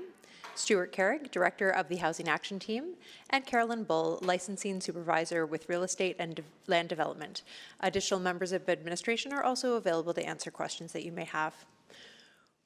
We are here today to present the findings of the review of Policy C437A, City Land Assets for Nonprofit Affordable Housing, and to request Committee's recommendation to Council to approve the proposed amendments in the policy. We've prepared a short presentation outlining the current policy and its outcomes, insights from the policy review, and recommended changes to improve the policy's transparency and accountability in order to increase affordable housing outcomes, leveraging city-owned sites. And with that, I will pass it over to Rachel. Thank you, Stacey. Approved in 2021, Policy C437A governs the city's approach to use city land assets as a tool to facilitate the provision of affordable housing in Edmonton. Through this policy, the city's primary role is to provide land to nonprofit organizations developing affordable housing through either long-term lease or below-market land sale. Through this work, the city eliminates land acquisition costs for affordable housing providers, which enables them to secure financing, access grant programs, and advance projects that may not otherwise be feasible. Combined with affordable housing grants, land disposition is a key mechanism for the city to help increase affordable housing supply and maximize funding secured from other sources in order to reduce the number of families in Edmonton living in core housing need.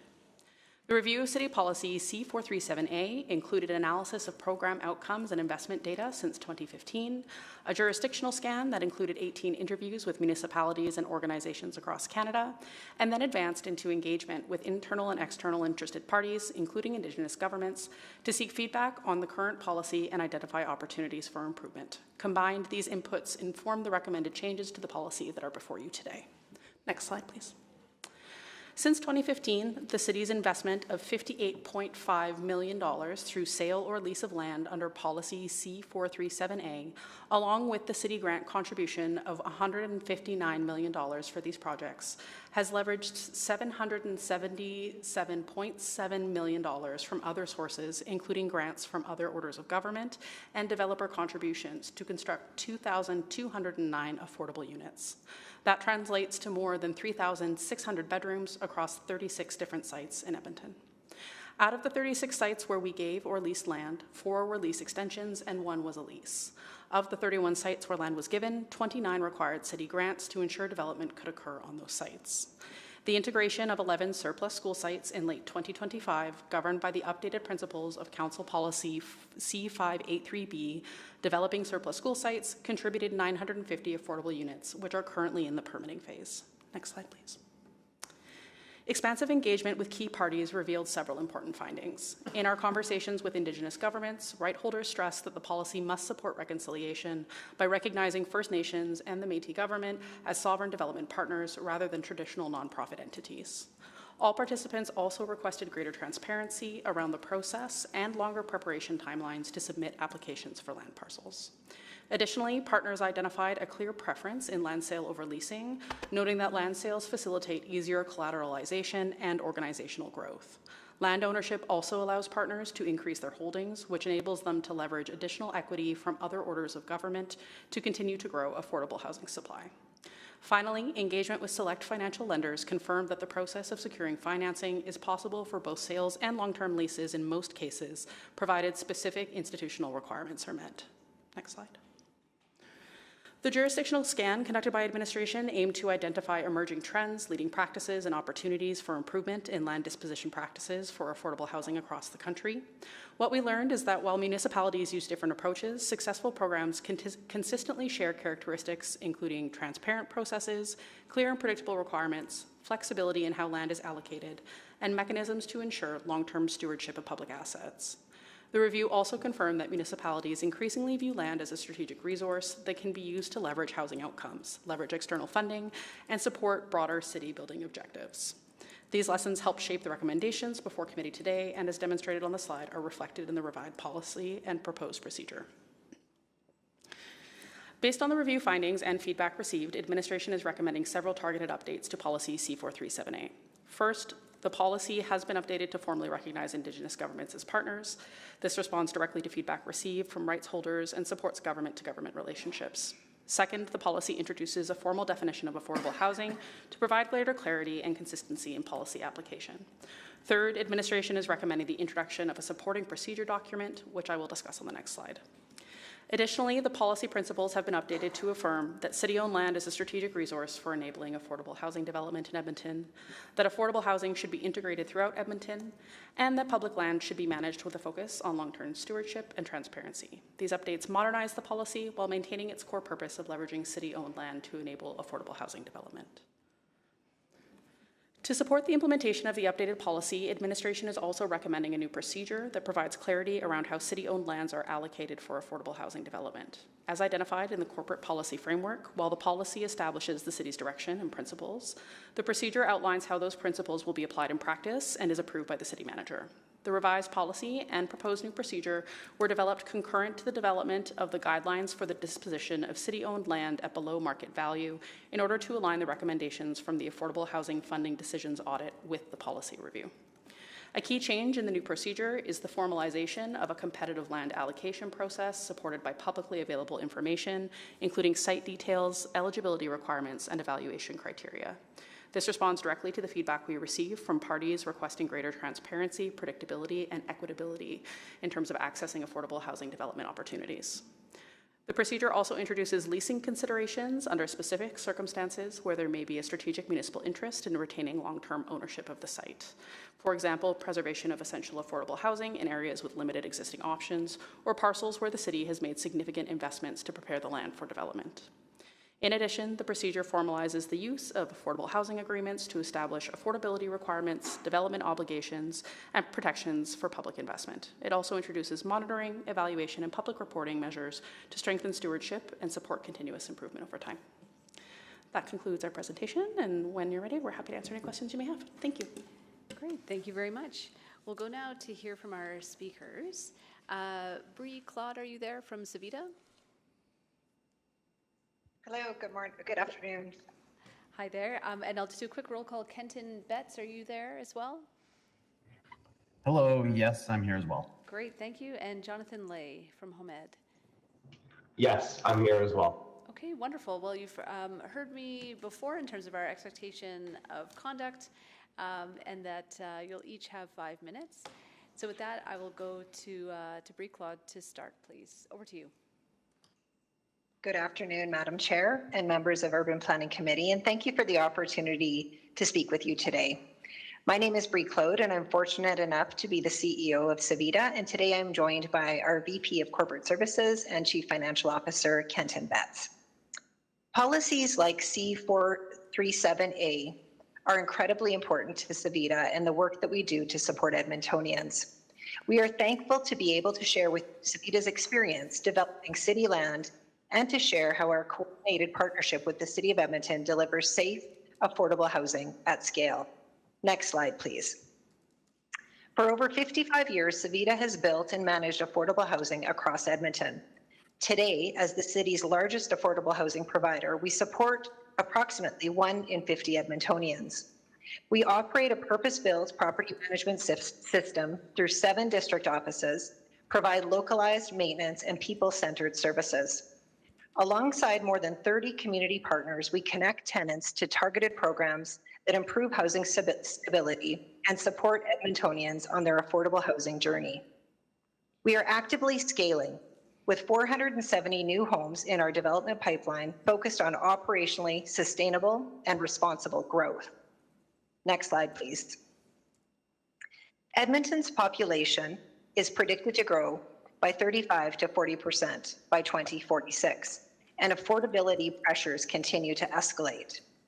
Over 46,000 local households are in core housing need, and 1 in 4 renters requires affordable housing, while less than 4% of the city's population currently lives in an affordable home. Unaddressed housing insecurity creates direct operational pressure on downstream municipal services. Sustained investment in affordable housing is the most effective mechanism to stabilize broader civic expenditures and add vibrancy to our city. It reduces homelessness, supports economic growth, and creates healthier and more stable communities. Savita aims to add 2,500 affordable homes over the next decade through building, acquiring, and preserving housing, as well as partnering to rapidly expand supply. We are clear-eyed that we cannot achieve this alone or through any single approach. We are deeply grateful for the city's partnership and the clear site identification mechanisms provided through this policy. And moving sites from the pipeline into active construction requires land and capital to work in tandem. To increase housing supply at the pace, quality, and sustainability this moment requires, we must continue to build on our long-term partnerships and deploy innovative funding models to maximize public investments. Next slide, please.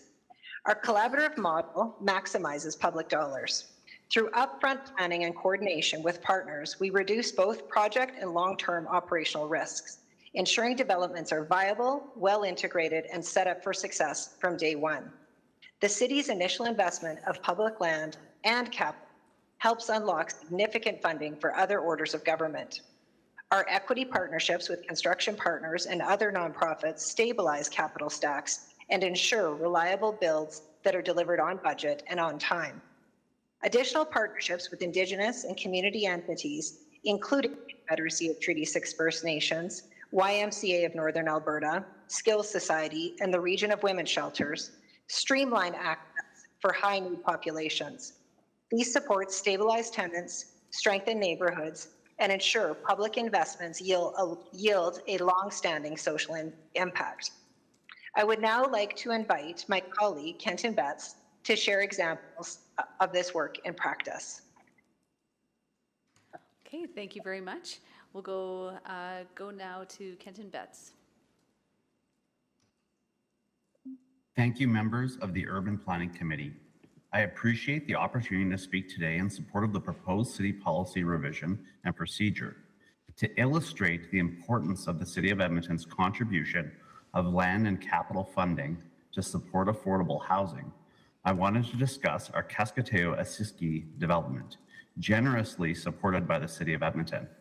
The project is currently in construction and targeted for substantial completion in June 2027. This affordable housing project is being constructed on a former surplus school site in the South Edmonton neighborhood of Kehuen.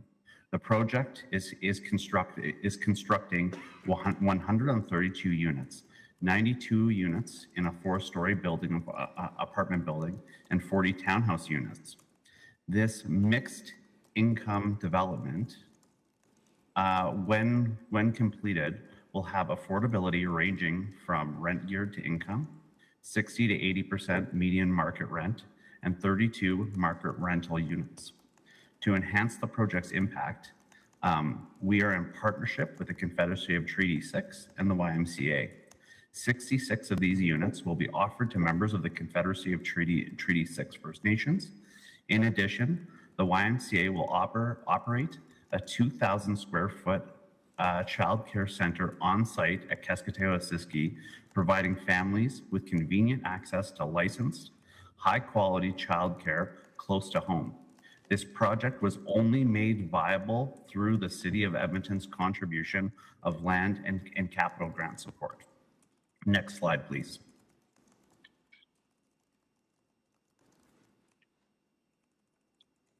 Apologies, next slide.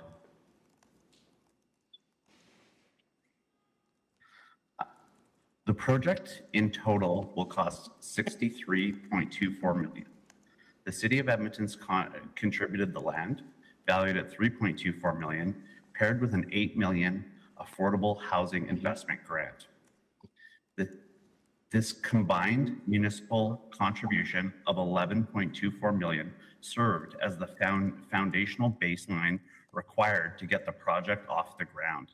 This local commitment directly enabled Savita to secure $20 million from the province's Affordable Housing Partnership Program and $32 million in CMHC federal financing. Without the $8 million municipal grant, together with the land, this stack could never have been finalized, and $52 million in external investment would have been lost to Edmonton. Savita assumes all the upfront risk, both in planning and design, coordination to keep these projects moving, and municipal grants are the structural base that unlocks outside capital. We also want to take this opportunity to thank the city for the property tax grant framework. This tax exemption is vital, allowing housing operators to reinvest operational funds directly back into capital maintenance, addressing deferred renewal, while also ensuring affordability. Next slide, please.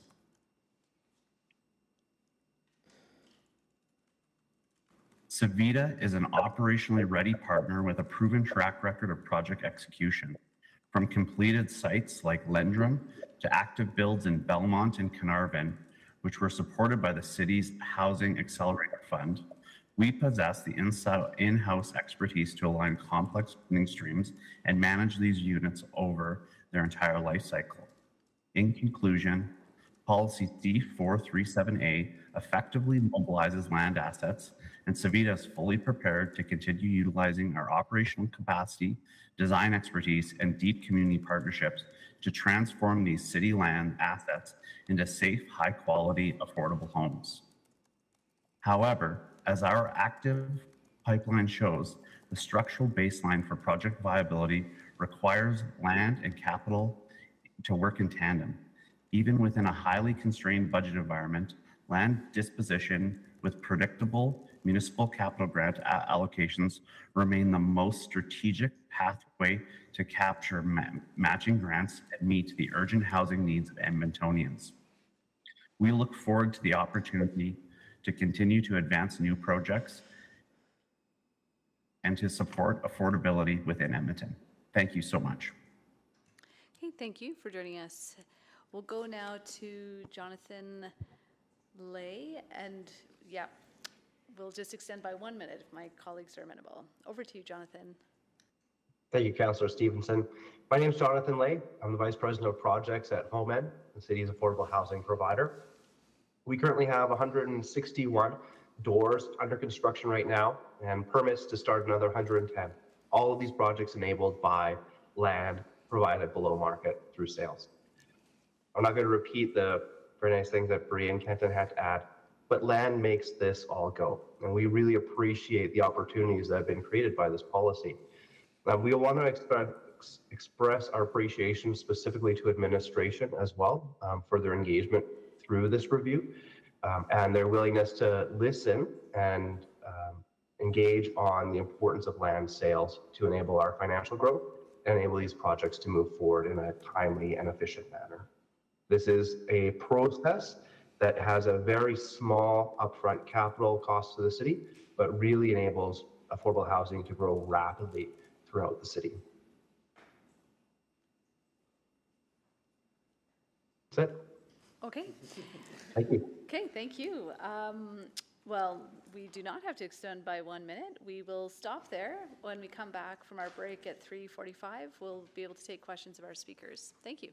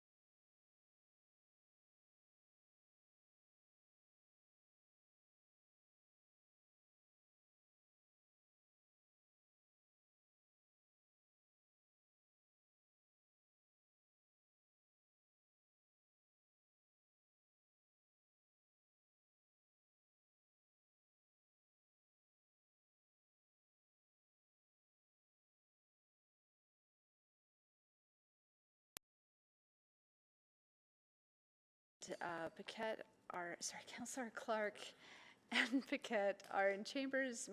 Councillor Jans, you're online? Good afternoon.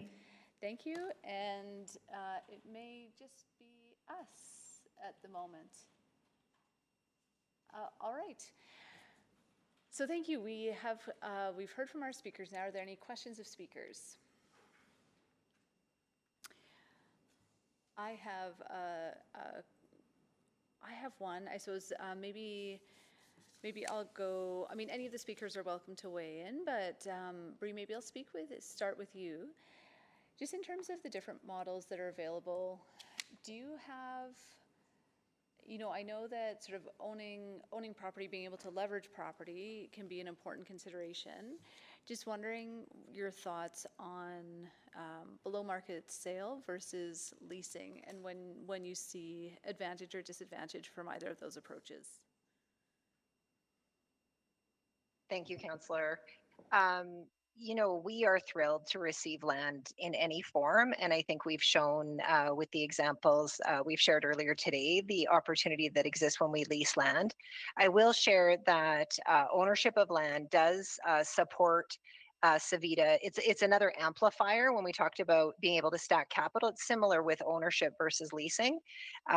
Ownership by the nonprofit does allow us to amplify that into other opportunities within the broader portfolio. So there is that added advantage. And I think the piece of comfort that council can have should they choose to sell at a nominal fee rather than lease is that entities like Savita, HomeEd, we are nonprofit entities that are here to offer affordable housing in perpetuity. And so improving our books, I guess, is what I'm referring to, has an amplifying effect on affordable housing throughout the city of Edmonton. So if offered the preference, we definitely would prefer nominal sum purchase. Sorry, you would prefer nominal sale? You got Perfect. it. Yes, Great. thank you. Thank you. That's great.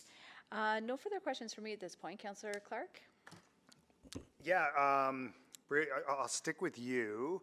So I think I understand this pretty well, but land capital financing goes in tandem, obviously then with the tax, not credit, but I mean how it works on from a not-for-profit. When those things are all together, that's what really makes this work, correct? You're absolutely right, Councillor.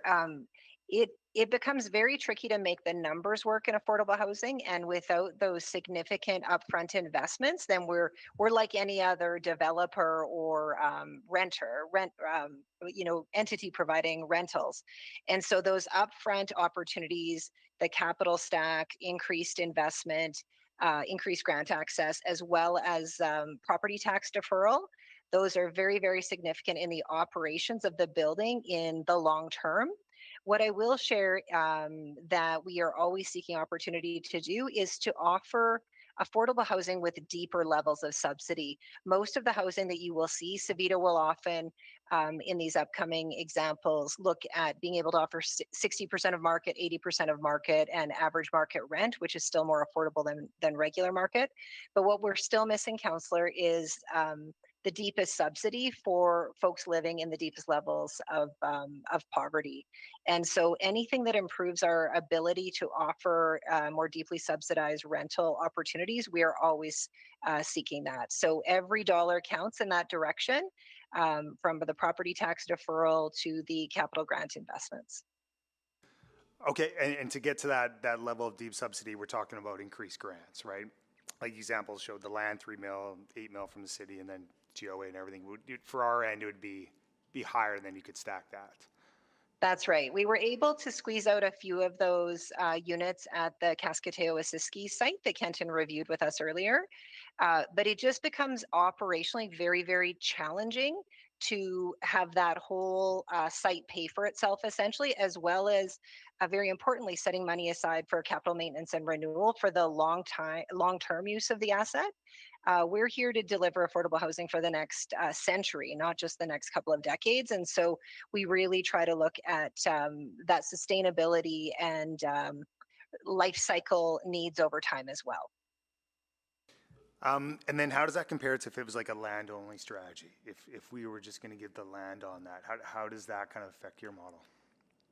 That's a great example. So Kenton reviewed those numbers related to Cascateo-Ossiski, and you can see in that case, it actually took 3 levels of government, capital investment by 3 levels of government in order to offer what's happening on that site.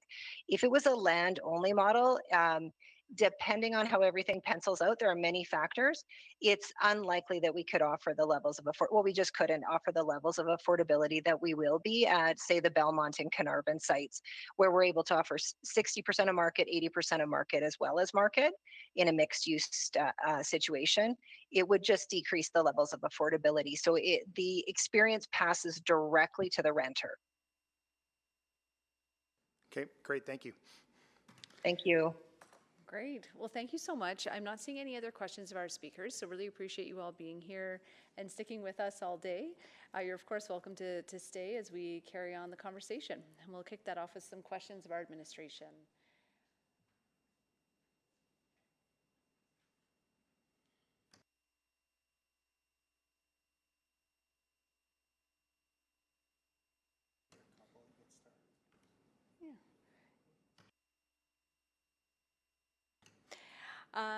Great.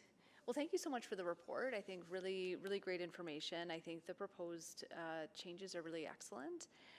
You know, one theme that's come up in the conversations I've had around this report is just around guaranteeing the longevity of affordability.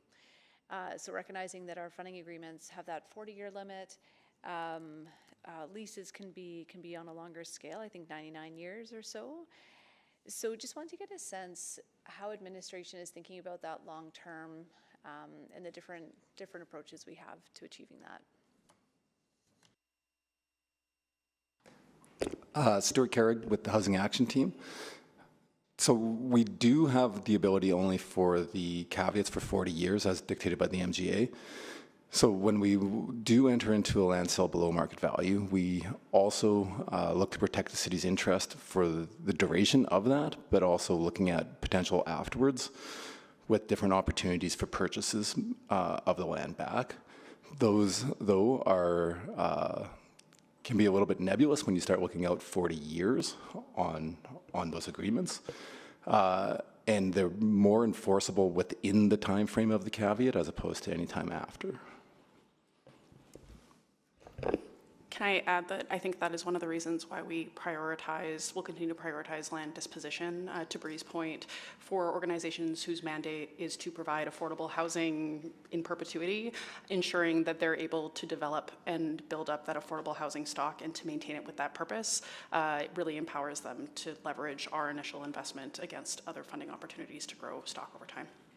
Yeah, well, I'm just thinking about a scenario when maybe land that had been provided in the past, let's say it comes to the end of the 40 years, that nonprofit chooses to sell the land at market. You know, again, maybe uses the proceeds for their overall purpose and objective, but it would mean a loss of affordable units, let's say, in a specific part of the city. Do we have any protections against that at this point? We do not, and that is one of the considerations and discussions we had around leasing and benefits to leasing. And so I'm just trying to think of the different,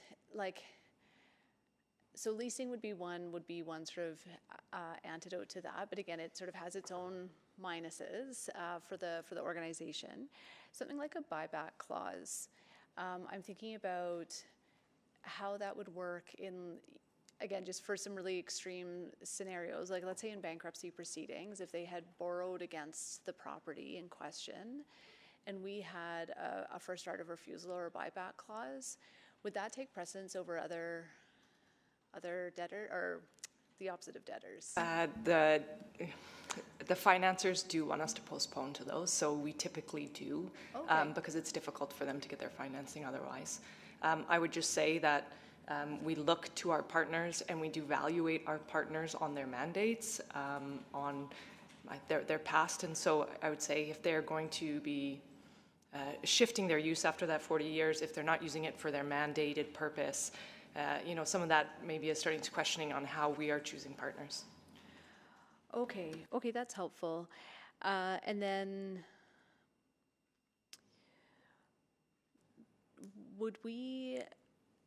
does a buyback clause have the same effect as if we like what would be the implications of registering a caveat on title that would say this land will always be used for affordable housing?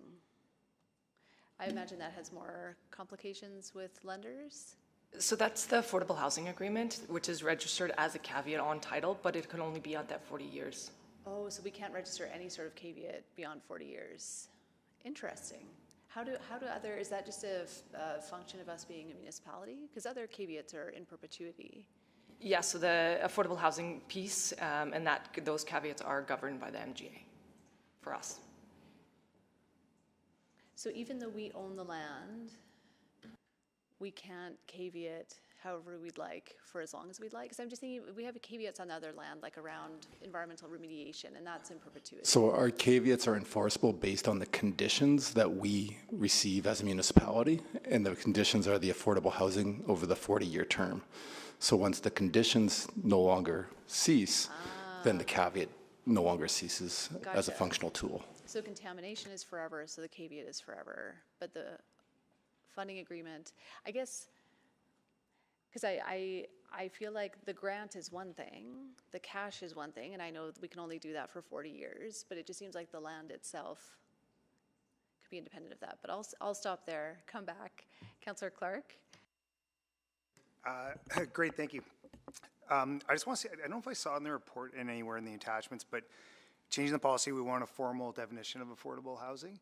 Do we have that in there, or does that mean we're working on that moving forward? No, it's in the policy. It's in the policy, okay. Good, okay, good to know. I just didn't see it, I asked a question. Okay, the other question I had, just looking at the budget and financial implications. So we know since 2015, it's, $58.5 million at below market land sales, and that's, I guess we wouldn't say we have lost $58.5 million, but that could have been on the table. Just the process when you're working with land development and how we assess, what becomes affordable housing, and then what is like a good site that we want to sell for market value. How do we kind of navigate that?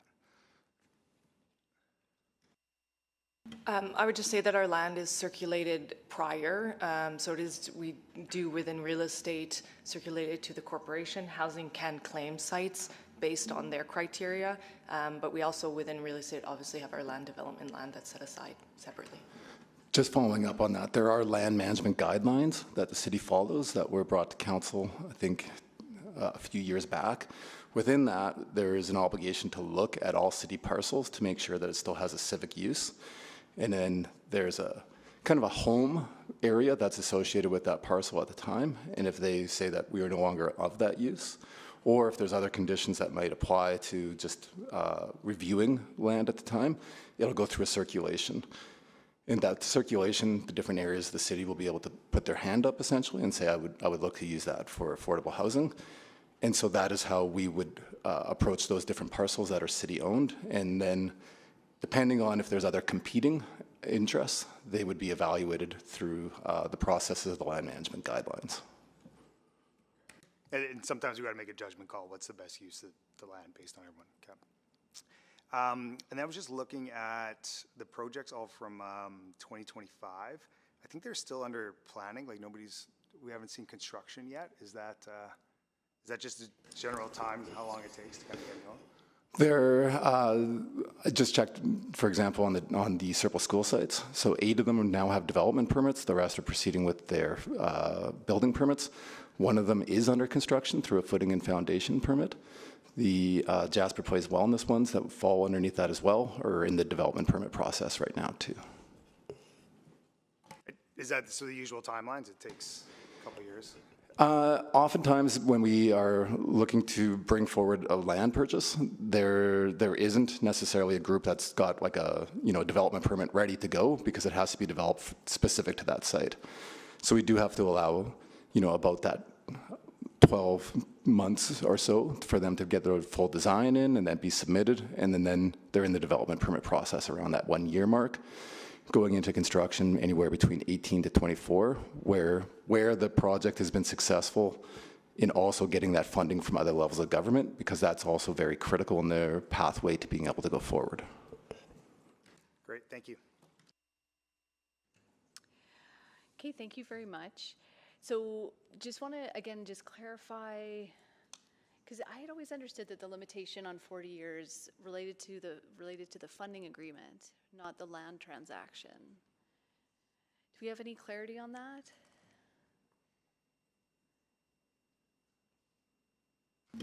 Sorry, we're just messaging our legal as well to give us some sorry. assistance. So the 40 years is specific to the housing agreement. You are correct. What we have previously been told by law is that our ability, so we can register a caveat for a buyback, but our ability to actually, when it comes time to use it, can be really difficult. So I don't know, and I'm looking for clarity from them right now why that is. But when we reached out and we're talking about it with the policy review, we were told it's not always actually can be utilized after that period. We may have to move into private if you wanted to get more information on that. Okay. Well, I think I'm just trying to think of what's relevant for the decision in front of us today. So at a very high level, my desire would be that we consistently are applying an actionable buyback clause, just to manage this as a public resource in the, again, very, very long term, because 40 years is long in our lifetimes, but not in sort of the municipal public life. Would that require, again, you've very kindly shared the procedures, but I believe those are administrative. Would that require a change to the policy? Would we have to direct any amendments to the policy to achieve that outcome? Can you restate that question, maybe? My question is, if we wanted that to be a standard process, is it an amendment that's required in the policy, or can that be embedded in the procedure? On a sale, we would look to that through a procedure. Okay. So I don't want to hold up the policy in any way. Again, I think it's very solid, and I also think the procedures are solid. It seems like it's not an answer we can get today about, because again, I know that there have been challenges with some of how some of the buyback clauses have been written in the past, but I believe, or I'd be interested to know if there is a way to write them that is actionable. So the other thing is when we, as an administration, sell below market or lease below market, we do attach general terms and references within the approvals. There is the opportunity when we go on those separate pieces that those types of guidance from council is directly put within that permissions as well. And so I think even though we have the policy that guides us, ultimately council will make the decision on whether a property gets sold or leased below market value. And in those opportunities, council can use its discretion to include certain conditions. Right. Okay. So if this is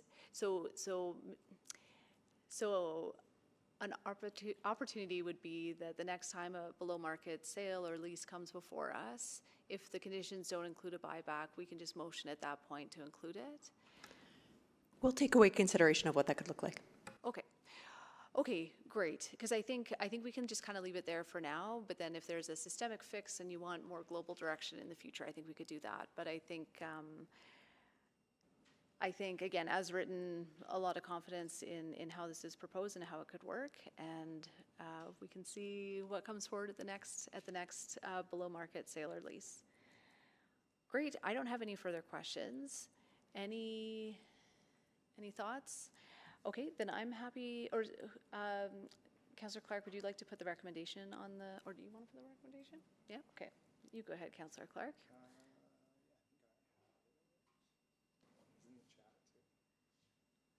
Here we go. There we go. It's up now. Great. I'll move that the Urban Planning Committee recommend to City Council that Council Policy C437B, City Land Assets for Non-Profit Affordable Housing, as set out in Attachment 1 of the June 29, 2026 Community Service Report, CS03293, be approved. No, I'm good, thanks. Great. Any questions on this? Not seeing any. I'll maybe just speak briefly to it to say, again, I think this is a really, really great revision. I think the updates all make a lot of sense. and really help strengthen this ongoing program, which I think has had such tremendous impact and value in our community. The fact that it has been such a quiet conversation today, I think, is a real credit to your work and the confidence that the rest of council has with this program. I stand to be proven wrong if this gets selected at council, but very much hoping not. I think those who were interested would have been here today. So thank you so much. Really appreciate the work. Councillor Clark to close. I don't know. I'll just say good stuff. All right, please vote.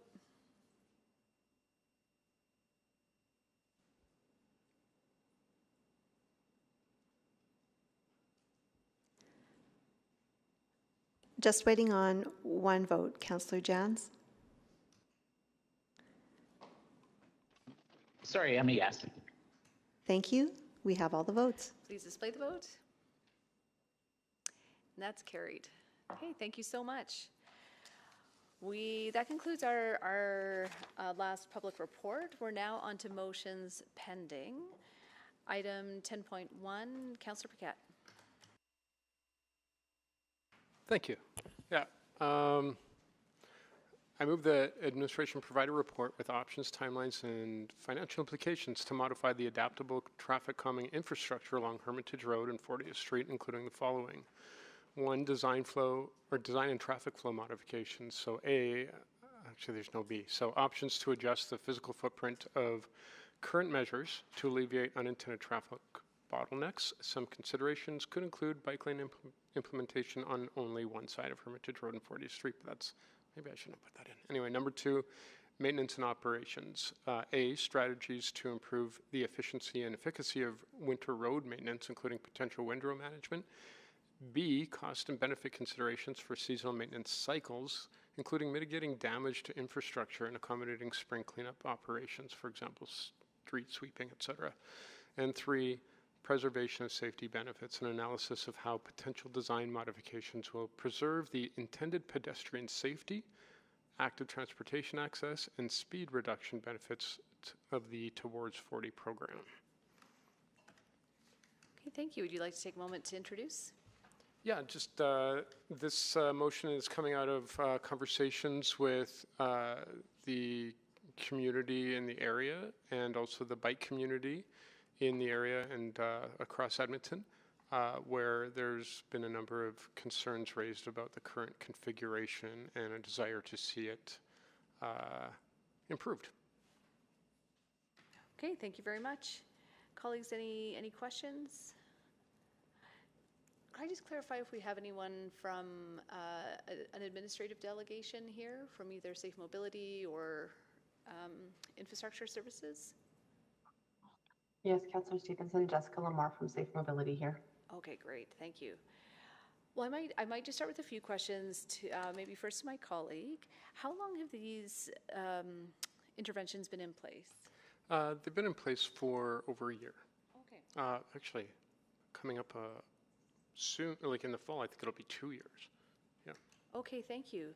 And when one of the specific suggestions is just around having a bike lane on one side only, is it currently like 2 unidirectional, so going to a bidirectional? Yeah, it's currently sidewalk, bike lane, parking, road, and then repeat. Okay, yeah, yep. Yep, okay, that sounds, appreciate that. Okay, I actually don't have any further questions, but I will have some thoughts to speak on. Thank you. Any questions, anyone else? Nope. Okay. Anyone else to speak? Great. I'll just take a quick turn then to say, appreciate my colleague bringing this forward. I think that I'm seeing a pattern across different wards around how some of this infrastructure has been implemented, and I think that there was a notice of motion given earlier this week, sort of in a similar context, and I am also experiencing that in areas of my ward as well. So happy to support this motion at this time. I think there's also space for council to maybe provide some more global feedback and advice around how how we're experiencing different infrastructure and some broader policy direction. So I think that there's work on a subsequent motion potentially around how we look at this more globally, because I appreciate this is not ideally where we want to be as governors. This is really detailed stuff. And I fully understand the reason why this motion is here. And I think there's a real opportunity to also look at some broader direction that I think will help administration and also all of us who are seeing these impacts and experiences on the ground. So thank you for bringing it forward. Look forward to supporting it. All right, and just to close, yeah, you know, everyone understands the purpose of these interventions, and I don't know anyone who says that it's not a good thing. But you know, we're evolving and learning as we go, and any sort of infrastructure we put into an area, we want that to be as appealing as possible to as many people as possible, and still function in the way that we would hope. And so, yeah, that's about it. Thank you. Okay, thank you very much. Please vote. Sorry, I'm a yes. Thank you. I'm a yes. We have all the votes. Please display the vote. And that's carried. Thank you. That's item 10.1. And now we are at 10.2. Also, Councillor Paquette. Yeah, thanks. Another pedestrian-oriented motion. That administration prepare an unfunded service package for consideration as part of the 2027-2030 operating budget to complete a feasibility study for a multi-use trail over Manning Drive, connecting the 160th Avenue multi-use path to Manning Town Centre and the future Gorman Bridge. That administration provide a memo outlining potential funding sources for a feasibility study for a pedestrian footbridge over Manning Drive, including potential strategies such as municipal reserve allocations, developer contributions, and active developer participation. And B, a high-level analysis identifying other areas in the city where similar major active transportation connections are needed. Thank you. Would you like to introduce? Yeah, sure. Okay, so this is it's an odd one because this infrastructure was sort of in and out of plans way back when we were all just little. And it just kind of fell off. It was supposed to be, there's an active path there, a multi-use path that was supposed to have this footbridge crossing over into the town center to create that pedestrian crossing, because there, oddly enough, isn't any pedestrian crossing for, like, I think it's about 1 kilometer to the north and 1.5, 2 kilometers to the south over a very busy Manning freeway. So there's no convenient way to cross, and people are running across the road, which we do not want to see. And also there's a connection to the Gorman Bridge that's going to go over the 50th Street train into the Gorman community, and in the future will connect to the LRT line that one day will be in there in the far future. And so through some conversations, I've heard that developers in the area are actually kind of interested in having the conversation too. So it'd be neat to explore. And so that's that area. But then while I was doing that, I thought, you know what? My community is asking for this and have been for years. I think that probably there's lots of other communities that need something like this as well, just to finish up some pedestrian connections. Okay, thank you very much. Questions, colleagues?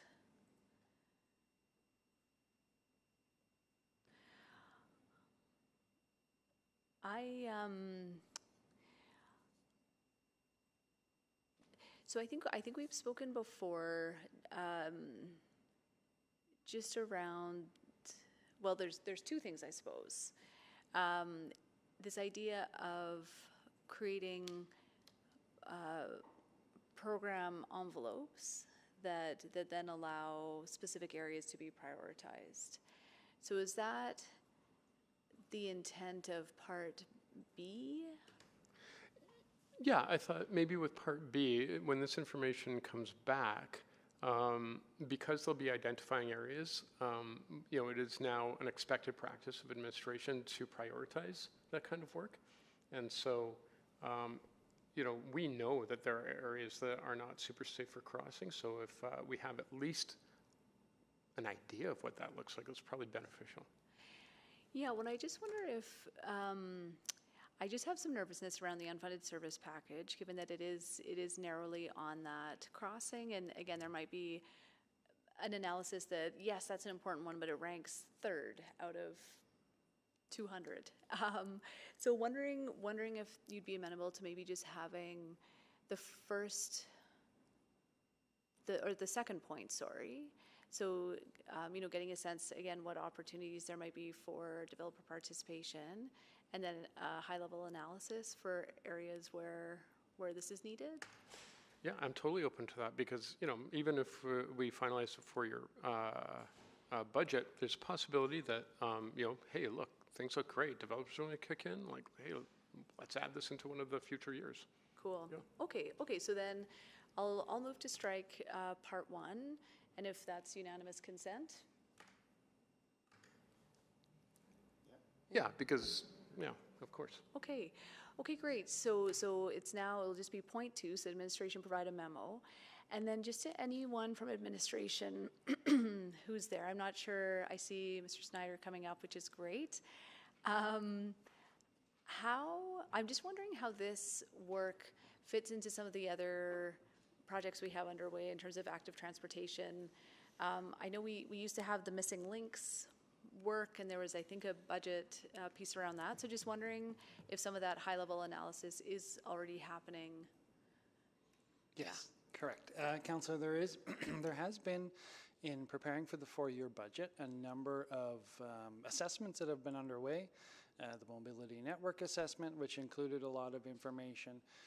Also underway is the active transportation implementation guide and calibrations. So I think there is some really good data in terms of where there could be other gaps that this motion speaks to. So we view this as a lot of the research is done. This would be more of consolidating and pulling out those areas that this motion refers to specifically. Okay, great. Excellent. Well, then I think this will be an incredibly helpful memo, so really appreciate the mover bringing it forward. No further questions for me, thanks.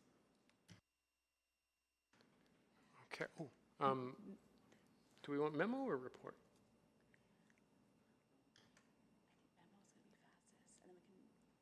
The only reason I ask is because a report would allow people to come and speak. I see our administration coming back. The challenge with a report for us, we believe the intent is to have this information prior to budget, and with report timelines, it might be really tight to get a report to council before budget. Can I ask questions? Yeah, Councillor Paquette, over to you. Okay, so I hear what you're saying. Now, if this isn't necessary for the upcoming budget conversation, but can be for future budget conversation as like a maybe in a SOBA or something like that, capital budget adjustment. Would that give us maybe a little bit more time to sort of get that together and then get community feedback and then community come and speak to a report on this if there's not like that looming deadline of this fall? That would be totally fine by administration. We could follow that. The only thing we were trying to achieve for committee, for yourself, was the timing with budget. But if that's not a constraint, then a report, we can do that as well. Right. I'm not in a rush. I just love good work. Okay.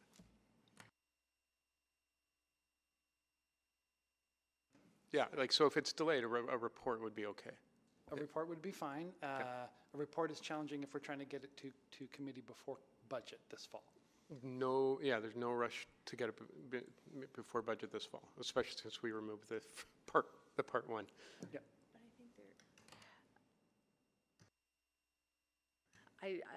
There's no decorum here. Maybe, are you finished your round of questions and I could ask you questions as the mover? Great. I'm just curious, so for me, the high-level analysis identifying other areas of the city where it could be necessary, for me, that I would find that very helpful in informing if there was a broader budget envelope that was being prepared. I'd want to know. So Yes, please. Yeah, okay, you know what? I think that I hear what you're saying, I understand it, and I agree. It can come back as a memo, and then if needed, a motion can be made for a report. Perfect. Okay. Okay. Done and done. Great. Great. Not seeing any. Second. Great. Not seeing any further questions on the board. Councillor, anyone to speak? No. Councillor Paquette to close. Yeah, you know, it's funny because I always thought that this should have been part of the bike lane plan. Unfortunately, it did not make it in, even though I had at the time talked to the administration at the time who was working on this, that maybe if I were to offer to not have like a bunch of hard-built infrastructure, but just double-wide asphalt, which is what I got, that we could have this in the conversation. Kind of dropped off the plan somehow. So that's another reason why I'm kind of bringing it back, because this is part of the active transportation. And but again, maybe it's a good thing because it's given an opportunity to maybe identify this kind of gap across the city. Great. Well, thank you very much. Please vote. I'm a yes. Thank you, Councillor Jans. We have all the votes. Please display the vote. And that's carried. Thank you. We now have notices of motion and motions without customary notice. I have a couple of notices of motion. Did anybody else have any? No? Okay. So the first, I plan to move this at the July 7-8. I think there's some ambiguity about whether this counts as 5 clear days. But I think we'll be debating it on July 8th. So my intention is that at the July 7-8 City Council meeting, I'll move that administration, with input from local businesses and representative organizations, provide a report to explore a business-friendly construction policy that formalizes a consistent approach to minimizing the impacts of city infrastructure projects on local businesses by 1, formalizing proactive mitigation strategies, clear communication, and safe, accessible site management into project planning and phasing, and 2, communicating formal initiatives to support business vitality and customer confidence during construction. And the due date would be Q1 2027. My second notice of motion, which I also hope to make at the July 7-8 City Council meeting, is that administration provide a report to Executive Committee with background outlining the tax forgiveness options, with background and outlining the tax forgiveness options for the remainder of taxes owing by the Ethiopian Community Association in Edmonton, account 3379708, for the 2023 and 2024 taxation years based on updated exemption status of tenant organizations.